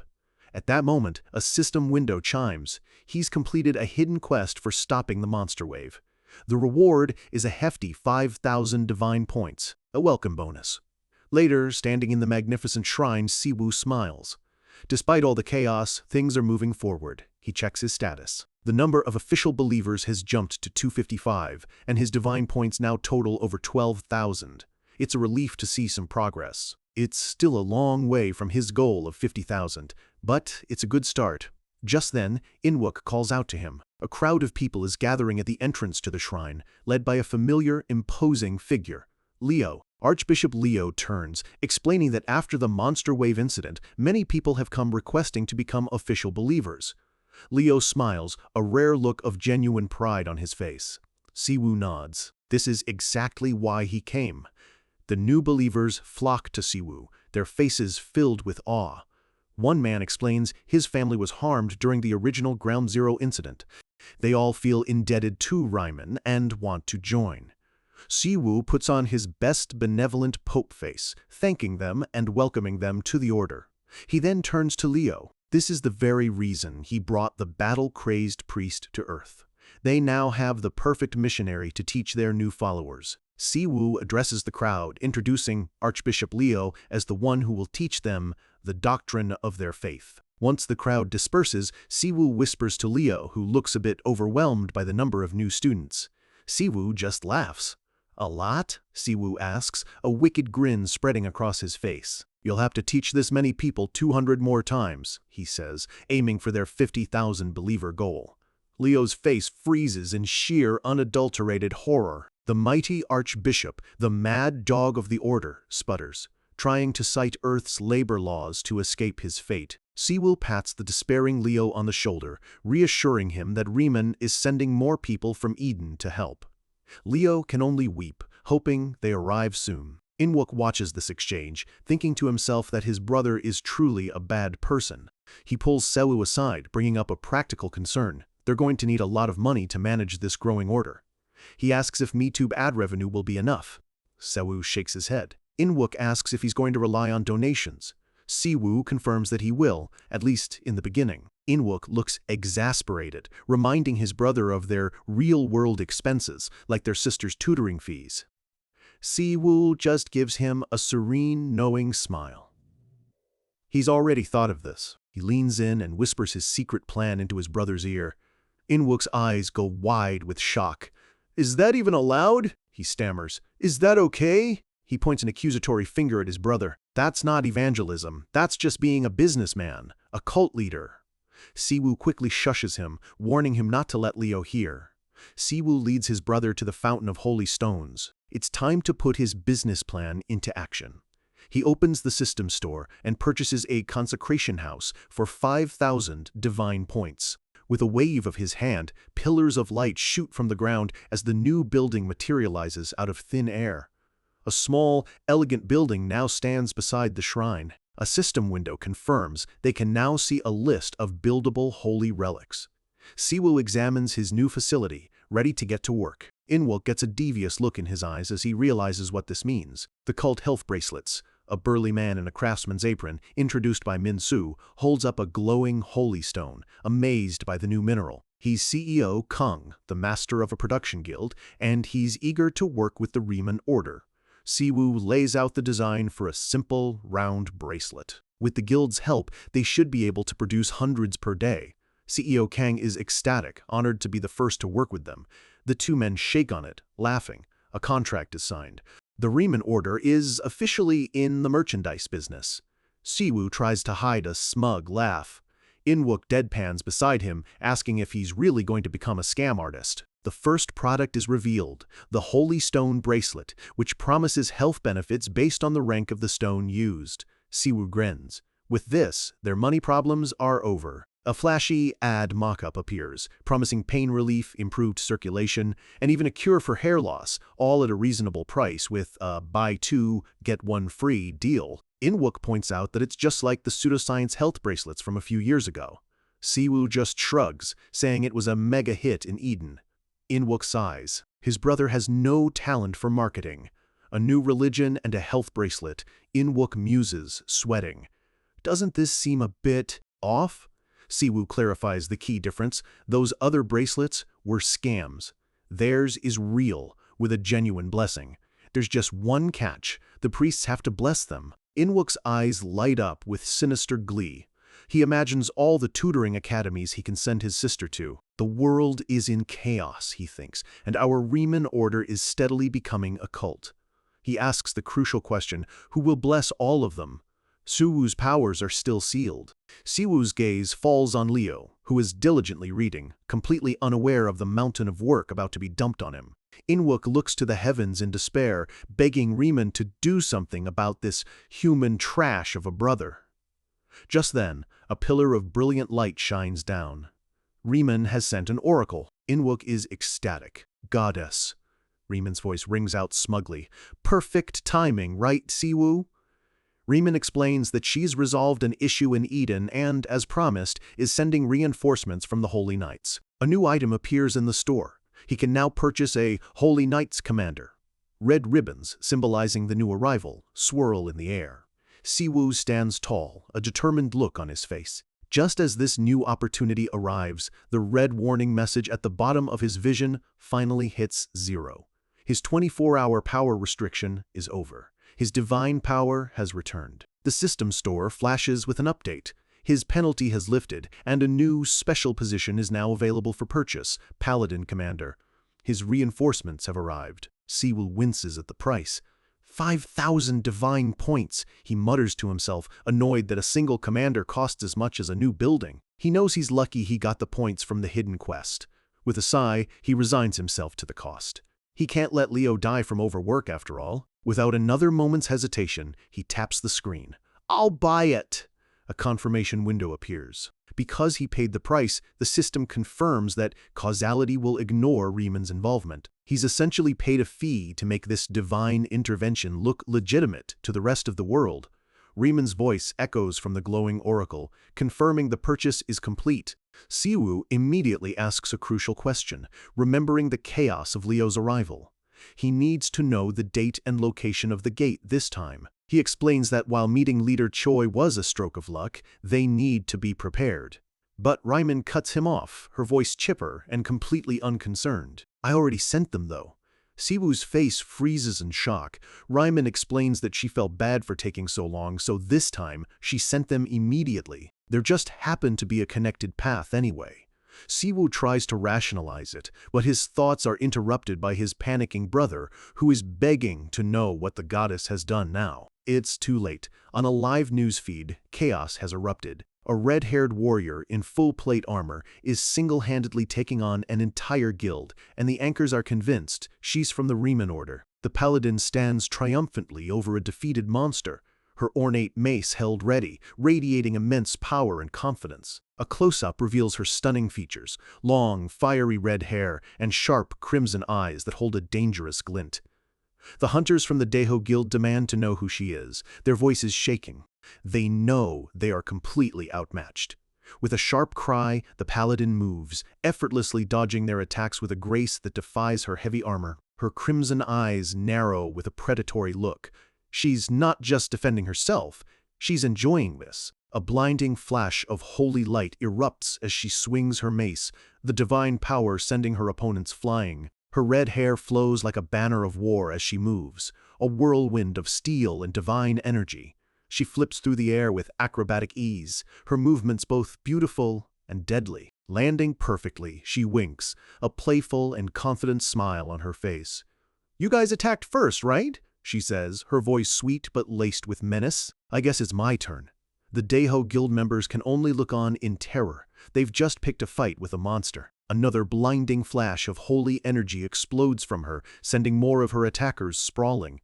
The live chat is going wild. She's so pretty. Who is she? I think she winked at me. The public is completely captivated by this beautiful, mysterious warrior. Siwoo, watching this on his phone, is having a complete meltdown. He clutches his head in agony, yelling at the oracle, "Riemann, what is this?" Riemann's voice just calmly replies that her job is done, and then she's gone. The oracle has terminated. Siwoo is left seething with rage. Ryman has once again thrown him into a mess and then vanished. The paladin introduces herself to the terrified guild members. I am the third paladin commander of the Ryman Order, Luna Leventon. She gives them a sweet, mocking smile as Siwoo and Inwook stare at the screen in horror. Inwook sums up their situation perfectly. We're fucked. This new force of nature is Luna Leventon, leader of the Third Holy Knight Order, and one of the strongest beings to ever represent the Riemann faith. And just like Leo was called the Mad Dog, Luna has a title of her own, the Bloody Saint. A name earned for wearing the blood of her enemies across the battlefield, a fitting title for someone who wielded her mace with such deadly glee. Though skilled with every weapon, she particularly loved the mace. When asked why, she'd simply wink and say, "There's a certain joy in breaking skulls. You should try it." She was also known for being incredibly forward, once asking a flustered Siwoo out for drinks immediately after a battle. She was a saintess and a paladin with stunning looks and a cool personality to match. Incredibly influential and incredibly popular. In the language of this world, she was basically an idol, and having someone like her join the order should have been amazing. However, back in the present, Siwoo is furious, grabbing Leo by the collar. Why did she have to start a fight with another guild? Leo calmly protests that they attacked first, just like with him. Siwoo isn't having it, yelling, "Can't you just dodge gracefully? Why did you have to fight back?" Leo calmly states that they are both just following the protocols they were taught. Siwoo explodes. What kind of idiot taught that to members of the clergy? Who was it? Siwoo demands. Leo just gives him a sly, knowing smile. Siwoo stares at him, the horrifying realization dawning. He was the one who taught them those protocols back in Eden. Defeated, he can only grumble and let it go. They arrive at the scene, the Incheon Wilmedo Gate. A massive, pulsating red gate hangs in the air above a shipyard, contaminating the area with its chaotic energy. It crackles and hums, a clear sign that it's unstable and dangerous. Government agents have already cordoned off the area, struggling to hold back a crowd of reporters and hunters. The reporters are clamoring for information, asking if it's true that they're in a battle with the Riemann Order. Siwoo and Leo observe from a distance. Siwoo notes grimly that they're fighting each other out of pride. He knows the Daeho Guild is one of the top guilds in the country. They were publicly embarrassed, and now Luna is making sure everyone knows she's from the Riemann Order. He considers his options. If he appears now, the online conspiracist will have a field day, creating endless clickbait videos about him. It would destroy any positive first impressions and disappoint the government officials who have put their faith in him. He decides on a plan. They'll enter the barrier the Daeho Guild created and quietly get Luna out of there. Leo points out that Luna won't leave quietly and asks how they'll get through the barrier. Siwoo just smirks. How else? We'll just go right in. As they approach, his passive skill, Divine Protection, activates, negating the magic and causing the barrier to flicker. Leo looks at Siwoo with a deadpan expression, pointing out his double standards. Siwoo just plays dumb. Leo starts to cry, anime tears. It's okay for the Pope to break the rules, but not for him. Inside the barrier, the aftermath of Luna's rampage is clear. Dozens of unconscious guild members are draped over shipping containers, and in the center of it all stands Luna, her foot planted on a pile of defeated hunters, looking every bit the victorious warrior. Siwoo sighs. Everything about Luna would have been so beautiful, if it wasn't for the massive scene she caused. He looks at the carnage and sighs again. He can't believe her. Inside, the fight continues. Luna is now facing off against a single, much stronger opponent, their attacks clashing with explosive force. She blocks a strike with her mace, sparks flying, her expression one of focused determination. The hunter she's fighting is sent sliding back, grunting. He's a high-level hunter, but he's struggling to keep up. Siwoo observes that there's still an S-rank hunter standing, probably the last shred of the Daeho Guild's pride. Leo adds that Luna is just testing her opponent. Siwoo chuckles. Most people would say she's just playing with him. Luna, seemingly bored with the fight, raises her mace for a final, decisive blow, an excited grin on her face. The S-rank hunter braces for the impact, his face a mask of desperation. Just as her mace is about to connect, a powerful wave of energy washes over them, stopping Luna's attack in its tracks. Siwoo steps between them, his hand raised. "We can stop here," he says, his voice calm but firm. I think there's been a misunderstanding. The S-rank hunter stares, his mind blown. Someone just stopped a battle between two immense powers with a single word.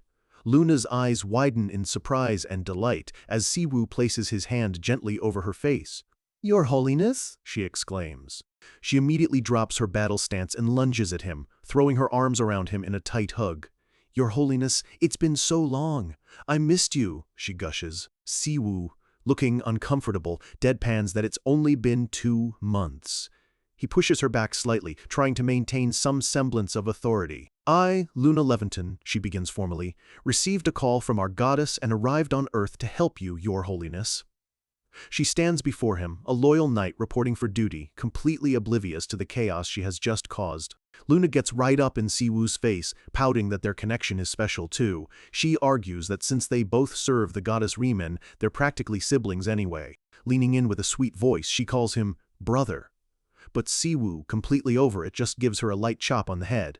While Luna yelps in protest, the S-rank hunter she was just fighting, Oh Jun-woo, is getting an earful from his own subordinate for being so reckless. But Jun-woo isn't listening. With a fresh bruise on his cheek, he admits he'll take whatever punishment he deserves, but his attention is already drifting back towards Siwoo and Luna, his expression intense. His gaze lands on Luna, and all the anger drains from his face, replaced by a look of pure, star-struck admiration. He walks toward her, his entire demeanor changed. In a much softer voice, he confirms her name, Luna Leventon. Luna, hands on her hips, asks what he wants. Jun-woo bows his head slightly, thanking her for the lesson he learned during their fight. Then, with a hopeful blush, he asks if they might be able to meet again to talk more. A genuine smile spreads across Luna's face. She declares he's a better guy than she first thought, and even offers him a bit of advice on his sword technique. Jun-woo, completely flustered, can only stammer in reply. Siwoo watches this entire exchange, a plan clicking into place in his mind.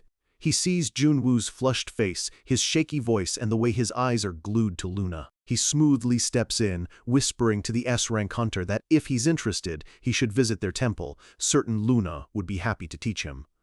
Jun-woo's eyes go wide. With a dazzling smile, Siwoo assures him he'll have a great time. Jun-woo claps his hands together, his face alight with pure joy as he promises to visit. A devilish grin flashes across Siwoo's face. Perfect, he thinks.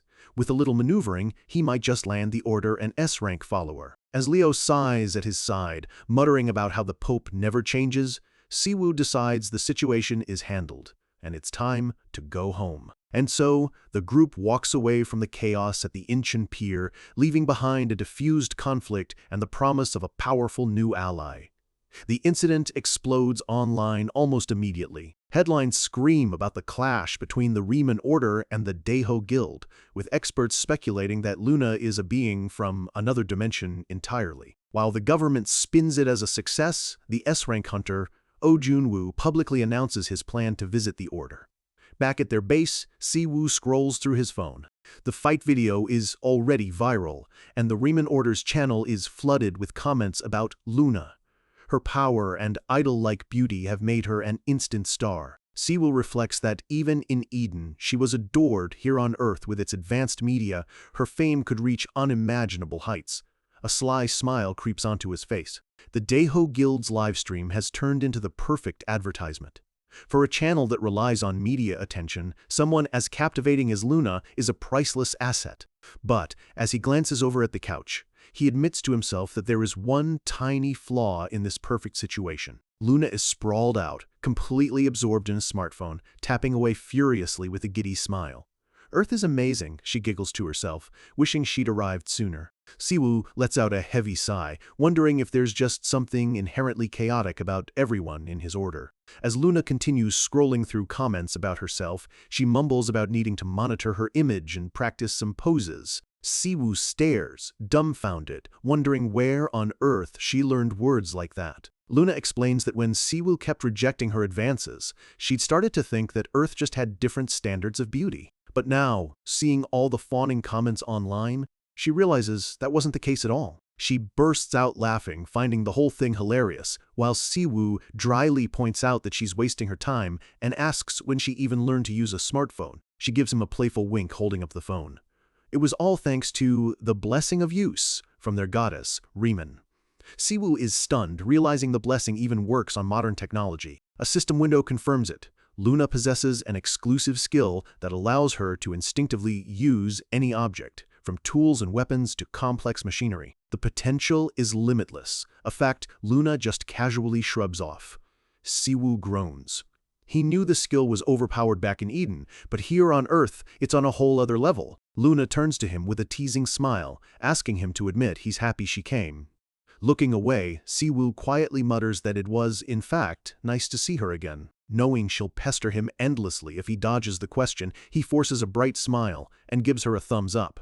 He enthusiastically suggests they visit a military base to see if her blessing works on helicopters and fighter jets. Just then, Leo walks in wearing an apron and holding a duster, looking like the perfect housekeeper.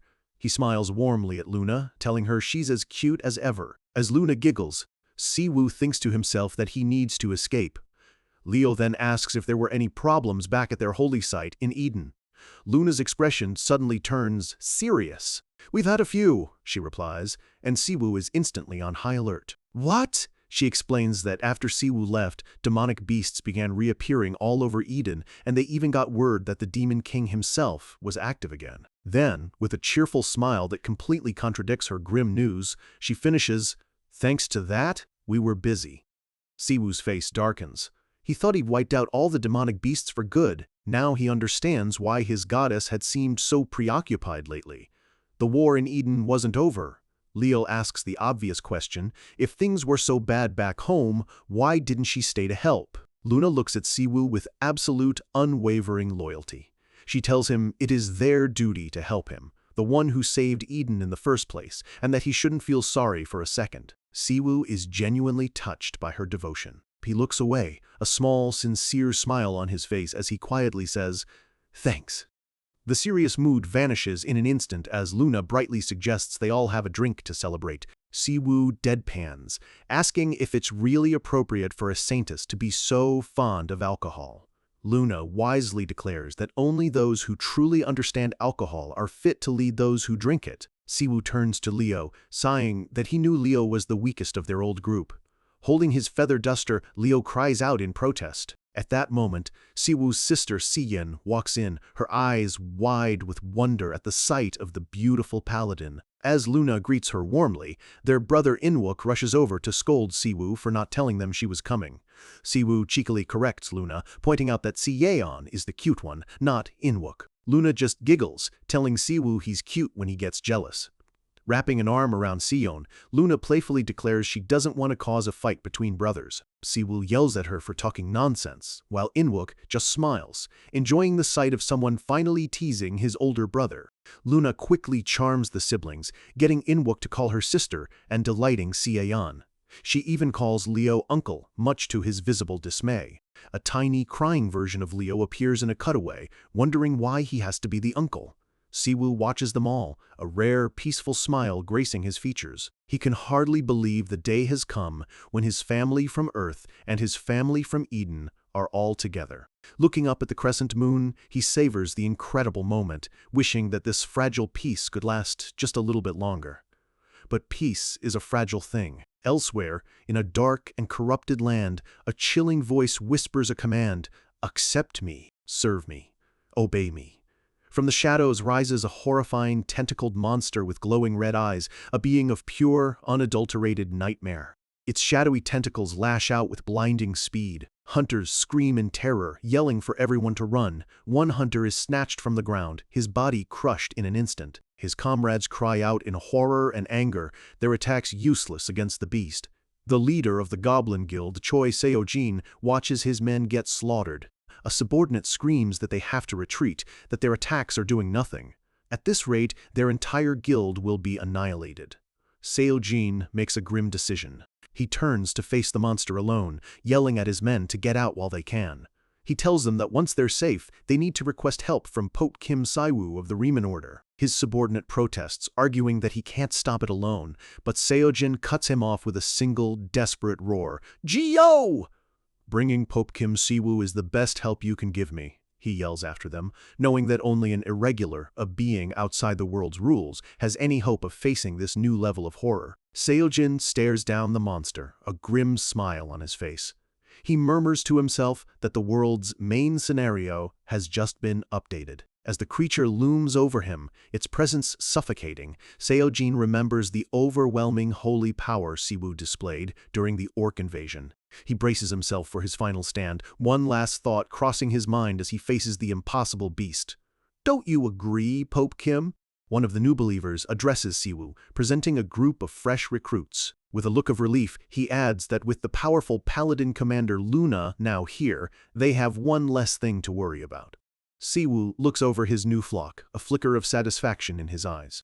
He notes that a proper hierarchy is finally starting to form. Turning to the newcomers, he thanks them for choosing to follow the order, even though it hasn't been on Earth for very long. Luna grins, already volunteering herself. "Well then," she declares, "I guess I'm in charge of combat training." Siwoo thinks to himself with a deadpan expression, "Of course you are. It's not like you can teach healing or support skills with a mace." His sharp golden eyes drift across the crowd of new followers, scanning each and every face. His gaze lands on one person in particular, a young boy, praying with a seriousness that seems far beyond his years. That child, Leo quietly explains that the boy's name is Sungwoo and that he and his father joined recently, grateful to Siwoo for managing the gates that threatened their world. Leaning in closer, Leo adds the most crucial detail. He's sure Siwoo has already sensed it, but the boy was born with the destiny to become a prophet. Siwoo is genuinely surprised. He never imagined someone with such pure, undiluted faith could appear in their ranks so soon. The boy, Shungwoo, looks no older than his own sister Siyeon. Leo watches Siwoo's fascination, noting that the boy is making him rethink his own priorities. He then formally asks the Pope to say a few words, as the new followers have been begging for a chance to meet him. Siwoo turns to face the crowd, a warm, benevolent smile on his face. The young boy looks up at him, his eyes wide with pure, innocent belief. Stepping forward, Siwoo's voice resonates with wisdom. He quotes an old saying about teaching a man to fish rather than just giving him a fish. He continues, his words captivating the new believers. He tells them the Riemann order won't make false promises of easy riches like other sects might. "However," he says, holding out his hands as a gentle, divine light begins to glow around them. A perfect sphere of pure, holy energy materializes between his palms. "We will teach you the proper way to use and develop your own holy energy." He looks directly at his followers, his voice filled with conviction. "I am not here to show you a miracle. I am here to show you how you can create your own." With a final, reassuring smile, he tells them to have faith in their goddess and in themselves. Watching from the side, both Luna and Leo are a little unsettled by Siwoo's flawless performance. "I can't believe that expression is on his face," Luna whispers. Leo just adds, "How creepy." But the peaceful moment is shattered. A man sprints toward them, ignoring the guards trying to hold him back. He bursts past them, his face a mask of desperation. "I'm sorry," he shouts, his voice cracking. "Your Holiness, Pope Kim Siwoo." Siwoo instantly recognizes the crest on the man's clothing. He's a hunter from the Goblin Guild. The man collapses to his knees before Siwoo, pressing his forehead to the ground. "I'm begging you, Your Holiness, please help us," he pleads, his voice thick with desperation. "Our leader, Choi Seojin, he's..." Siwoo's expression turns dead serious. The guild member continues, explaining that their leader is trapped in the Busan Ground Zero, and for all they know, he might already be dead. The man's plea echoes across the shrine, a desperate cry for help. "Please, save him." Soon after, on a private jet heading south, a government official briefs Siwoo and Luna. He explains that there are 3 Ground Zeros in South Korea. There's the Seoul Ground Zero, which Siwoo himself cleared, and another one in the city of Daejeon. And finally, Os, the coastal city of Busan. The official explains that 3 years ago, a massive outbreak gate appeared in Busan. The current Ground Zero is what's left of the area after that disaster. In a flashback, Choi Seojin himself explains that, while the mana pollution there is less than in Seoul, the location in a major city makes it dangerous. It was his Goblin Guild that contributed the most to stopping that initial outbreak. As a reward for their service, the Goblin Guild was given first rights to explore any new gates that appeared in the area. Siwoo listens, understanding the politics at play. The government had given a lucrative gate to the hot-headed guild leader to keep him happy. It was a move that had now backfired horribly. The flashback continues with Seojin explaining that after the world scenario updated, new gates began appearing everywhere. When another one appeared in Busan, they went in to explore, not thinking much of it. However, the official concludes the briefing, his tone grim. About 2 days after the Goblin Guild entered the new gate, the problem started. They received a message from Guildmaster Choi Seojin, warning them that he'd run into something that even an S-rank hunter couldn't handle. They arrive at the gate. It's a swirling vortex of blue energy, crackling ominously in the middle of a city park. As they get out of the car, Luna, now dressed in stylish modern clothes, stretches her legs. She eyes a nearby car with curiosity. "Do people on Earth really ride in these weird carriages?" she asks. "I want to try driving one later." Siwoo gives her a sideways glance, asking if she's already copying Earth fashion. "Did you really spend your first allowance on clothes?" Siwoo asks, exasperated. As he mutters about how everyone in his order is so weird, Luna just grins and pokes him, retorting that he's the weirdest one of them all. Siwoo sighs, admitting that the clothes actually suit her. Luna laughs, delighted, welcoming more compliments. Getting back to business, Siwoo asks the waiting Goblin Guild members where the gate is. One of them steps forward to lead the way. They stand before the pulsating portal. "This is the entrance to the dungeon," the guide says. As Siwoo steps closer, he feels it, an energy that is both divine and deeply wrong. His expression hardens.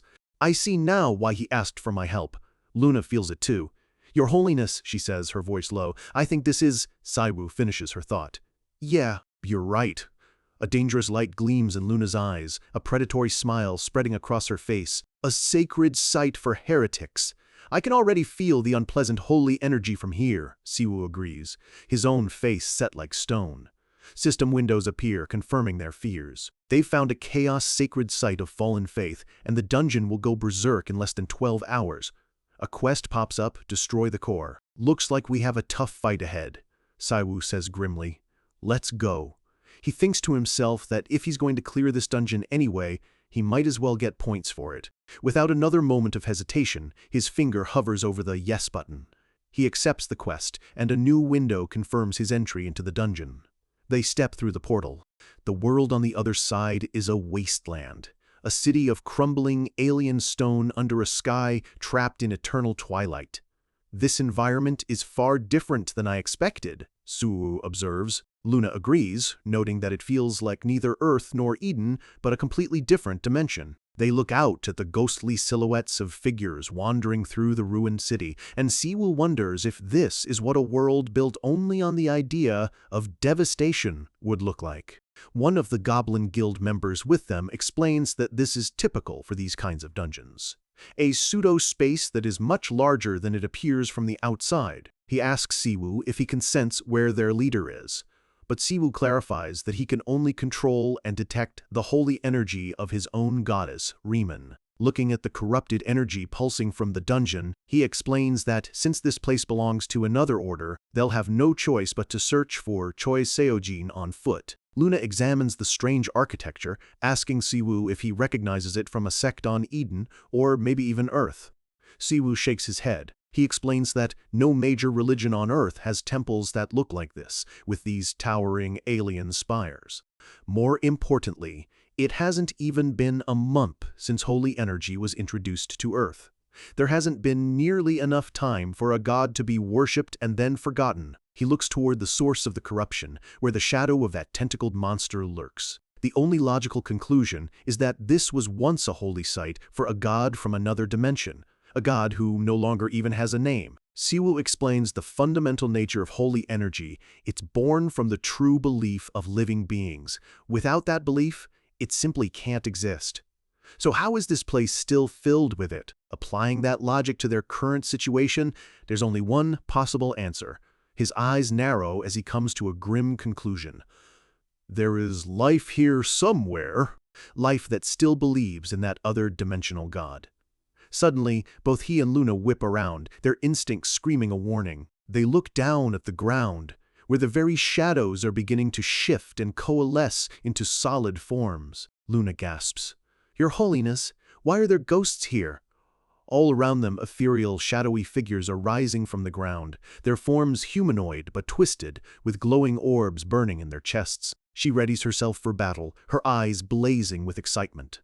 "I told you, Your Holiness," she says as Siwoo stares, momentarily stunned. "What? You always manifest the worst of our worries," she says with a grin.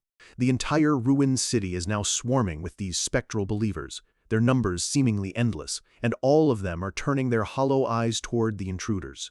The sky above bleeds in shades of pink and orange.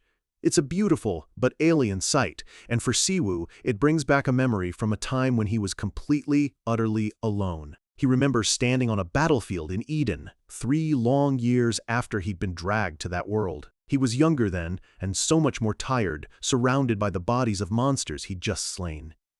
His face was smudged with grime and blood, his eyes hollow. The endless fighting, the constant ache for his family, it was breaking him. He was at his lowest point, wondering if he could even go on. Just as he was about to lose all hope, the voice of a dying dragon echoed in his mind. It wondered if it was possible for a being like a god to truly die. And that's when he saw her. A woman with ethereal white hair and cosmic eyes appeared out of nowhere, a stark, beautiful contrast to the grim, bloody battlefield. It was Riemann, the goddess who had brought him to this world. She placed her hands on his shoulders, looked down at him, and asked a chillingly calm question. "Do you want to kill me, Siwoo?" He felt her gaze pierce right through him, sensing the deep resentment he held for her. And she was right. A part of him hated her for everything she had forced him to endure. She then explained something that his weary mind couldn't grasp. She told him that gods like her only exist because people believe in them. Once they are forgotten, they begin to fade away. Siwoo had asked her what happens when a god is finally, truly forgotten. Reaching out with a soft light glowing in her palm, she gave him an answer that made no sense. She said that only when they are forgotten can they truly become God. She promised him that one day he would understand what she meant. With a gentle smile, she held out a shimmering orb of light, leaving him more confused and alone than ever before. Now, 7 years later, Siwoo still doesn't fully understand what she meant by the completion of a god. But looking at the corrupted ghosts in this forgotten temple, he gets a feeling. Just as Riemann had described, these creatures are the remnants of a faith that failed. They are ghosts left behind by a god who was forgotten before it could be completed. Luna, however, has a much simpler take on the situation. She declares she's never seen such suspicious-looking beings, disgusted that these creepy things dared to possess a twisted form of holy energy. It's seriously ticking her off. Siwoo calmly tells her that judging a book by its cover is a bad habit. Luna immediately calls him out on his hypocrisy, reminding him that he was the one who called the orcs ugly. Siwoo just trails off with a slight smirk, knowing she's got him there. She asks if their goddess, Riemann, would just shake her head at these creatures. Siwoo disagrees. He knows Riemann would be angry at first, but ultimately, she would feel pity for them. He explains that these beings should have moved on to the afterlife long ago. Instead, they are trapped here in these ruins, held by the lingering threads of faith spun by their forgotten god. Luna has heard enough. The whole situation is an insult. With a brilliant flash of light, she powers up her mace, ready to deliver her own judgment. She leaps high into the air as the undead creatures below let out a unified shriek, sensing their doom. Her eyes burn with righteous fury as she prepares to unleash her sacred power. A massive blast of pure, holy light erupts from her weapon, tearing through the air and instantly vaporizing the corrupted spirits. Luna lands gracefully amidst the fading light, the area around her now completely cleansed. She turns back to Siwoo, asking if it was all right to purify the dead as she saw fit. He gives her a deadpan look. "Aren't you already doing whatever you want?" Siwoo decides it's time to split up. He'll leave the rest of the purification to Luna while he and the Goblin Guild members search for their leader. One of the hunters steps forward, offering to help Luna fight. Siwoo immediately shuts him down, telling the men that Luna absolutely hates it when anyone gets involved in her fights. As if on cue, another massive explosion of holy energy rocks the temple in the distance. Luna is clearly having the time of her life. The hunters get the message loud and clear. One of them just nervously says, "Ah, understood." Siwoo lets out an awkward laugh. Managing his battle-crazed followers is a full-time job. He gets them back on track, suggesting they head towards the center of the dungeon to find Choi Aeljin. They press on, moving through the eerie, crumbling ruins of the Forgotten Temple. One of the hunters stops, pointing ahead to a massive crater. He tells Siwoo that there isn't a single trace of their leader anywhere past it. Siwoo confirms he can sense Seojin's mana coming from the crater, but it's faint. The sheer size of the impact zone tells him the battle that took place here was incredibly fierce. Kneeling down, he examines the ground. The trail of mana, all signs of their friend, they just stop cold right here. A faint spark of holy energy crackles in his hand as he concentrates, trying to pick up on any hidden clues. After a moment, he stands. He tells the men he'll be going on alone from here. They immediately protest, insisting they want to follow him to the end to help find their leader. Siwoo appreciates their loyalty, but tells them to stand back. He's detected a powerful brainwashing effect in the area ahead. Any normal hunter would be instantly mind-controlled. A grid of blue light appears around him as he prepares to break through. A system message confirms his passive skill, divine protection, has neutralized the sacred barrier. It shatters around him, and one of the men shouts in surprise. Siwoo explains that there's a hidden subspace inside this gate, a pocket dimension where the enemy is likely hiding. He turns back to the worried hunters with a reassuring smile. "Don't worry," he says, "I'll figure this out and bring back Leader Choi." With that, he leaps into the shattered portal. A system window announces his arrival in the sacred barrier. Below him, he can see a crowd of figures. Another message confirms his holy energy is resisting the distortion of this space. He spots his target and thinks, he's there. Looks like he's still alive. Then, he drops from the sky in a massive burst of light. A bloodied but grinning face looks up at him. It's Choi Seojin. He lets out a hearty laugh. "Ha ha ha! You're late, Pope Kim." Seojin is clearly thrilled to see him. "I was worried you'd never come," he shouts, admiring Siwoo's dramatic entrance. "A superhero landing? I knew you were a romantic." Siwoo looks down at the battered but cheerful guild leader, completely unimpressed. He dryly notes that it's amazing Seojin can still smile in a situation like this. Siwoo points out that Seojin could have died if he'd been any later, and worse, it looks like he hasn't trained his own guild members properly. Below them, a group of hunters with glowing blue eyes stare menacingly, clearly brainwashed. Seojin's expression turns serious. He explains that for some of them, this was their very first dungeon. He couldn't bring himself to hurt them, declaring he would rather die than let them become heretics. Siwoo just thinks to himself that he's the one doing his best to keep his own people in check. He analyzes the situation. Seojin chose to stay behind for his people even though his own incredible mental fortitude meant he could have easily escaped alone. "Do you know who we're facing?" Siwoo asks.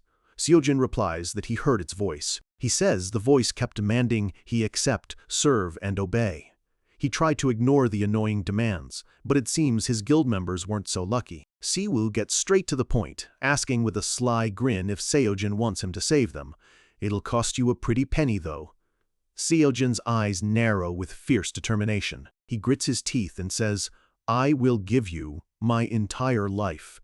The S-rank guild leader, one of the strongest men in the country, is offering his very existence to save his people. Siwoo is completely stunned, his mouth comically taped shut in shock. "Hey," he thinks, "that's way too far." Seojin continues his desperate offer, saying he'll become Siwoo's hunting dog if he has to. Flustered, Siwoo just blurts out, "But I like cats." The proud and powerful guildmaster bows his head completely. "Please save my allies," he begs. Siwoo puts up a hand, trying to stop him. Letting out a small sigh, Siwoo admits to himself that he doesn't usually like reckless, emotional guys like Seojin. But he can't deny the man's conviction. Siwoo straightens up, his tone shifting back to business. "Leader Choi, we can talk about compensation later." Blue energy begins to crackle around his hand. He addresses the unseen enemy, hiding in a distorted space, using it as a shield. "You've lost your name as a god and accepted evil instead of sanctity." With a surge of power, Siwoo reaches into the very fabric of the dimension and grabs hold of the entity hiding within. A scream tears through the subspace as he forcibly drags it into the open. A system window dings loudly, announcing his success. The boss monster of the dungeon has been forcibly summoned. The master of this twisted temple is finally revealed, a horrifying, colossal being covered in tentacles and glowing red eyes, a corrupted holy symbol etched onto its form. A single, powerful command echoes from the monstrous god, its voice a wave of dark energy, obey me. Siwoo, completely unfazed, simply cracks his knuckles as lightning dances around him, ready for a fight. The monster lunges, its tentacles shooting towards him as he meets the attack head-on with a blast of his own power. One of its fleshy appendages gets close, its voice booming again, "Serve me." It declares itself the one true god, their goddess's senior, worthy of all worship. A close-up of its grotesque, alien eye shows the raw, corrupted power within. The world around them seems to warp under the sheer pressure of its divine will. The command echoes one last time, with the full weight of its fallen divinity behind it. Serve me. Image. Kh25 number 71, Siwoo finally responds, yelling back with all the fury and disrespect he can muster. The hell are you spouting, you cultish bitch? Siwoo, however, is completely immune. He just yells back, his voice dripping with contempt. The hell are you spouting, you cultish bitch? He continues his tirade, calling the creature out for daring to brainwash people, turning them into heretics just so it could desperately cling to its own fading existence. Siwoo understands the situation perfectly. Even a god on the brink of being forgotten is still a god. Its divine power, though twisted, is dangerously potent. And for people from Earth who have never experienced holy energy before, their minds were completely defenseless against its influence. Suddenly, Choi Seo-jin shouts out, begging Siwoo not to kill the monster just yet. He's panicking, worried his men won't return to normal if their new god dies. Siwoo just thinks to himself that Seo-jin's dedication is on another level. Siwoo turns to him, a grim look on his face. He says there's an easy way to stop people from believing in false gods and their cult leaders. With a surge of power, holy energy crackles around him as he grabs hold of the monster. He unleashes a torrent of his own divine power, electrocuting the creature from the inside out as it lets out a piercing shriek of agony. Siwoo's eyes glow as he explains his method. You just need to use overwhelming holy energy to completely erase their existence from the world. He pours more and more power into the creature, overwhelming its corrupted divinity with his own pure, sanctified energy. With a final, forceful push, Siwoo commands it 3 times, his voice filled with absolute authority. Begone, begone, begone, begone. His eyes are cold and focused, showing absolutely no mercy. The god lets out one last gurgled scream, but Siwoo isn't just trying to destroy it, he's searching for something within its essence. Seo-jin calls out his name, worried, but Siwoo is completely in control. He pushes his senses deeper into the creature's dissolving form, concentrating. A little more, just a little more. Then his eyes snap open. Found it. He's located what he was searching for at the monster's very core, the symbol of its godhood, its holy artifact. As he rips the object free, a system window identifies it. The depraved stone of birth, a corrupted holy artifact from another dimension. Immediately, the system resets the artifact, purifying it. A new message appears. You have found the core of the dungeon. There's no reason to hesitate. Siwoo clenches his fist and brings it down with crushing force. With the destruction of the core, the dungeon is cleared. A message confirms he has completed the quest. You have obtained the quest reward, and it's a big one. A new system feature, Holy Artifacts, has been unlocked. He can now collect artifacts from other dimensions and use the points to summon holy items for his own order. Siwoo is intrigued. He can essentially trade in the relics of other gods to strengthen his own church. As the dungeon fades away, the brainwashing on Seo-jin's guild members finally breaks. Seo-jin shouts for them to wake up, while Siwoo watches with a satisfied smirk. As the artifact's energy settles, a vision floods Siwoo's mind. He sees a lush, peaceful field under a gentle sky. A small, barefoot girl in a simple tunic stands before a humble stack of stones. She gently places another smooth stone on the pile as an offering. With her hands clasped, she makes a simple, innocent prayer. Please let all of us be happy. She smiles, her heart filled with pure, unadulterated hope. It was in this very moment, from this simple act of faith, Barth, that a god was born. The small stone she offered began to glow with a gentle light. That stone was the very first holy artifact, the origin of the god he had just destroyed. Back in the present, a series of system messages confirms what he just witnessed. He has absorbed the myth, sealed within the stone, and obtained one holy artifact point. Sai-Wu stands in silence, processing the vision of the small girl and her simple prayer. He realizes that must have been the exact moment her god was born. The image of the hopeful child lingers in his mind, a tragic beginning for such a monstrous, corrupted end. Meanwhile, Seojin's guild members are coming to, completely bewildered and with no idea what just happened. Seojin turns to them, confused by their confusion. "Huh, guys!" He looks down at his own hands in horror, realizing he was about to attack his own men. "Why, was I pointing my blade at you all?" They rush to his side, asking if he's okay and what they did. Seojin just grits his teeth, trying to hold himself together, and then the adrenaline finally wears off. He stumbles back dramatically, exclaiming, "Goodness, I feel like I'm dying," as his members rush to catch him.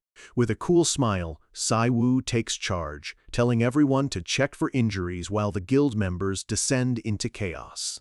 But before Si-Wu can get a moment of peace, a familiar voice calls out his title with immense force. "Y-O-U-O, Hollins." Luna comes flying in, tackling him in an enthusiastic, bone-crushing hug. She stands over him, beaming, and asks if he's okay. Lying on the ground in pain, Si-Wu deadpans. "Luna, I think you hurt me more than the god did." She just scratches her head, admitting she was a little excited. She asks if he took care of the fallen god, and Si-Wu, still trying to recover, gives a weak smile and confirms he did. Just then, a dungeon-wide warning flashes. The gate will disappear in 1 hour, and they need to get out. As they leave, Si-Wu reflects. He tells himself he wasn't interested in how this other-dimensional god was born, but he clenches his fist, the dust of the destroyed core slipping through his fingers. The fact that this place was once filled with the hopes and dreams of people. Looking back at the crumbling ruins, he thinks to himself that this was a cruel end for them.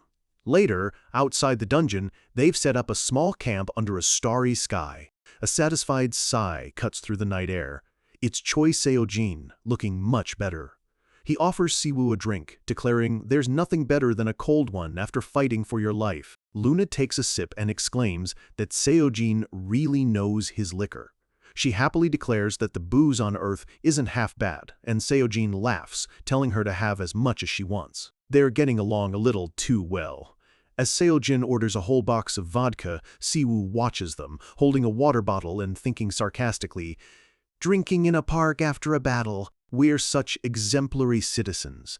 Sojin turns to Si-Wu, thanking him sincerely for saving his guild members. Si-Wu just replies that he was doing his job, and that Seojin was the one who was actually close to dying. "Close to dying? Who?" Seojin asks, playing dumb.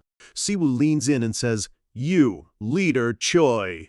He points out that the fact Seojin is even able to drink right now is a miracle. Most people would have died from those injuries. Seojin just scoffs, claiming alcohol is the perfect sanitizer for battlefield wounds, leaving Si-Wu speechless. He gets sentimental, claiming he's drinking this as medicine for the mental wounds he suffered seeing his brats hurt.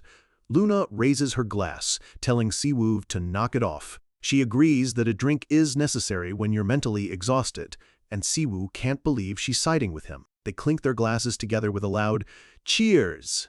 They both laugh, trying to get Si-Wu to join them. Si-Wu watches them with a slight smile. He notes that both Leo and now Luna seem to get along remarkably well with the boisterous guild leader. He sighs. Seriously, this isn't the time to be drinking. But just as he thinks that, a massive system alert appears. A main quest has OCC cured. The quest is titled Arrival, and it warns that countless deities are now descending upon Earth. The quest description continues. The mythical powers these new gods possess will strengthen his order. His mission is to absorb that power and grow his influence by collecting 3 more artifacts. The game has just changed, and a war between gods is about to begin right here on Earth. The system windows hang in the air, a stark reminder of the massive shift in Si-Wu's world. A new main quest has begun. Arrival. Countless new gods are coming to Earth, and his mission is to absorb their holy artifacts to grow his own power and influence. Si-Wu stares at the details, a grim understanding dawning on him. The massive release of holy energy during the orc invasion must have been a beacon, announcing to the entire multiverse that Earth was now open for business. He realizes they need to prepare, because among the countless deities now heading their way, there are bound to be evil ones.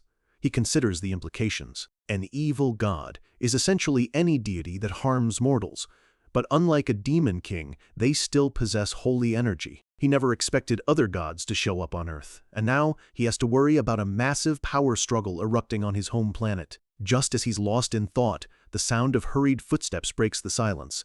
One of Seojin's guild members comes running toward them.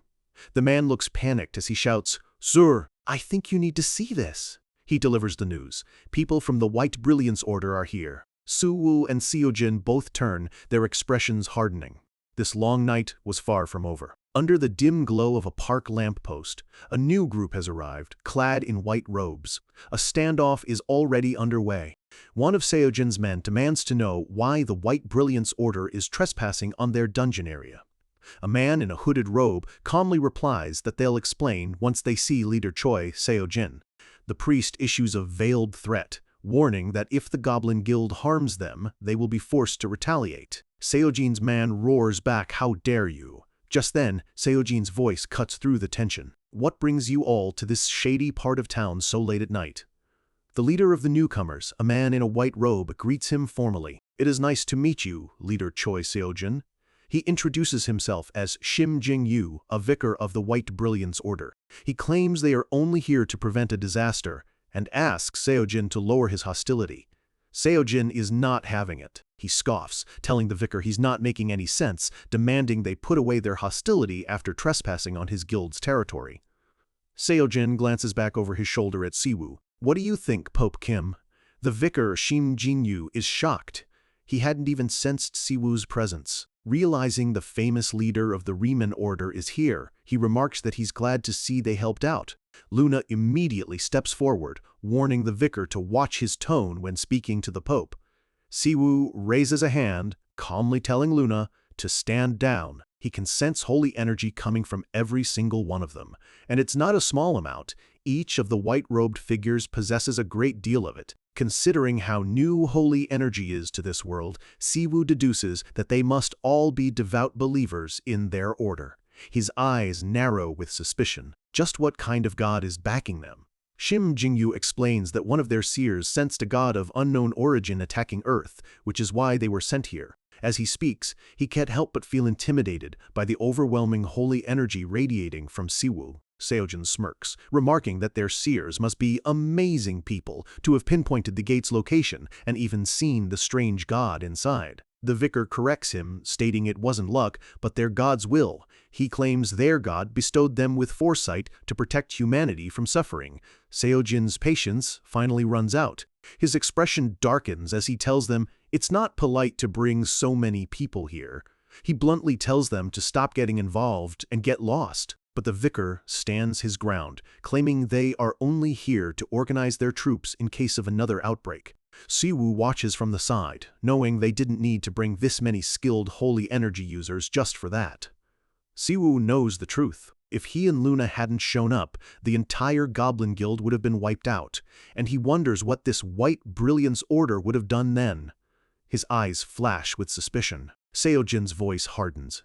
He informs the vicar that only invited guests can enter their operational areas. "And you," he says with finality, "are not an official guest." Flames of raw power begin to erupt around Seojin. He flexes, his voice booming. "Do you get what I'm saying? All of you are trespassers." He accuses them of scheming to steal their dungeon. Now fully powered up and radiating intense heat, Seojin roars at them to hurry up and get out of his sight. The vicar, realizing he's outmatched, concedes. "Looks like this isn't the right time to talk," he says, pulling up his hood. "We'll be taking our leave." But as he turns to leave, he gives a sharp, calculating glance over his shoulder. He stops and tells Siwoo that his archdiocese is interested in him. Siwoo retorts, "Are you planning on setting up a date for me?" The vicar is taken aback, stammering in confusion. "I don't need any unwanted attention, heretic," Siwoo tells him bluntly. The vicar tries a different approach, suggesting that as fellow followers of gods, they should have something in common.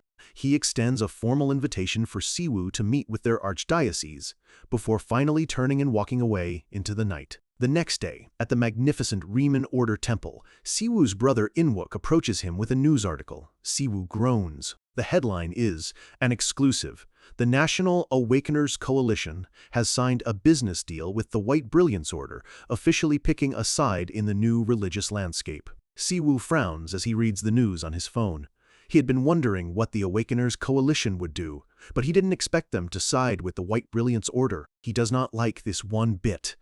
Suddenly, Seojin's loud voice booms through the office. "It's obvious we should work together since we're on the same boat now," Siwoo mutters about how loud he is, telling him to get some rest. Seojin just brushes it off, giving Siwoo a thumbs up and declaring that as the temple's loyal guard dog, he needs to get to know the palace. Siwoo just screams internally, "This old man is so annoying." Siwoo thinks back to the night before. He never intended to form an alliance, but on the way home, Seojin had announced he would be visiting their temple the next day. Siwoo had asked him why. Seojin, with a grin, just replied, "What do you mean, why?" He had stated plainly that they needed to discuss an alliance between the Goblin Guild and the Riemann Order. Siwoo had been completely floored. "Wait, what?" Seojin just reminded him of his promise to be a loyal guard dog. Exasperated, Siwoo could only shout back, "Why are you so obsessed with dogs?" Back in the present, Siwoo is talking with a new man with neat blonde hair, who admits he's surprised Siwoo suggested an alliance with the Goblin Guild. The blonde man leans in, guessing Siwoo wanted access to more Holy Stone bracelets with their help. Siwoo is confused. The man continues, "Because the Goblin Guild is actually—" He leans in close to whisper, "Allow me to introduce ourselves properly." Siwoo screams internally while Seojin laughs boisterously. "Pope Kim," the man asks, "do you happen to know the Uaseon Group?" Of course, Siwoo knows. They're the largest conglomerate in the country. The blonde man confirms this, revealing that he is the head of the Uaseon Logistics Department. He explains that they can find out anything about any item as long as it's legal. Siwoo looks between the blonde man and Seojin, finally connecting the dots. "Wait, Uaseon?" The realization hits him like a ton of bricks. He stammers, "Wait, no way. So you're telling me? This muscular dork is a member of a conglomerate family? Really?" The blonde man formally introduces him, leader Choi Seojin of the Goblin Guild and the fourth generation of the Uaseon family. This, he explains, is why the Goblin Guild can thrive without the National Coalition. Seojin looks embarrassed, insisting the guild is something he built with his own hands, and asks Siwoo not to make that mistake. Siwoo, seeing the immense strategic value in this alliance, quickly agrees. "I won't." Seojin's mood instantly brightens. He grabs Siwoo's hand for a firm handshake, declaring that, whether as a guard dog or a friend, they should stay on good terms. A new thought enters Siwoo's mind. "Rich people. Amazing. I'll stay close to him." He puts on a charming, friendly smile. "I know I said this already," he thinks to himself, a greedy glint in his eye, "but this is very unholy of you." His pragmatic nature is back in full force, already calculating the benefits of his new, incredibly wealthy ally. Leo Rumen, the archbishop, enters the room, his posture as impeccable as ever. "Did you need me, Your Holiness?" he asks. Siwoo turns to him with a slight smile. "Yeah, looks like everyone's here," he says, surveying his core members. Now that we've all arrived, he stands before his most trusted followers, Luna, Leo, Gu Min-soo, and their new ally, Choi Seojin. With everyone assembled, he gets straight to the point. "Why don't we officially start our meeting?" Sitting on his throne-like chair, Siwoo makes a stunning declaration, his voice calm but firm. "I, as the Pope of the Riemann Order, plan on declaring the White Brilliance Order an enemy." His followers are shocked. An enemy? Siwoo explains that in Eden, where many gods existed, the Riemann Order formed alliances with other faiths. Those alliances were forged out of necessity, because they all shared a single, common enemy, the Demon King. He remembers what his goddess, Riemann, once told him: "True faith isn't born from pressure or fear, that is just obedience." She never wanted her followers to be forced into belief. And so, the Riemann Order decided that coexisting with other faiths was the best path for everyone. Riemann's policy was one of tolerance, as long as others didn't pose a direct threat. However, aggressive heretics who harmed ordinary citizens were a different story entirely. They were silenced by the militant arm of their faith. Siwoo brings them back to the present, stating that he brought this story up for a very specific reason. Luna is already fired up. "Then just tell me where their headquarters is," she demands. "Leo and I can go mop the floor with them." Leo, ever the stickler for rules, immediately chides her, reminding her that their gospel preaches respect for others. Luna whirls on him, pointing an accusing finger. "You're saying that after those white brilliance idiots tried to get His Holiness and Leader Choi killed? That's all it takes." Leo's polite demeanor shatters, replaced by zealous fury. "Those damned demons. Your Holiness, please declare a holy war. I will do my best to annihilate them." Luna has to tell him to calm down. Seojin, however, is completely on board. With a maniacal grin, he pumps his fists. "Perfect. Let me join this holy war. It's a chance to destroy those religious fools." Seojin quickly backpedals. "Oh, right. The Riemann Order is an amazing exception, of course." Gu Minsu, ever the influencer, immediately sees an opportunity for a massive collaboration stream between all their groups. Luna pumps her fist in the air, shouting, "Yes, a holy war." As the chaos unfolds, Siwoo just calmly says, "All right, let me schedule something." He lets out a small, amused laugh at his followers' antics, but then he slams his hand down on the table, silencing the room instantly. With a sharp, predatory smile, he repeats his declaration. "As leader of the Riemann Order, I am declaring the White Brilliance Order an enemy. Are there any objections?"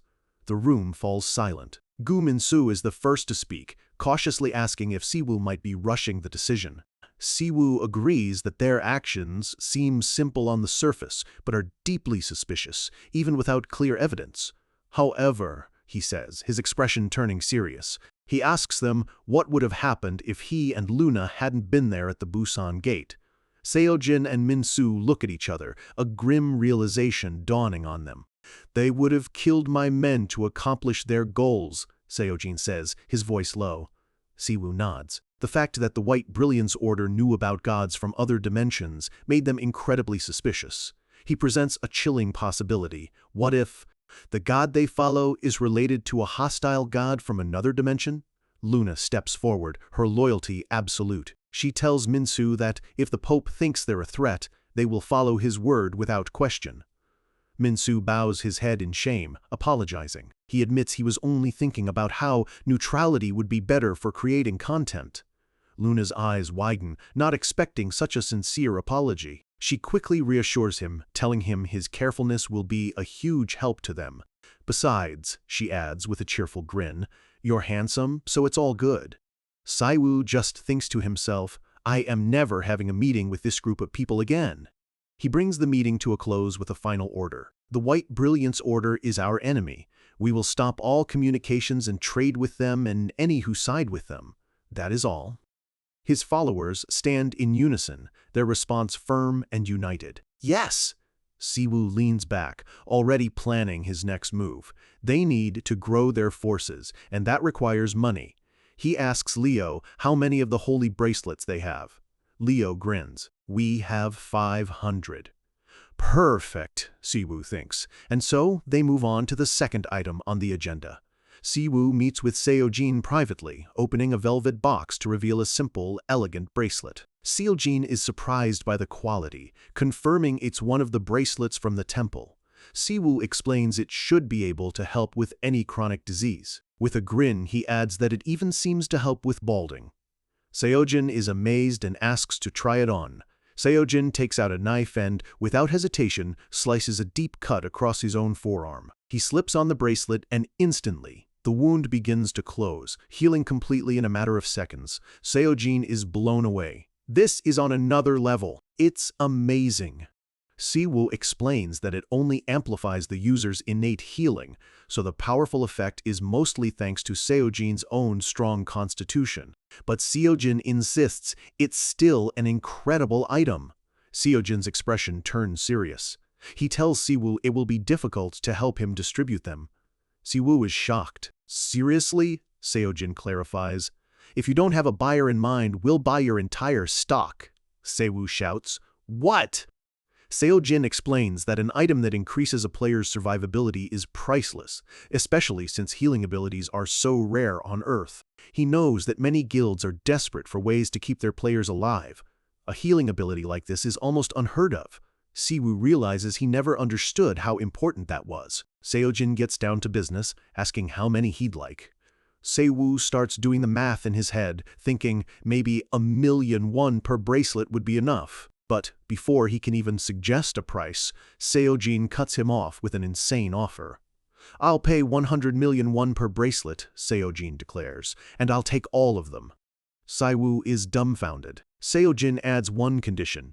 They have to promise to continue selling to his guild if they make more. Siwoo, completely flustered, just stammers that they only have 500. "That's fine," Seojin says coolly. "Once we sign the contract, I'll send the money." Siwoo is still suspicious, asking if he's only offering so much because he saved him. "As a guild leader, I can tell you," Seojin says seriously, "these bracelets are worth much more than you think." He's sure there are plenty of people who would pay that much for a better chance at survival. The number finally hits Siwoo. His jaw drops as he calculates the total. That would be 50 billion won. Siwoo is floating in a sea of money, his mind completely blown. The jackpot was right in front of him this whole time. He recovers, his eyes sparkling with greed. "Leader Choi, once again, thank you for cooperating with the Riemann order." He shakes Seojin's hand enthusiastically. "All right, why don't I bring out the calculator? Strengthen our friendship?" Seojin promptly leaves the temple to arrange the massive payment. Back in the office, Siwoo's followers return. They discuss the massive deal, which has unexpectedly solved all their financial problems. Luna wonders if they should have saved some of the holy stones, given how much time it takes to make the bracelets. Leo agrees that it would be wise to save some of the higher quality stones. Siwoo just sighs. Sure. Why couldn't you both have been this calm before?" He knows they need someone who actually understands financial management. The White Brilliance Order is already ahead of them in expansion. But as he holds up his phone showing their MeTube channel with 1.2 million subscribers, he knows they still have the upper hand for now. He turns to Minsu, who smiles. "It's actually amazing." He explains that after Luna's appearance, online traffic has skyrocketed, with thousands of people asking to see more of her. Minsu declares that with their combined power and looks, they'll stomp the White Brilliance Order online. All they need to do is convert that interest into new recruits. Siwoo lays out the plan, a live stream in front of the Ability Department building to officially introduce Leo and Luna and showcase their power. Minsu thinks it's a great idea and says he'll call team leader Kim to set it up. A post goes up on their channel announcing the live stream. They need to act now while they have the momentum. But at that exact moment, a massive explosion rips through the second building of the Seoul Ability Department. Siwoo, Luna, and Leo all stare out the window, their faces frozen in shock. A cloud of black smoke billows from the skyscraper. "It looked like magic," Siwoo remarks. "An attack?" Leo deadpans. "Of course it was an attack." Luna grins. "I don't think I can ever get bored when I'm with you, Your Holiness." Siwoo just sighs. "I can't believe my luck. There's no doubt about it." This was clearly a terrorist attack. Cries of panic erupt from the streets below. "There are people inside. Somebody save them." The chapter ends as our heroes are thrown headfirst into another disaster. High above the glittering city, a man in a long coat stands on a balcony. A figure cloaked in shadow appears behind him. "Did you call for me?" The man in the coat simply replies, "Yes." He remarks that the situation in Busan seems to have been resolved, and he's sure that they are now aware of the godly beings from other dimensions. He gives his subordinate an order. On the 38th floor of the Ability Department's second building, there is someone capable of becoming the incarnation of the Demon King. "Bring that person to me." With a sinister smile, he makes a promise. "And I will grant you a power greater than any you currently possess." A wave of dark purple energy floods the subordinate, a gift from his master. He groans as the power surges through him, taking him to a level he never could have reached on his own. The master, his eyes glowing in the dark, muses to himself. With the White Brilliance Order making their move, it was about time they started making theirs as well. Back on the ground, chaos erupts. Live chats explode with panic as a massive, dark explosion rips through the Ability Department. Government alerts flash across every screen, telling citizens to seek shelter. Siwoo watches the destruction, a wry smile on his face. Damn it, looks like we accidentally live-streamed a terrorist attack before our own stream even started. He turns to Min-soo. Has the ability department ever been attacked like this before? Min-soo, pale with shock, stammers, "Of course not. This has never happened." Siwoo notes how shocked Min-soo is. He pulls out his phone, his expression turning serious. It's team leader Kim Dong-shik on the line, his voice frantic. "Siwoo, the second building is under attack. I don't think we can do the stream."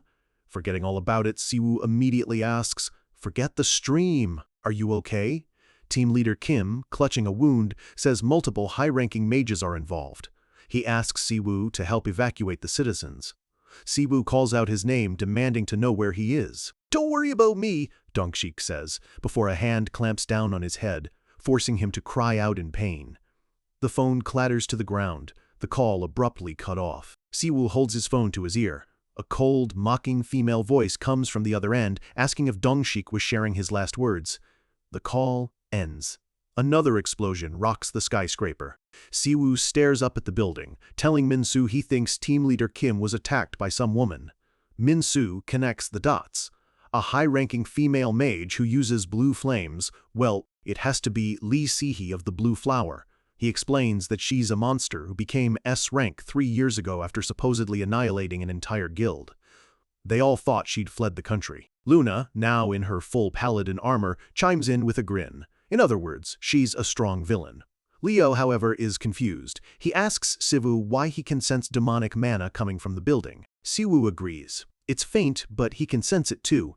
He'd thought the White Brilliance Order was behind this, but they use holy energy, not demonic mana. Something else is going on here. Another organization must be involved. Leo turns to Luna. "Dame Leventon, don't you think we should clear a path for His Holiness?" Luna agrees. "Sounds good. I'll take the lead." "It's been a while since we've taken the lead together," Luna remarks with a grin. "I knew coming to Earth was a good idea." With that, the two of them dash towards the burning building at incredible speed. Siwoo watches them go, a small smile on his face. It reminds him of the early days of the Riemann Order. He tells Min-soo he'll be back soon and asks him to help with the evacuation. "We can finish the livestream when I get back," he says, before teleporting away in a flash of light. Inside the building, the scene is grim. The bodies of security guards are strewn across the floor.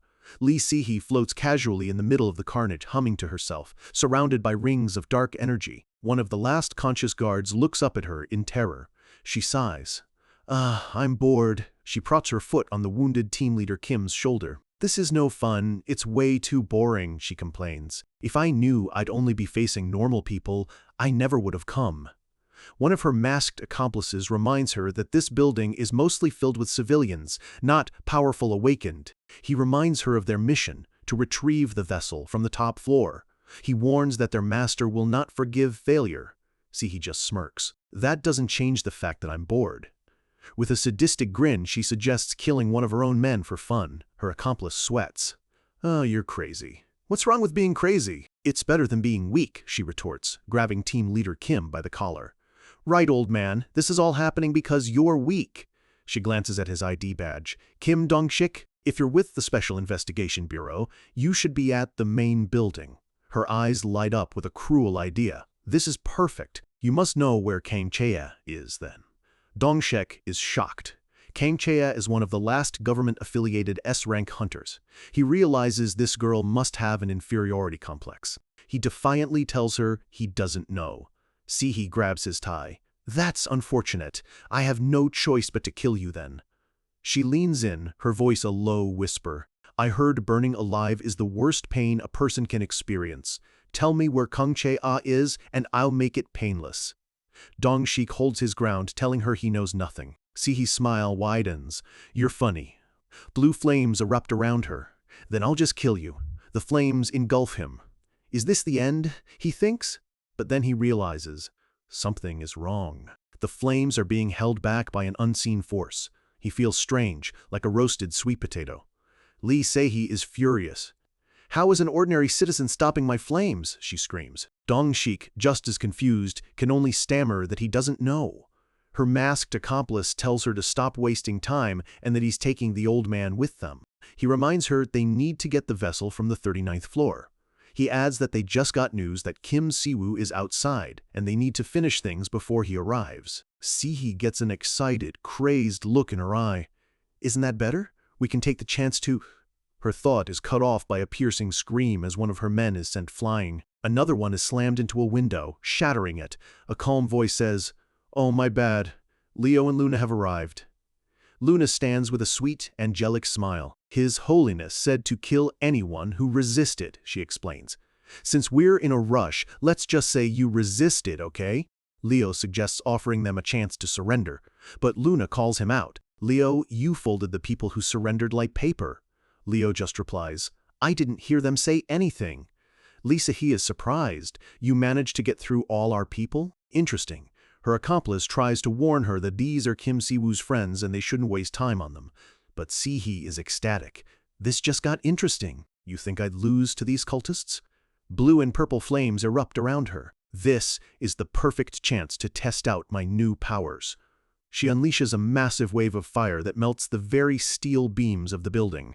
Si-hee looks on with a twisted, gleeful expression. Amazing! This is all thanks to him. I love the screams of people burning alive, she says, reveling in her power. I want you to satisfy me with your screams. Leo and Luna stand calmly, enveloped in the massive inferno. Si-hee watches, disappointed. Don't tell me you can't even scream? That's boring. But then a hand reaches through the flames, completely unharmed. A brilliant, pure white light shines from the hand, pushing back the corrupted fire. It's Luna. She stands tall, holding the light in her hand, her holy power overwhelming Si-hee's attack. She looks at Si-hee with a confident, almost bored smile. Lee Si-hee is in utter disbelief. How? Her powerful flames are being completely neutralized. Luna unleashes a massive beam of holy light, sending Si-hee flying backwards. Si-hee slams into the far wall, letting out a pained scream as the holy energy burns her. The S-rank terrorist has just met her match. The impact is brutal, knocking the wind out of her and leaving her completely dazed. Luna walks towards her, her armored boots clanking on the floor. She looks down at the crumpled form of the defeated S-ranker. I am so disappointed, child, she says, her voice dripping with condescension. She continues her lecture. As a mage, when you're facing a knight, isn't it common sense to keep your distance? Si-hee can only grit her teeth in frustration. Before Si-hee can even react, Luna's hand shoots out, grabbing her by the throat and lifting her clean off the ground. Luna slams her against a shattered window, her grip like iron. As Si-hee chokes, Luna asks, Also, didn't the idiot who gave you that mana warn you about using it with holy energy? Si-hee struggles to speak, barely getting the words out. Holy energy? She had no idea what she was truly up against. Luna grins, a terrifyingly cheerful expression on her face. Yeah, holy energy and mana don't really mix well. She unleashes a burst of purifying light, and Si-hee screams in agony as the two opposing energies react violently inside her. Luna's smile widens. I love it when people scream, but I love it even more when pretty people like you do it. Meanwhile, the other terrorists are in a full, desperate retreat. The team leader knows they're in serious trouble. He can't believe it. Lee Si-hee, with her new powers, should have been stronger than most S-rank hunters. To think she'd be taken out so easily. He glances back, his expression grim. To make matters worse, a burly man in a clergy robe is relentlessly chasing his men. It's Leo, and the leader knows his subordinates can only slow him down for a few moments. He finally reaches his destination, the special holding cells on the 38th floor. This is where the department keeps its most dangerous awakened. He stands before a heavily reinforced door. With things going so badly, he knows he has to secure the vessel. He draws a weapon, its blade glowing with dark energy. He slices through the reinforced door, his mind set on his plan. All he needs to do now is escape using the portal on the roof. He cuts through the final layer of the door. His men are waiting inside. He immediately explodes at them for not having the vessel and escaping already. One of his subordinates explains that the emergency systems were activated. The leader cuts him off, demanding to know where the vessel is. His men part, revealing a young man with blue hair slumped over, unconscious. This is him. They explain that he tried to kill them as soon as he was freed and they had to knock him out. In the process, 2 of their team members died. The leader looks at the unconscious boy. I knew it. He can sense incredible evil coming from him. He plans to use a portal scroll to take the vessel directly to their leader. One of his men asks if they should regroup with Lee Sehi. The leader just tells them all to head for the roof, where a magic circle is waiting. "Yes, understood," they reply, grabbing the vessel and moving out. The leader thinks to himself, 3 minutes. I just need them to buy me 3 minutes. His plan is ruthless. The magic circle on the roof isn't for escape, it's a self-destruction circle. The moment his men arrive, it will detonate. He knew his men were expendable. But now it seems even their S-rank powerhouse couldn't stop Kim Si-woo's followers. He races through the halls, determined to escape. As long as I return safely, I can take care of the rest, he thinks. The Riemann order must be stopped. All for him! He pulls out the portal scroll, ready to activate it. Suddenly, a voice cuts through the air, dripping with amusement. Using your subordinates as bait to escape, the leader freezes as a blue electrical snake wraps around his scroll. Even for a villain, don't you think that's a bit cliché? Si-woo stands before him, casually holding a wisp of blue energy. The leader turns, his eyes wide with shock. Kim, Si-woo? Si-woo looks at the unconscious boy on the leader's shoulder. Looks like that kid is the Demon King's vessel. I see why you're all here now. He smiles, a chillingly pleasant look on his face. However, shouldn't you have been a little more careful? Suddenly, the vessel's eyes snap open. He lets out a guttural cry, his teeth sharp like an animal's. Before the leader can even react, the vessel sinks his fangs deep into his shoulder. Blood splatters everywhere. Si-woo watches calmly. Vessels of the Demon King gain power by eating their own kind. He realizes how lucky he was that this situation unfolded right in front of him. The leader falls to the ground. If they had managed to escape, something terrible would have happened. Si-woo wonders why someone so dangerous was being held here in the first place. The vessel, Park Soo-ho, lets out a wild roar, his arms and hands stained with blood. He lunges towards Si-woo, his eyes filled with nothing but raw, murderous instinct. But Si-woo catches his bloody hand with ease, stopping the attack cold. Soo-ho continues to snarl, but he's completely powerless against Si-woo's grip. The building trembles again from the fighting outside. Si-woo explains that to become a reincarnation of the Demon King, a mortal must be close to a demon already. They become a vessel, and one of the first signs is cannibalism. Just like him, Si-woo says, looking down at Soo-ho, who is now clutching his own mauled hand. Soo-ho's hand begins to morph, growing larger and more monstrous as his wounds regenerate at an incredible speed. Si-woo remarks, "Is it because you just ate? Your regeneration is pretty good."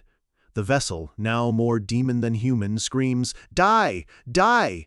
Image, Che305D4. But Si-woo effortlessly grabs him by the face. However, you haven't killed enough people to fully become a demon yet. It seems you can't even control your own powers.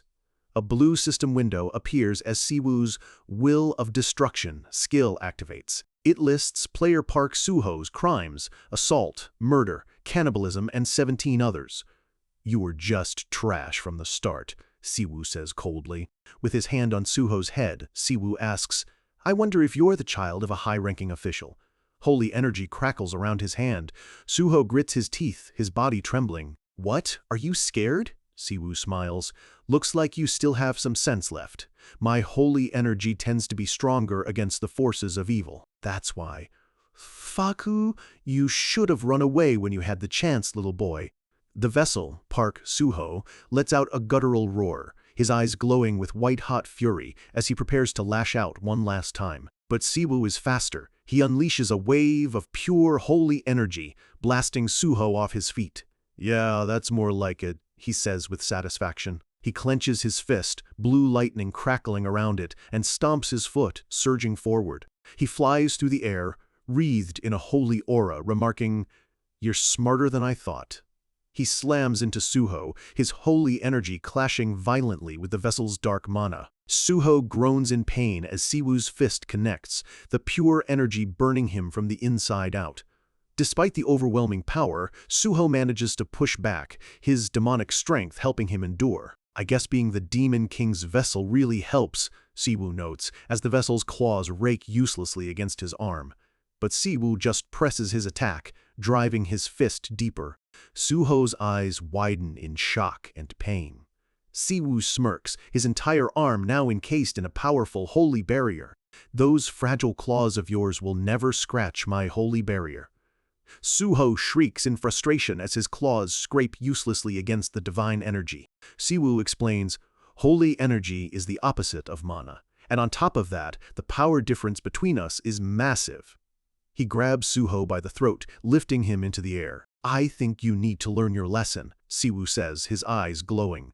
Tendrils of dark purple energy begin to snake out from Suho's body. The demonic mana gathers, swirling around the struggling vessel. Siwoo watches calmly as the energy envelops Suho, lifting him into the air.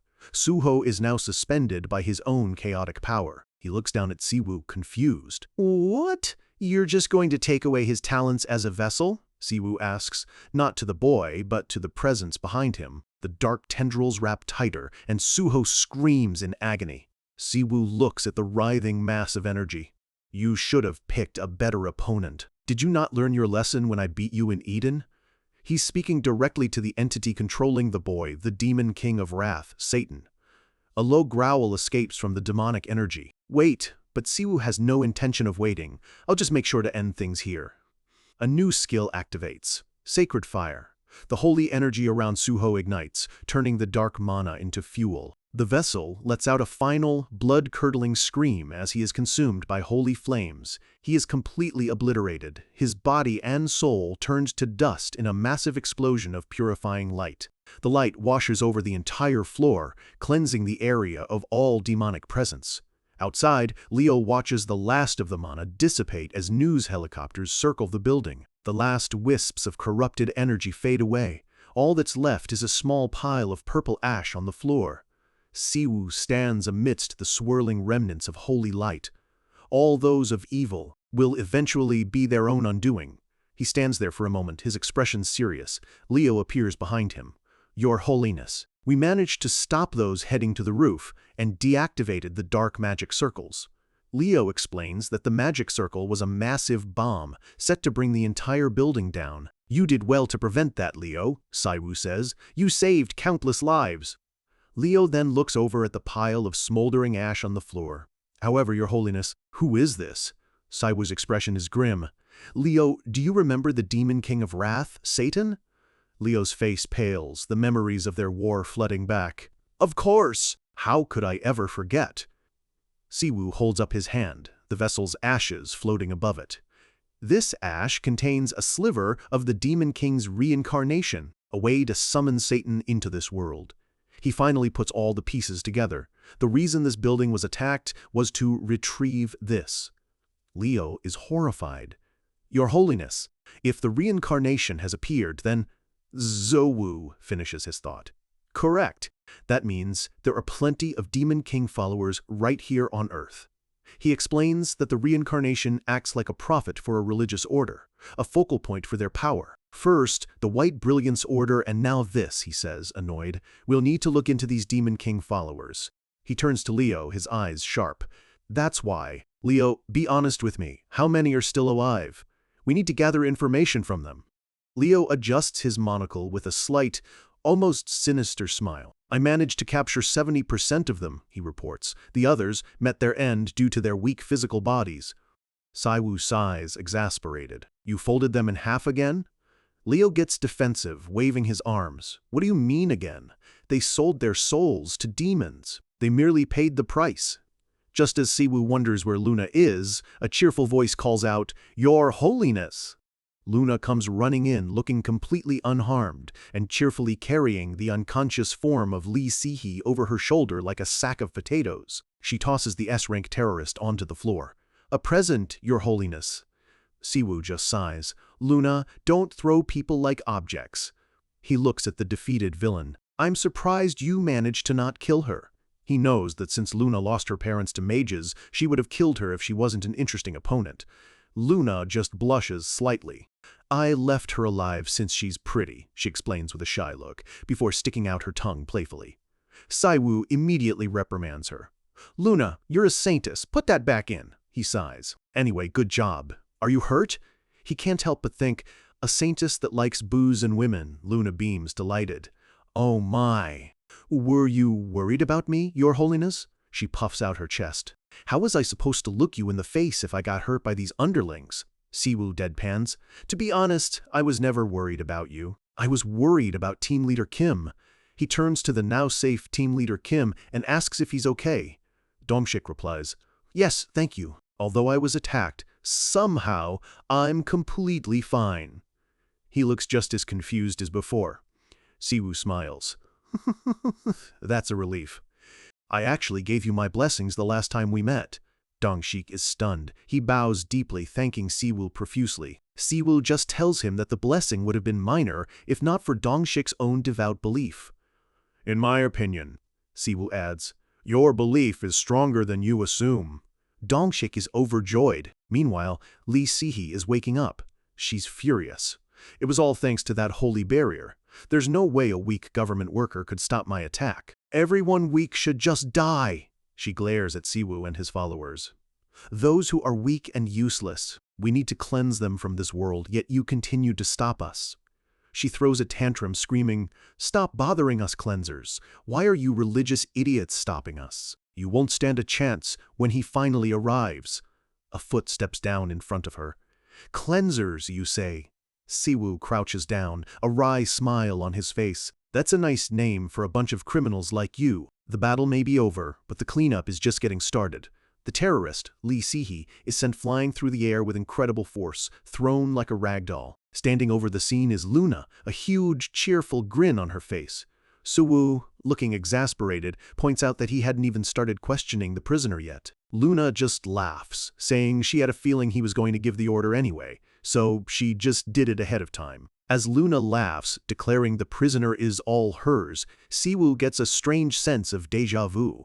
Her wild, battle-hungry personality reminds him of someone else he knows all too well. He turns his attention back to Lee Si-hee, who is now lying in a heap on the floor. He looks down at her and asks about the group she mentioned, the Purifiers, and what their purpose is. The scene shifts to a close-up of Siwoo's cold, serious eyes as he remembers her answer, to get rid of all ordinary citizens without any abilities. In a flashback, Lee Si-hee leans back with a smug, arrogant look on her face.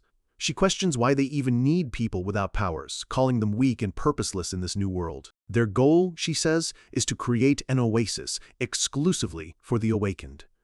She kneels before Siwoo, her eyes filled with fanatical belief. She declares that the awakened were selected, and therefore they are better. So that's why you're called Purifiers?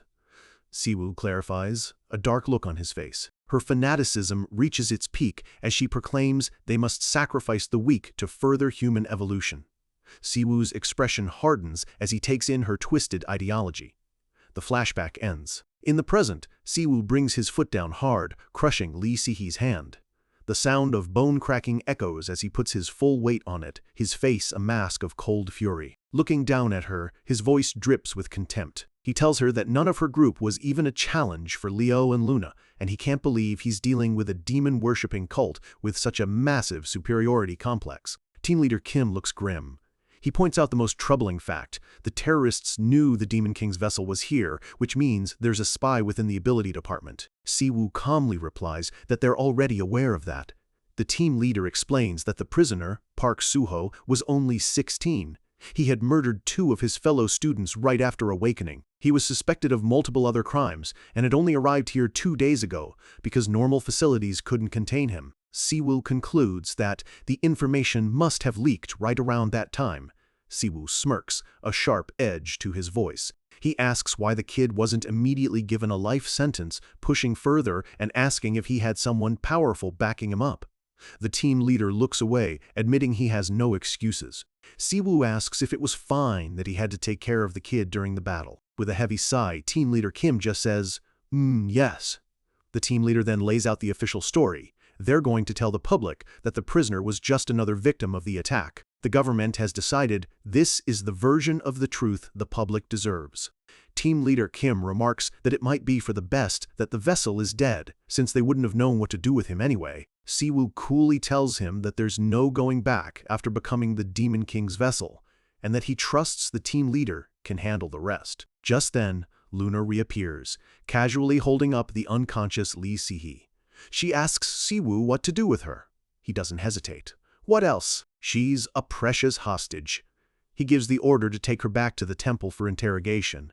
Later, Siwoo is in his office on a video call with an older, well-dressed man, Minister Yu Soyeon-ho. The minister is recapping their conversation. According to you, Mr. Siwoo, you believe the demons were behind all of this. Siwoo confirms his suspicion, but the minister surprises him, replying that it's not as hard to imagine as he thinks. In a flashback to a desolate, ruined city, the minister's voice explains that 5 years ago, after the dimensions first opened, anything became possible on Earth. The minister continues, saying humanity has accepted this new reality, and those who couldn't adjust were left behind. He tells Siwoo not to worry about him not believing his story. Siwoo thinks to himself that the man has a certain aura that suits his high-ranking position, surprised that a normal human managed to thrive in this new age. Aloud, Siwoo thanks him, saying that thanks to people like him, the terrorist superiority complex seems like a complete joke. The minister then informs Siwoo that their order plans on interrogating Lee Si-hee. He adds that one of their reporters, named Luna, is already working on an article, as a sinister image of Luna hints at the kind of reporting she's doing. Siwoo's expression turns serious. He tells the minister there's something he wanted to ask of him. He requests that from now on, any information related to the Demon King or his reincarnations be shared with the Riemann Order. The minister agrees, but adds that foreign nations may ask for information about Siwoo in return. Siwoo pauses, a thoughtful look on his face, before rephrasing his offer. He makes a bold proclamation. If anyone provides information on the Demon King's reincarnations, the Riemann Order will help them out in times of need. He's offering the direct, overwhelming power of his order as a reward. The minister's face breaks into a subtle, pleased smile. He's clearly intrigued. Siwoo notes the minister's reaction and decides to go along with it. The minister expresses his gratitude but politely declines the offer of help, stating it might cause issues. Instead, he says they plan on finding another method to solve Siwoo's problems. Siwoo is intrigued by the mention of another method. He ends the call and picks up his phone to check on things. As he looks at his phone, his eyes widen. The screen is filled with urgent news alerts about CCTV footage from the attack, with headlines like, "The Return of the Folder." He sees a forum post with a meme guide titled, "The Folder's Human Paper, Folding Class," showing one of his followers literally folding a terrorist in half like paper. The forum comments are a mix of shock, morbid humor, and burgeoning worship. The public's reaction is chaotic, extreme, and overwhelmingly interested in the Riemann Order. Siwoo puts the phone down, a look of realization on his face. They leaked the CCTV footage. This was Minister Yu So-hol's other method, generating massive public support for the Riemann Order in a completely unexpected way. A close-up on Siwoo's eyes shows his sharp, calculating mind processing this cunning political move. The scene cuts to the cordoned-off Ability Department building. A news report states the final toll, 12 deaths and 52 injuries, noting that they were lucky to minimize the damage. A lone figure looks at the building from a distance, wondering if the goddess Riemann is aware of all this. Back in his temple, Siwoo closes his eyes and tries to reach out to his goddess. "Riemann, we stopped a giant accident. Can you hear me?" Silence. There's no answer.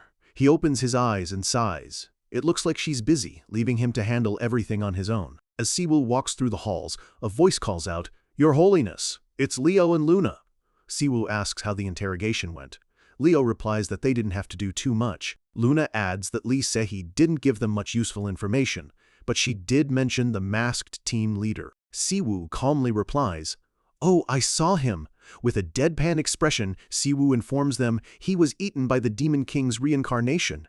Luna lets out a small, disappointed, "Ah," Leo continues, revealing that Lee Si-hee got her mana abilities from abroad. She mentioned Shanghai, China, where a precursor group to the Purifiers exists, a mysterious organization with superhuman abilities. Siwoo processes this. Her power isn't her own, it was granted to her by this mysterious Chinese group. Luna, with a confident smirk, suggests that since China is nearby, they should just go take care of them. Sue gives her a wry smile, asking if she's ever tried crossing a border with weapons. Leo patiently explains that the three East Asian countries are always careful around each other. Siwoo elaborates on the geopolitical reality. As long as China doesn't request their help, there's nothing they can do. Irregulars like them are treated like nuclear weapons. Crossing a border uninvited is an act of war. Luna, still frustrated, blurts out, "Why can't we just level everything in sight?" At that, Leo steps in, placing a hand on her shoulder and telling her they need to have a conversation. He adjusts his monocle, clarifying with a menacing undertone that he means a physical conversation. Luna's defiance is immediately shut down. Siwoo watches them, a wry smile on his face, and declares with perfect insincerity, "Seriously, though, our order loves peace." The scene shifts to the interrogation room. Siwoo's voice cuts through the quiet. "Lee Si-hee, wake up! I know you're not passed out." He stands over her, his shadow casting a dark pall. He tells her that, from now on, she'll be reverted to an ordinary citizen and handed over to the government. Her eyes fly open in pure terror. "What? No, you can't," she stammers. He tells her he can purify her mana, but she remains defiant. "Get lost! I refuse!" Siwoo's patience runs out. He reaches out, his hand glowing with intense holy power, and places it on her head. A system window pops up. Player Lee Si-hee will be properly judged. Blue lightning crackles around her as she screams, "Please, no!" The power surges through her, and a new system message appears, stark and final. Player Lee Si-hee has lost system rights. She collapses, coughing up blood, her life as an awakened finished. A final message confirms Siwoo's absolute authority. The system itself will not question his judgment of evil. He stands over her, surrounded by a brilliant blue aura. He looks down at the broken woman on the floor and asks with chilling calmness, "You said people without abilities aren't needed on Earth, right? So, how does it feel to be one of those inferior beings?" All that's left is her agonized scream echoing in the dark room. A raw, agonized scream rips through the air, the sound of her entire worldview shattering into a million pieces. Later, Siwoo walks through the halls of his shining temple. He sighs, remarking that first it was the White Brilliance Order, and now the Purifiers. He feels busier here on Earth than he ever was during the War in Eden. He knows that in its current state, the Ryman Order will struggle if they keep facing these strange and powerful groups. The conclusion is simple and clear: they need to increase their influence, and fast. He lays out the plan. Soon, new priest and knight candidates will be joining. Luna will train the knights, and Leo will instruct the priests.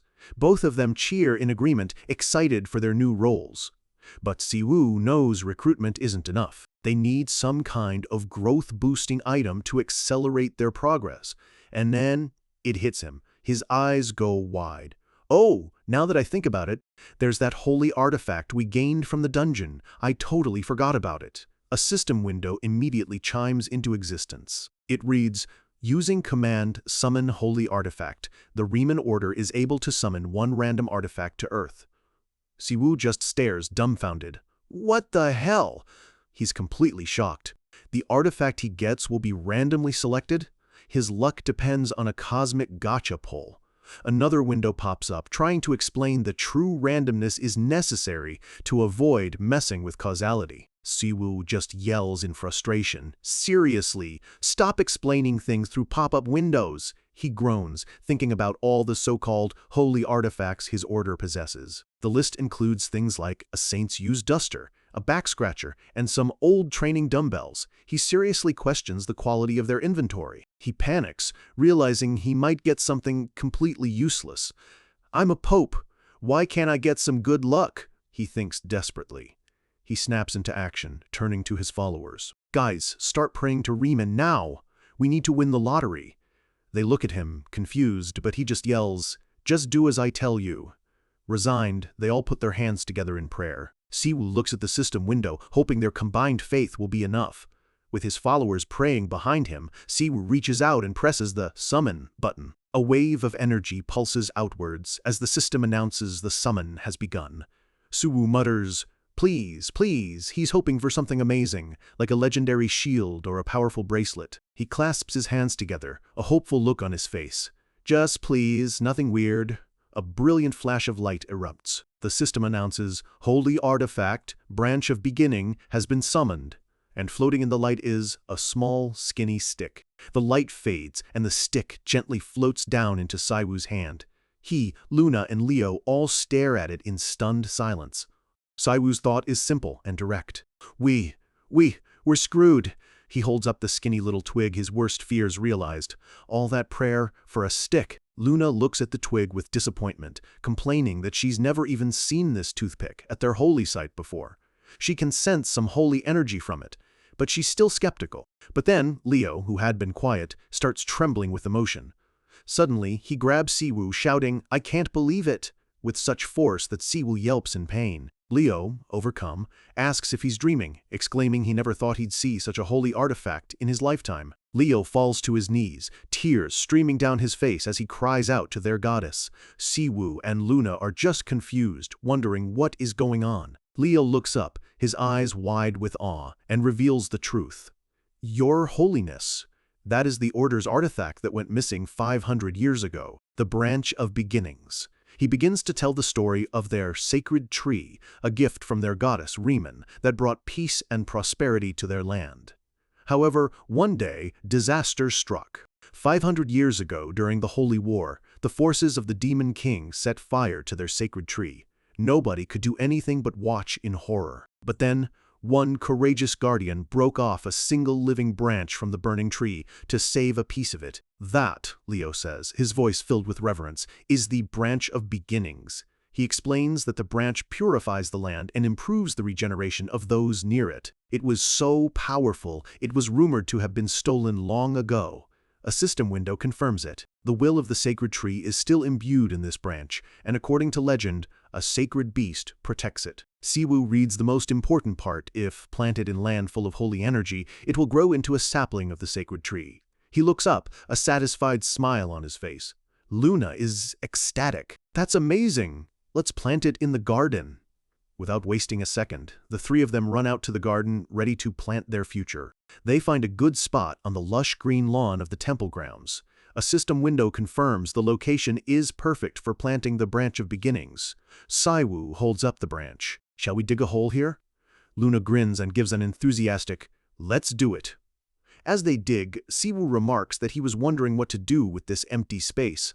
He kneels down and carefully plants the branch, thinking that perhaps his all-knowing goddess planned for this to happen all along. As soon as the branch is planted, a gentle whirlwind of holy energy begins to swirl around it. Suddenly, a massive pillar of light erupts from the ground, soaring into the sky as the raw holy power floods the area. When the light fades, a small, healthy sapling stands where the stick was. Luna is amazed. Whoa, it's not a weird stick anymore. Leo remembers the item description. It did mention a sacred beast would awaken. Where is it? Just as he speaks, a new burst of energy radiates from the sapling. Image, Chi 3049. A ball of pure white light forms, and within it, a small, furry creature is curled up asleep. The creature awakens.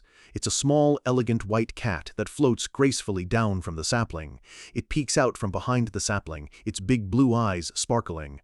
"Meow," it says softly. "A cat?" Leo asks, surprised. Luna is instantly smitten. "Kiaya, it's so cute," she gushes.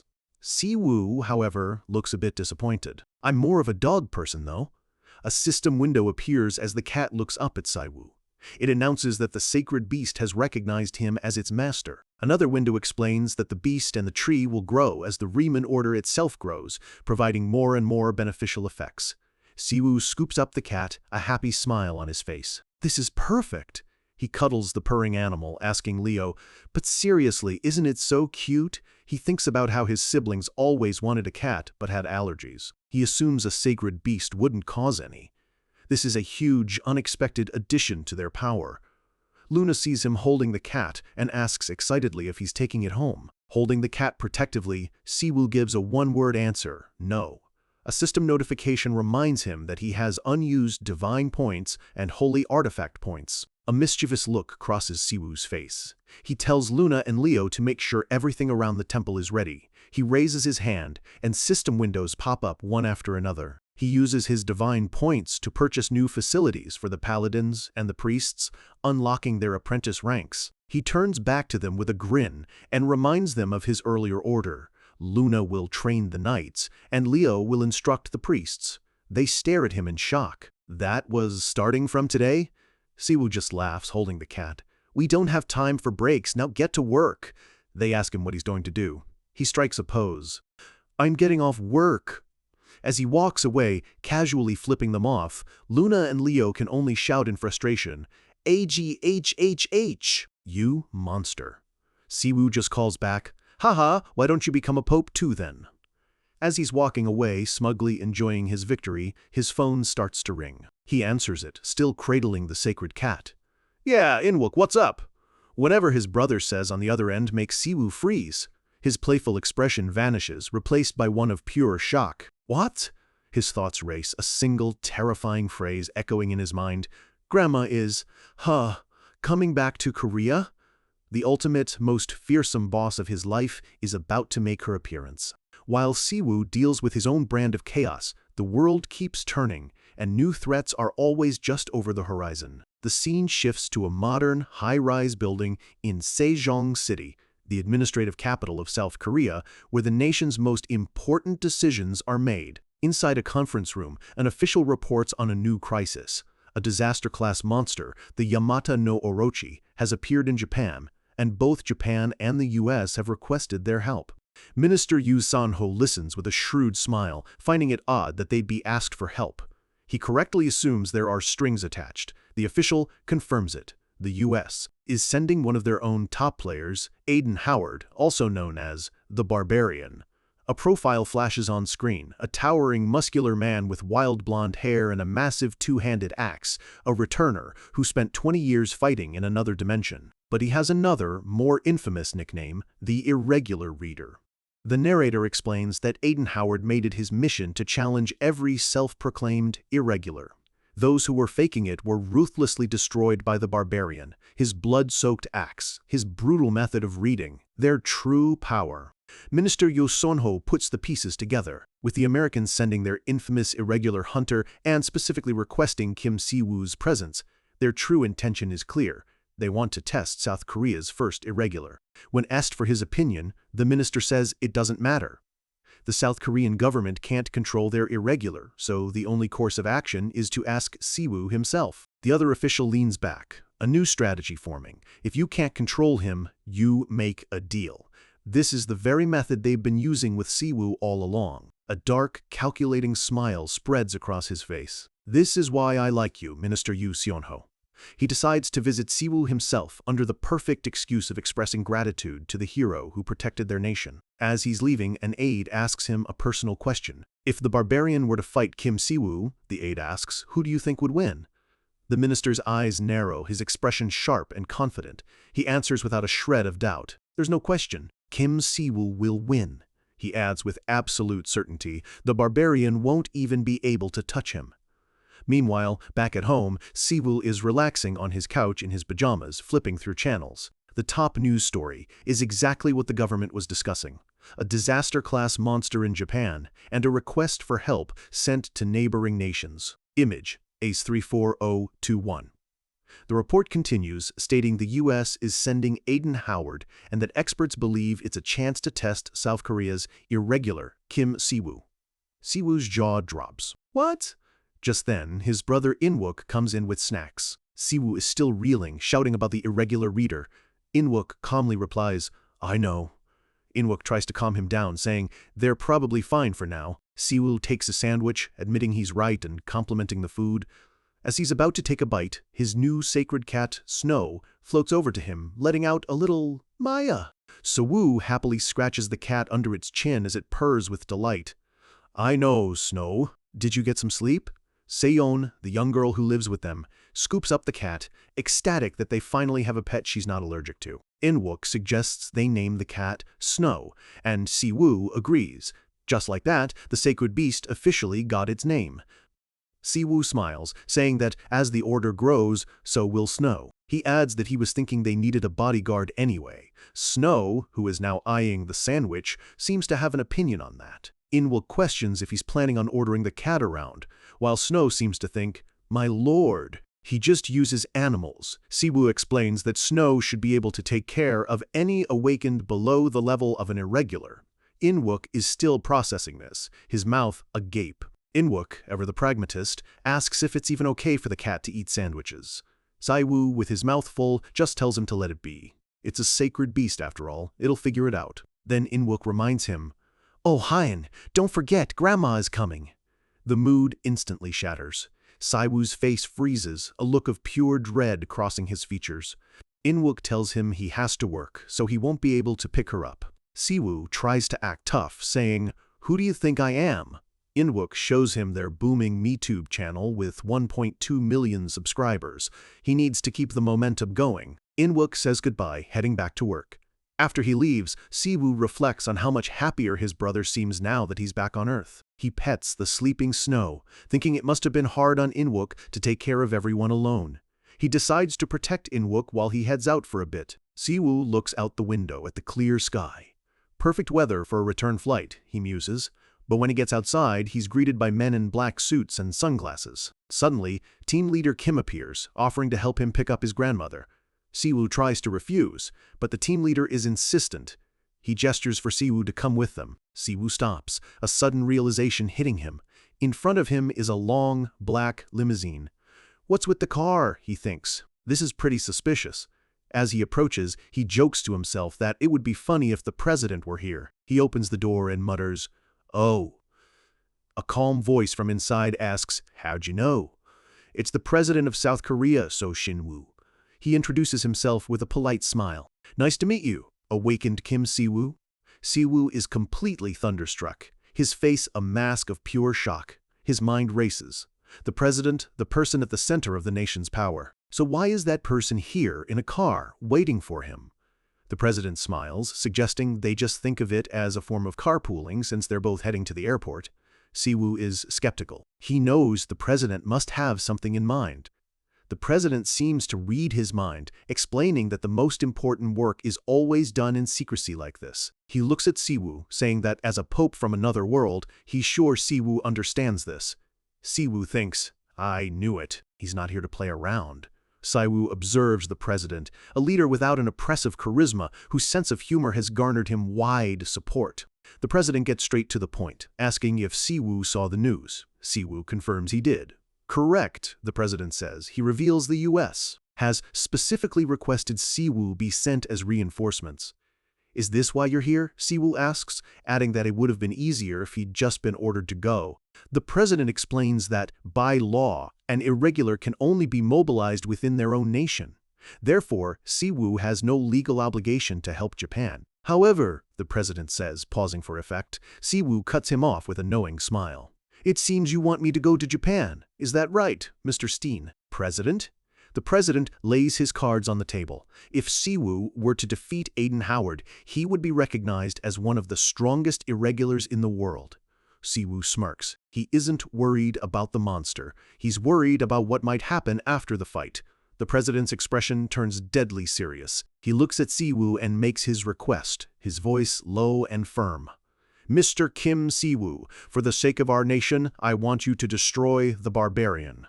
Si-woo remarks that this sounds like a deal. The president smiles, explaining that religion and politics have always gone hand in hand. This, he explains, is the kind of partnership he wants to create, one where they can support each other. Si-woo looks out the window. He knows that as things stand, the Riemann order will only continue to grow more powerful. The president delivers his final, subtle warning. If the gap in power between the government and the order widens too much, it will no longer be a partnership, but a one-sided relationship. He looks at Si-woo, his gaze intense. "I'm sure that is not what you wish for. The message is clear. Work with me or risk becoming an enemy of the state." Si-woo remains silent, his expression unreadable as he processes the president's heavy words.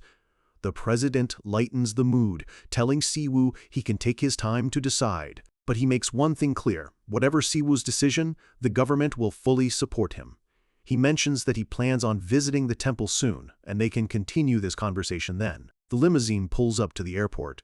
As Si-woo gets out, the president's voice calls out, "It was nice meeting you, Mr. Kim Si-woo." Si-woo stands on the curb, watching the car leave, thinking to himself that the president is a very interesting person. He looks up at the bright, clear sky. It's perfect for a reunion. The scene shifts to a woman with short, light brown hair, pulling a suitcase through the airport. The final boss of his personal life has arrived. But when she heard the news of his parents' deaths, she immediately returned to Korea to take care of him and his brother. Standing in the airport, Siwoo recalls the woman he's about to face. Her name is Go Yun-young, and something she always used to say was that their family has always had a knack for causing trouble. He remembers her sternly warning him as a child, "Siwoo, make sure you use protection when the time comes." Got it? Leaving a young, confused Siwoo completely baffled. As such, his grandma is a pretty unique person. Despite the world flipping upside down, she still decided it was a good time for a trip to the United States. Siwoo reflects on her life. She lived a busy, difficult life, always taking care of others. He hears the familiar sound of her footsteps approaching. And there she is. His grandmother, Go Yun-young, walking towards him with an air of effortless cool. She stops in front of him, looking every bit the formidable figure he remembers. "Grandma," he says, a hint of nervousness in his voice. She looks him up and down, a slight smile on her face. "My grandson," she replies. Siwoo lets out a small, happy laugh. It's been a long time. His grandma slowly takes off her sunglasses, her sharp eyes locking onto him. A wry smile spreads across Siwoo's face. He knows exactly what's coming next. W.H. Shack. She smacks him hard across the back of the head. "Looks like you grew some balls while you were away," she says sharply. Siwoo just yells in pain. She follows up with another smack, declaring how proud she is, as Siwoo protests, "Grandma, shouldn't we be hugging after so long?" She finally stops, a warm smile on her face. "Who do you think I am? I knew you'd still be alive." She pats his shoulder. "As long as you have all your arms and legs, you ungrateful grandson." Siwoo thinks to himself that, while his siblings treated him like someone who came back from the dead, he should have expected this from his grandma. As they walk out of the airport, she asks him casually, "So, how was your visit to the other dimension?" Siwoo smiles, deciding to tell her the good news. "Well, it was fine. I have a new religion I place my faith in now." His grandma looks pleased. "You finally have something to rely on?" Siwoo proudly tells her he even built a temple and asks if she wants to visit. She smiles warmly, saying it looks like his journey has allowed him to grow. Siwoo is taken aback, not expecting her to know about his recent deeds. She puts a hand on his shoulder, her expression full of genuine pride. "And it seems you've grown up to become a great person since I last saw you." She pulls him into a tight hug. "Let's call it even for worrying me for the last 5 years," she says softly. "Thanks for coming back, my little puppy." Siwoo hugs her back, his own emotions welling up. He admits he thought she never wanted to see him again. Then she pulls back, her tone shifting to her usual playful self. "It was a prepaid package trip. How could I let it go to waste?" Siwoo deadpans, "Grandma, are you serious?" She changes the subject, asking about the private jet he took. She boasts that, thanks to her grandson, she had the ride of a lifetime. Then she casually mentions she came with a friend from the States, but some people in black suits just took her away. Siwoo is instantly on alert. "A friend?" His grandma reassures him, saying her friend wanted to meet him and that she's not a bad granny. A flashback to the car ride with the president plays in his mind, his words echoing in his head. A horrifying realization dawns on him. No way, he thinks. He asks his grandma, "Who did you bring with you?" The scene shifts to the magnificent Riemann Order temple. The mysterious friend is speaking to Leo and Luna. She stands before them alongside Siwoo and his grandma, and thanks all of them for taking care of her grandson. Leo and Luna are incredibly polite, insisting they were the ones taken care of by His Holiness. Luna, with her natural charisma, tells the woman she looks so young. She thought she was Siwoo's aunt. The grandma laughs heartily at the compliment. Grandma is completely won over, calling Luna a pretty young lady. Siwoo can only think, "I can't believe it." Luna's persuasiveness works on anyone. Luna takes Grandma's hand, telling her she can treat them however she wants. "You're basically our grandma too," she says, delighting her. Siwoo changes the subject before Luna adopts his entire family, asking about the friend who wanted to see him. But his grandma is determined. She says she wanted to take the chance to meet the people Siwoo trusts, alongside the god you trust in too. She turns and looks up at the towering veiled statue of their goddess. She observes that the statue doesn't have a face. Siwoo explains there's a meaning behind it. Sometimes there is more meaning to things you cannot see. He explains Riemann's philosophy. For some, the statue is a praying mother, for others, a father figure. The goddess's voiceover explains that since the face of those they hold precious is different for everyone, this is her way of looking out for them all. Siwoo thinks to himself that it's unfortunate they don't have a single idol with her actual face on it. His grandma asks if she should make a prayer. Siwoo encourages her, saying Riemann would love his grandma even more. Grandma smiles wistfully. I remember you hated going to church when you were little. Who would have thought this would happen? She closes her eyes and begins to pray. Thank you for taking care of my grandson and sending him back. Her hands are clasped in prayer before the faceless statue. She continues, although he has much more to learn, lo, please lead him along the right path. Her prayer is full of a grandmother's love and hope for her grandson's future. Siwoo watches her, a quiet, thoughtful expression on his face. Leo reminds Siwoo that a priest needs to give her a blessing. Siwoo sighs. Oh, right. I'm the priest in charge. He steps forward, transforming into his formal priest attire in a flash of blue light. He kneels before his grandmother and gives her the blessing. May the protection of Riemann be with you. His grandmother smiles, a single, happy tear rolling down her cheek. After the blessing, she asks to see the gardens and wants to go with Luna and Leo, as she has a lot to ask them. She tells him that a great leader needs to give his followers time to talk about him. She gives him a knowing, warm smile as she walks off with his two followers. Siwoo watches them go, wondering if she wants to trash talk about him. His grandma tells him her friend really wants to meet him and that the conversation will be useful. He stands alone in the great hall, waiting. He wonders why she left when they don't even know when her friend might arrive. He stands there, a flicker of irritation on his face, and then he feels it. A sudden presence, mana from afar. It's a really pure and delicate source of mana. The source is faint, almost ethereal. A memory of the president's aide flashes through his mind. Your grandmother is traveling with an extremely important VIP. The pieces click into place. The sound of soft footsteps approaches. His grandma stands at the entrance, a knowing look on her face. Siwoo thinks, my grandma, I knew she was hiding something. Image, she 35072.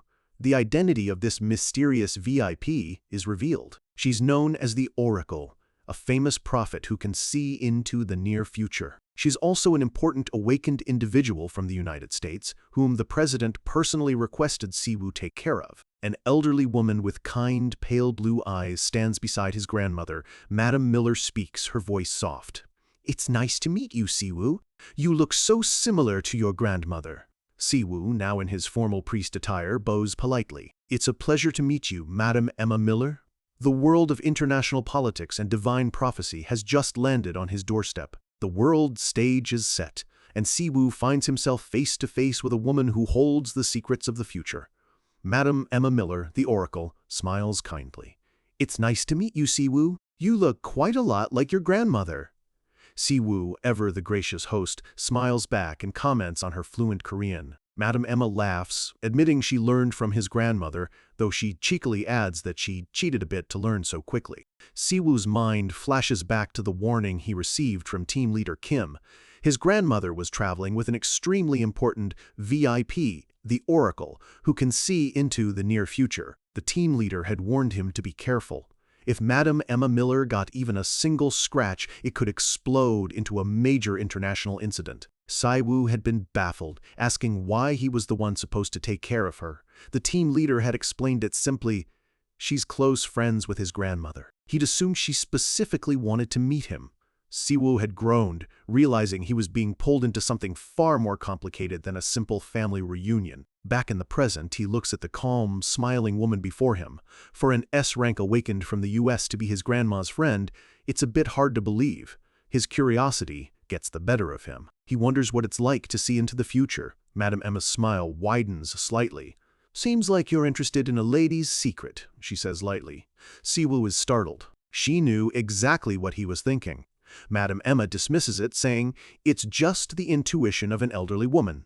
Siwoo is completely thrown off. He can't seem to read anyone he's met today. He decides to get straight to the point. I heard you wanted to meet me, madam. He asks her directly, his gaze sharp. Did you use your foresight to arrange this meeting with my grandmother? Madam Emma's expression softens. She tells him not to misunderstand the friendship she's built with his grandmother, saying it was simply by chance. She leans in closer, her light blue eyes seeming to glow. Although, she adds with a mysterious smile, some may call it fate. Suddenly, the world around Siwoo shifts. Red, holographic warning windows flash all around him, an alarm he's never seen before blaring in his mind. He sees Madame Emma standing amidst the swirling red data, her presence now feeling entirely different.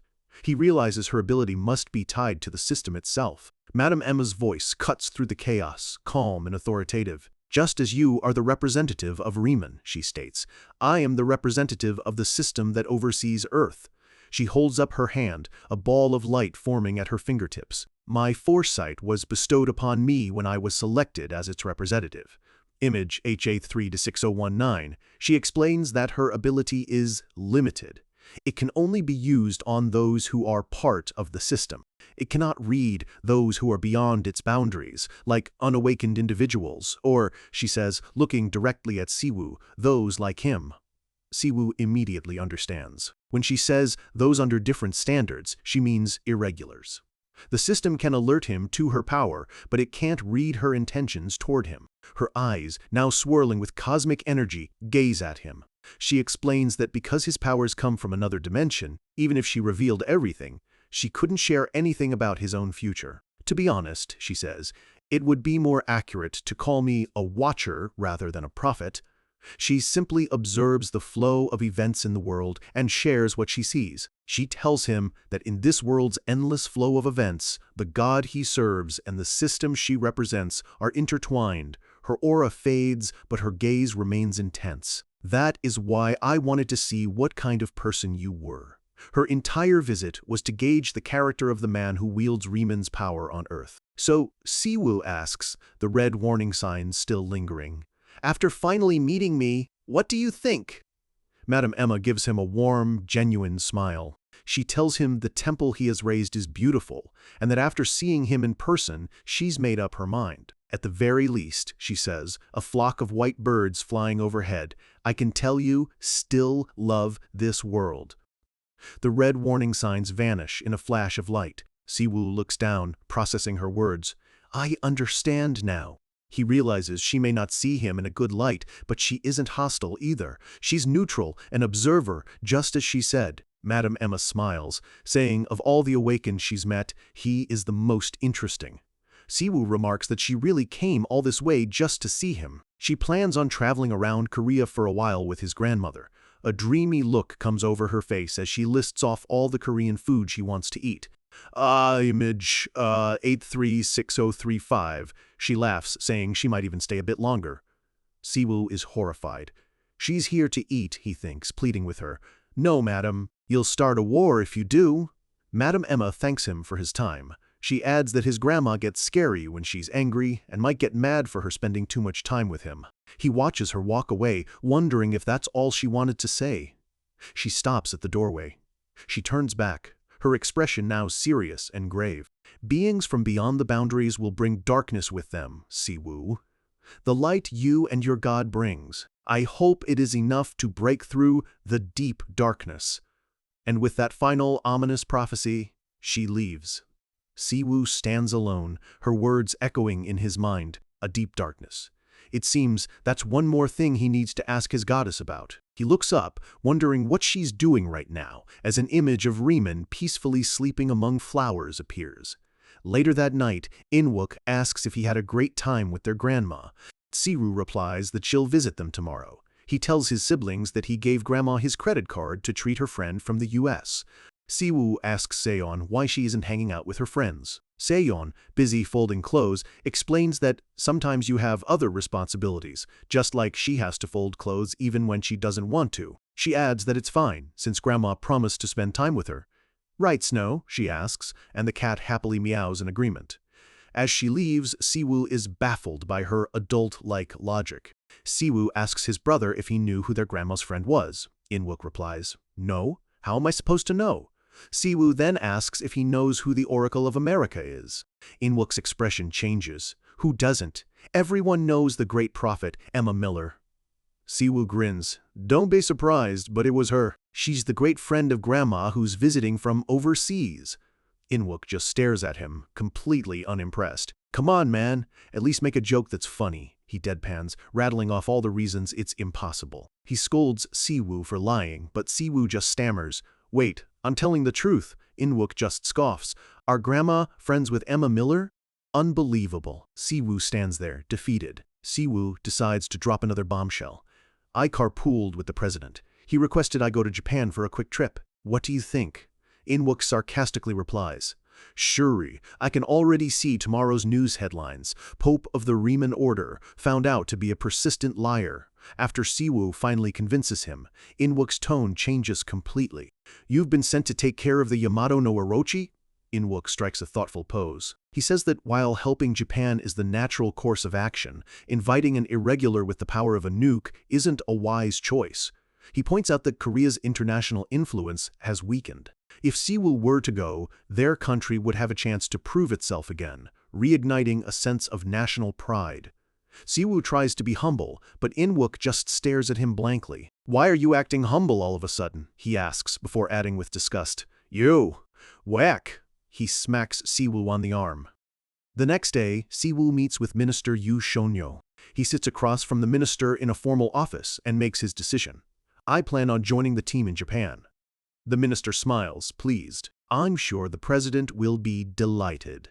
As soon as he agreed, the government released an official statement. A giant billboard flashes the breaking news. South Korean irregular Kim Siwoo agrees to join the team in Japan. The government wasted no time creating a support team for him, including Kang Chae-ah, known as their greatest government-affiliated awakened.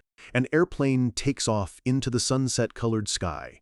They left later that day. Siwoo sits in the private jet, his arms crossed as he looks out the window, on his way to a battle that will determine his nation's place in the world. Meanwhile, Siwoo is on a private jet, scrolling through his phone. He sighs, thinking that all anyone wants to talk about is the fight between him and the barbarian. An announcement comes over the intercom, stating their impending arrival in Japan. But Siwoo's mind is stuck on one thing. Who is this Ryu Jinyoung person?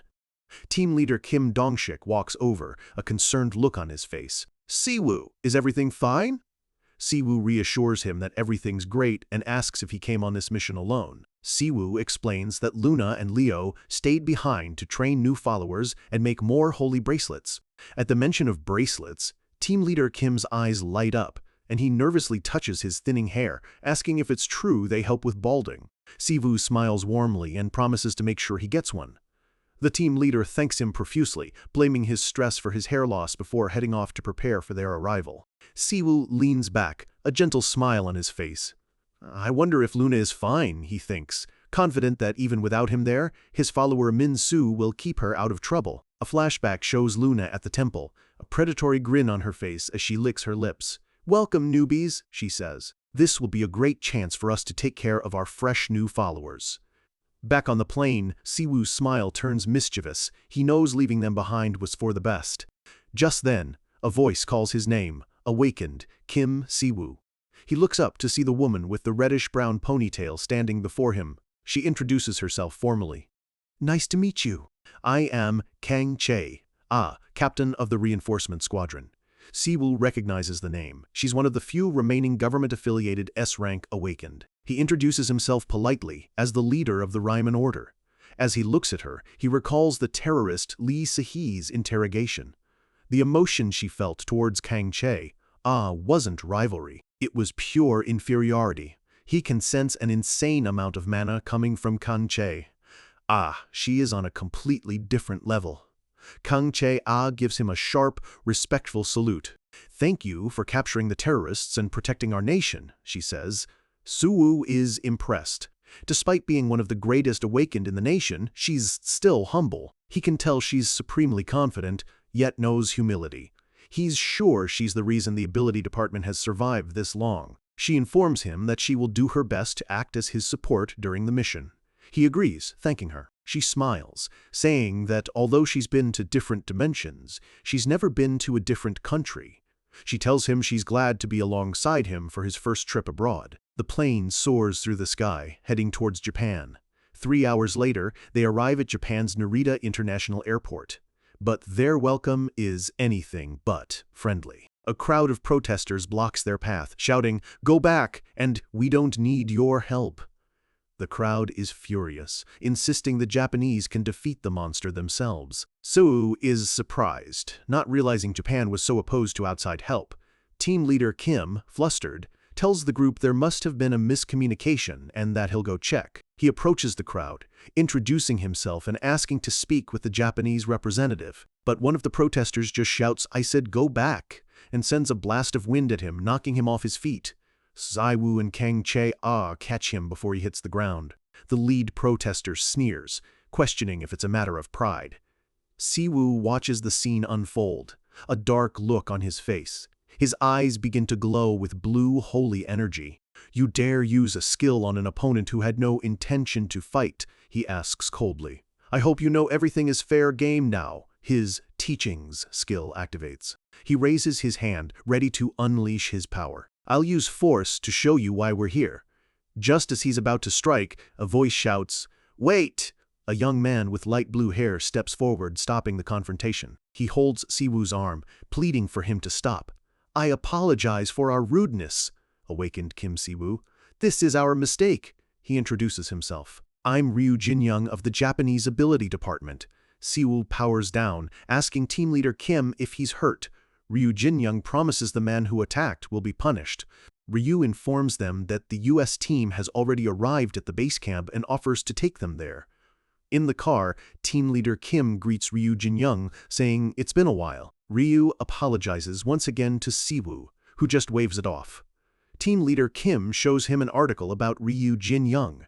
Siwoo realizes this is the person from the online forums, known as a traitor in many communities. Siwoo looks at the young man, thinking he doesn't seem that irresponsible at all. Kang Chae-ah, who had been quiet, suddenly asks Ryu Jinyoung, "How is mother?" He replies that she's fine. He explains she's on an island where she can see the shores of Busan in the distance. Siwoo realizes they must be close. He also notices small white flowers have appeared around them. Suddenly, romantic music seems to swell around Kang Chae. The music continues around Ryu Jinyoung. Siwoo is completely baffled by the sudden change in genre, wondering what is happening. He decides he'll need to ask team leader Kim about this later. They arrive at the base camp, an evacuated school. Ryu leads them towards the building, telling them the briefing will start soon. Team leader Kim says he'll stay outside in case they need anything. Siwoo and Kang Chae walk into the building. They enter the briefing room. A voice says, "You're finally here." They walk into the room where several people are already seated. Siwoo greets them with a simple, "Hello." The room is oddly quiet. Siwoo's senses are on high alert. He doesn't need to ask. He can already tell who the barbarian is. A massive, muscular man with long blonde hair sits at the table, radiating an intense pressure. A system window pops up. An unknown power has started to pressure you. Siwoo recognizes the feeling. This isn't magic or holy energy. This is pure strength created by willpower. "I see," he thinks. "So this is what an irregular from Earth is capable of." The barbarian slams his hand on the table, sending a shockwave through the room. An American agent offers to translate, but Siwoo holds up a hand. "It's fine." A new system window appears. Passive skill, Blessing of Language, has been activated. Siwoo looks directly at the barbarian and introduces himself in Korean. "I'm Kim Siwoo." Aiden Howard looks surprised. "Interesting, you seem to be speaking Korean, yet to me it sounds like English." He introduces himself in turn, Aiden Howard. Siwoo just smiles. "It's one of God's blessings," Aiden sneers, thinking he sounds like he's from an old medieval drama. Aiden leans forward, a predatory grin on his face. "Seems your God is quite benevolent," he says, the pressure in the room intensifying. Siwoo's eyes narrow. "I wonder." She's not always benevolent to those she doesn't know. Aiden's expression turns to one of pure contempt, his aura flaring with red energy. "I've always thought that all the gods from your world were just complete garbage," he spits. "That's why I killed them all." A memory of Riemann giving him a cheerful thumbs-up flashes in Siwoo's mind. The goddess had told him to trust her, that he'd be fine. The clash of titans is about to begin.